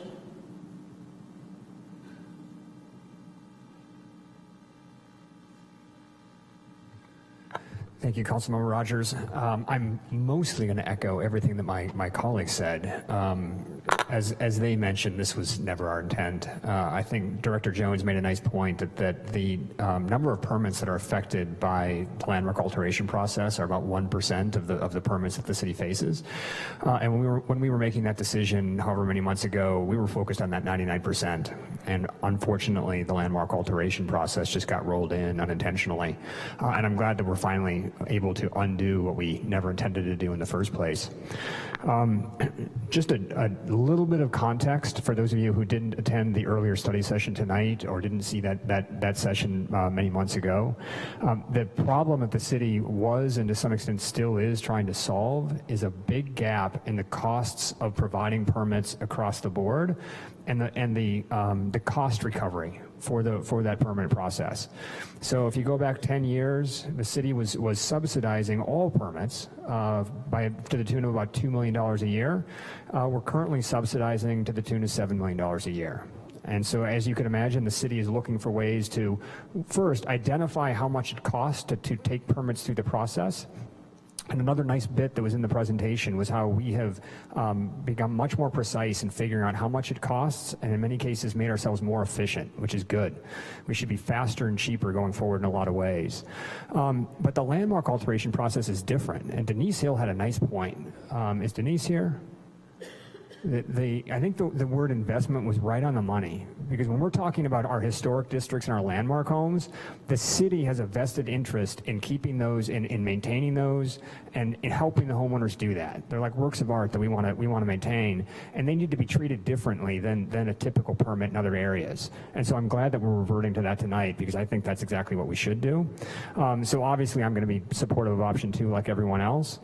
With respect to the board structure, as a former design review board member, and as apparently I have the claim to fame of having been part of what will be the last joint design review board, cultural heritage board back in 2022. Who knew that was going to be the last?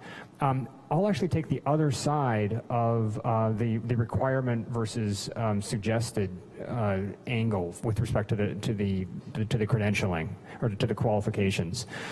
When you've got 2 boards with a total of 14 members, it's a little easier to assume that you're going to have some of those technical skills on there. You know, I served with architects and landscape architects and people who had all of the qualifications.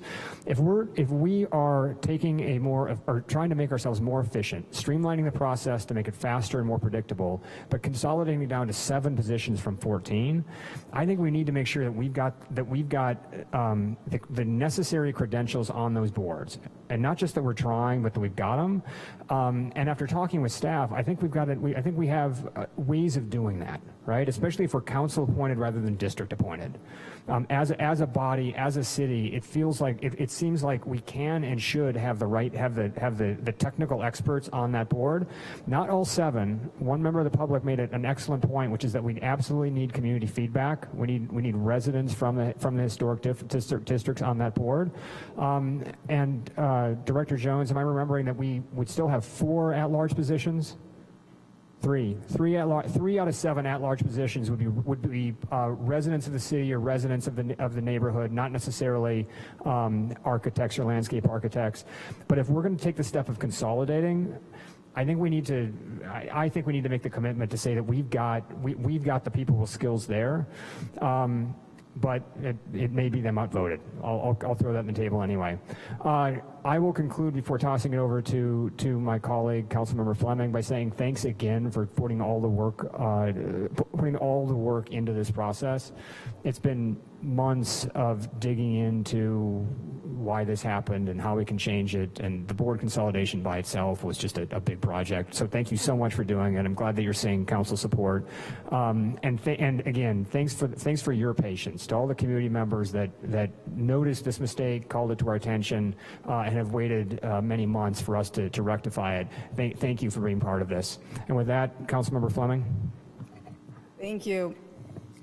Thank you all to the community for coming out today and sharing with us your challenges. You know, I got so many emails, and as soon as we finished this process, I thought, you know, and I'm a person who lives in a historic district. I talked to my neighbors, I listened to folks, and, you know, it kind of struck me as how it felt like just an unfair and unjust heavy hand of government. And for that, like, I just want to make sure that you know that I really get that it just felt like it was capricious and wrong. And I get that. So really sorry. And I really care about historic neighborhoods, and I wouldn't live there if I didn't. And, you know, I can't afford to do my windows even without paying the permit fee. Like, geez, windows are expensive. So, you know, I'm going to be fully supportive of restoring the fee schedule to how it was, of course. And thank everyone for your tremendous amount of patience in the interim. I think the issue of the board consolidation is one that requires a little bit of nuance. You know, it's been unfair and it takes so long. This is an issue, you know, both of rigor and of accessibility. And we need to make sure that our boards and commissions are doing the important work of keeping our existing neighborhoods, but also new neighborhoods being maintained, but also being built at the right clip. And so I'm in favor of the consolidation, but I'm also in favor of us, you know, continuing as a body to look at things when they do work and when they don't work. I think that we do need to have people who, I thought a lot about this, who are licensed to do the work. I'm going to agree with the mayor on this count. I think it's fine to have a few people who aren't. I will just say that it personally bums me out to not have a direct appointee. I've always had just amazing architects and landscape architects and community members and people who are really active as my appointees to the Planning Commission, to the Cultural Heritage Board, to the Design Review Board, and losing out on that personal touch of somebody who can pick up the phone and call me. So that's going to fall to my community members, of whom you all are here. So please do reach out as these issues come through, because one of the things is that our staff is really competent and we do our best, but things happen. Like Councilmember Okrepi said, there was no reference to landmark alteration when we lowered the fees. So we all have to be vigilant. It does stop with us, but we're all going to pay attention, especially as we streamline this process between the Cultural Heritage Board and the Design Review Board. So I'm in support of basically everything that my council members, fellow council members have suggested. I would, you know, vote on the side of having the licenses. And I say that because I think that rigor in this situation is really important. We have a lot of new building coming into our community, and we need to have designs that are going to last us for many generations, like the beautiful neighborhoods that we all love to live in here. And so with that, there's a number of resolutions and ordinances, and I ask for everyone's patience as we try to sort through them. I don't have them all printed out with me, so I'm going to be toggling between them.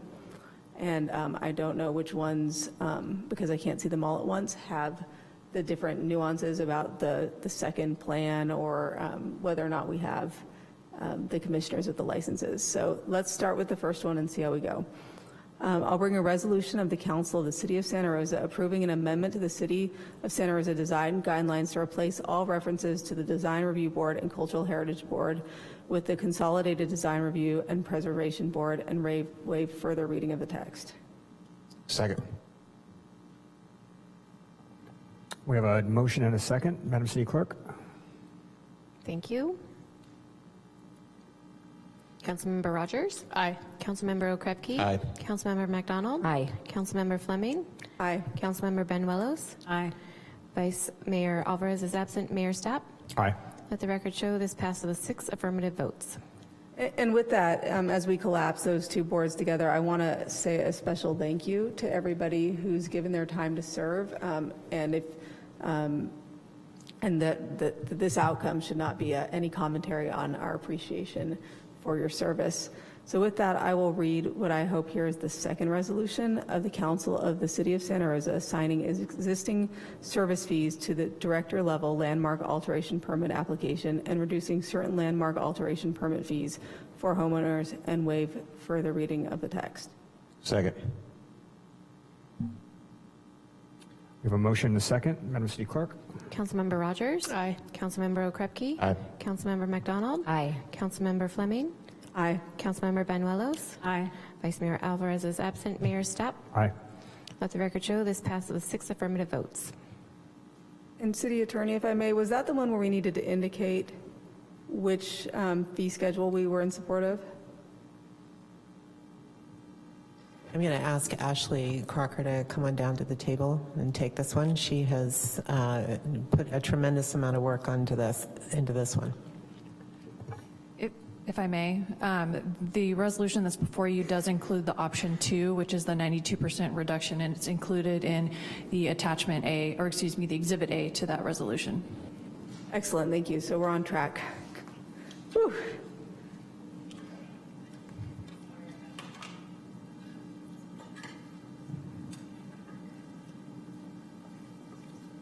We ready for the next one? Okay, great, thank you. I'll bring a resolution of the Council of the City of Santa Rosa amending Council Policy 000.06, appointments to boards and commissions and committees, to amend portions of policy related to appointment procedures for board and commission members, to remove the Cultural Heritage Board and Design Review Board, and to add the Design Review and Preservation Board, and waive further reading of the text. Second. We have a motion and a second. Madam City Clerk? Thank you. Councilmember Rogers? Aye. Councilmember Okrepke? Aye. Councilmember McDonald? Aye. Councilmember Fleming? Aye. Councilmember Benuelos? Aye. Vice Mayor Alvarez is absent. Mayor Stapp? Aye. Let the record show this passes with 6 affirmative votes. All right, we're rounding it out here. Last one. I'll bring an ordinance of the Council of the City of Santa Rosa amending Titles 10, 17, 19, 20, and 21 of the Municipal Code to address streamlining and process improvements for the landmark alteration permit process and consolidation of the duties and composition of the Cultural Heritage Board and Design Review Board into a single Design Review and Preservation Board. That sounds a lot like the last one, doesn't it? But it's not. Okay, and waive further reading of the text. Second. We have a motion and a second. Madam City Clerk? Thank you, Mayor. Councilmember Rogers? Aye. Councilmember Okrepke? Aye. Councilmember McDonald? Aye. Councilmember Fleming? Aye. Councilmember Benuelos? Aye. Vice Mayor Alvarez is absent. Mayor Stapp? Aye. Let the record show this passes with 6, or is introduced with 6 affirmative votes. Excellent. All right. Well, we're getting down to the end. There are no written communications. Let's move on to item 18, public comment on non-agenda matters. Are there any members of the public who'd like to comment on any items not included on the agenda this evening? I see movement, but I see no one heading the microphone. We will close public comment, and we will go to item 20, adjournment. Thank you, everyone. Thank you for your patience.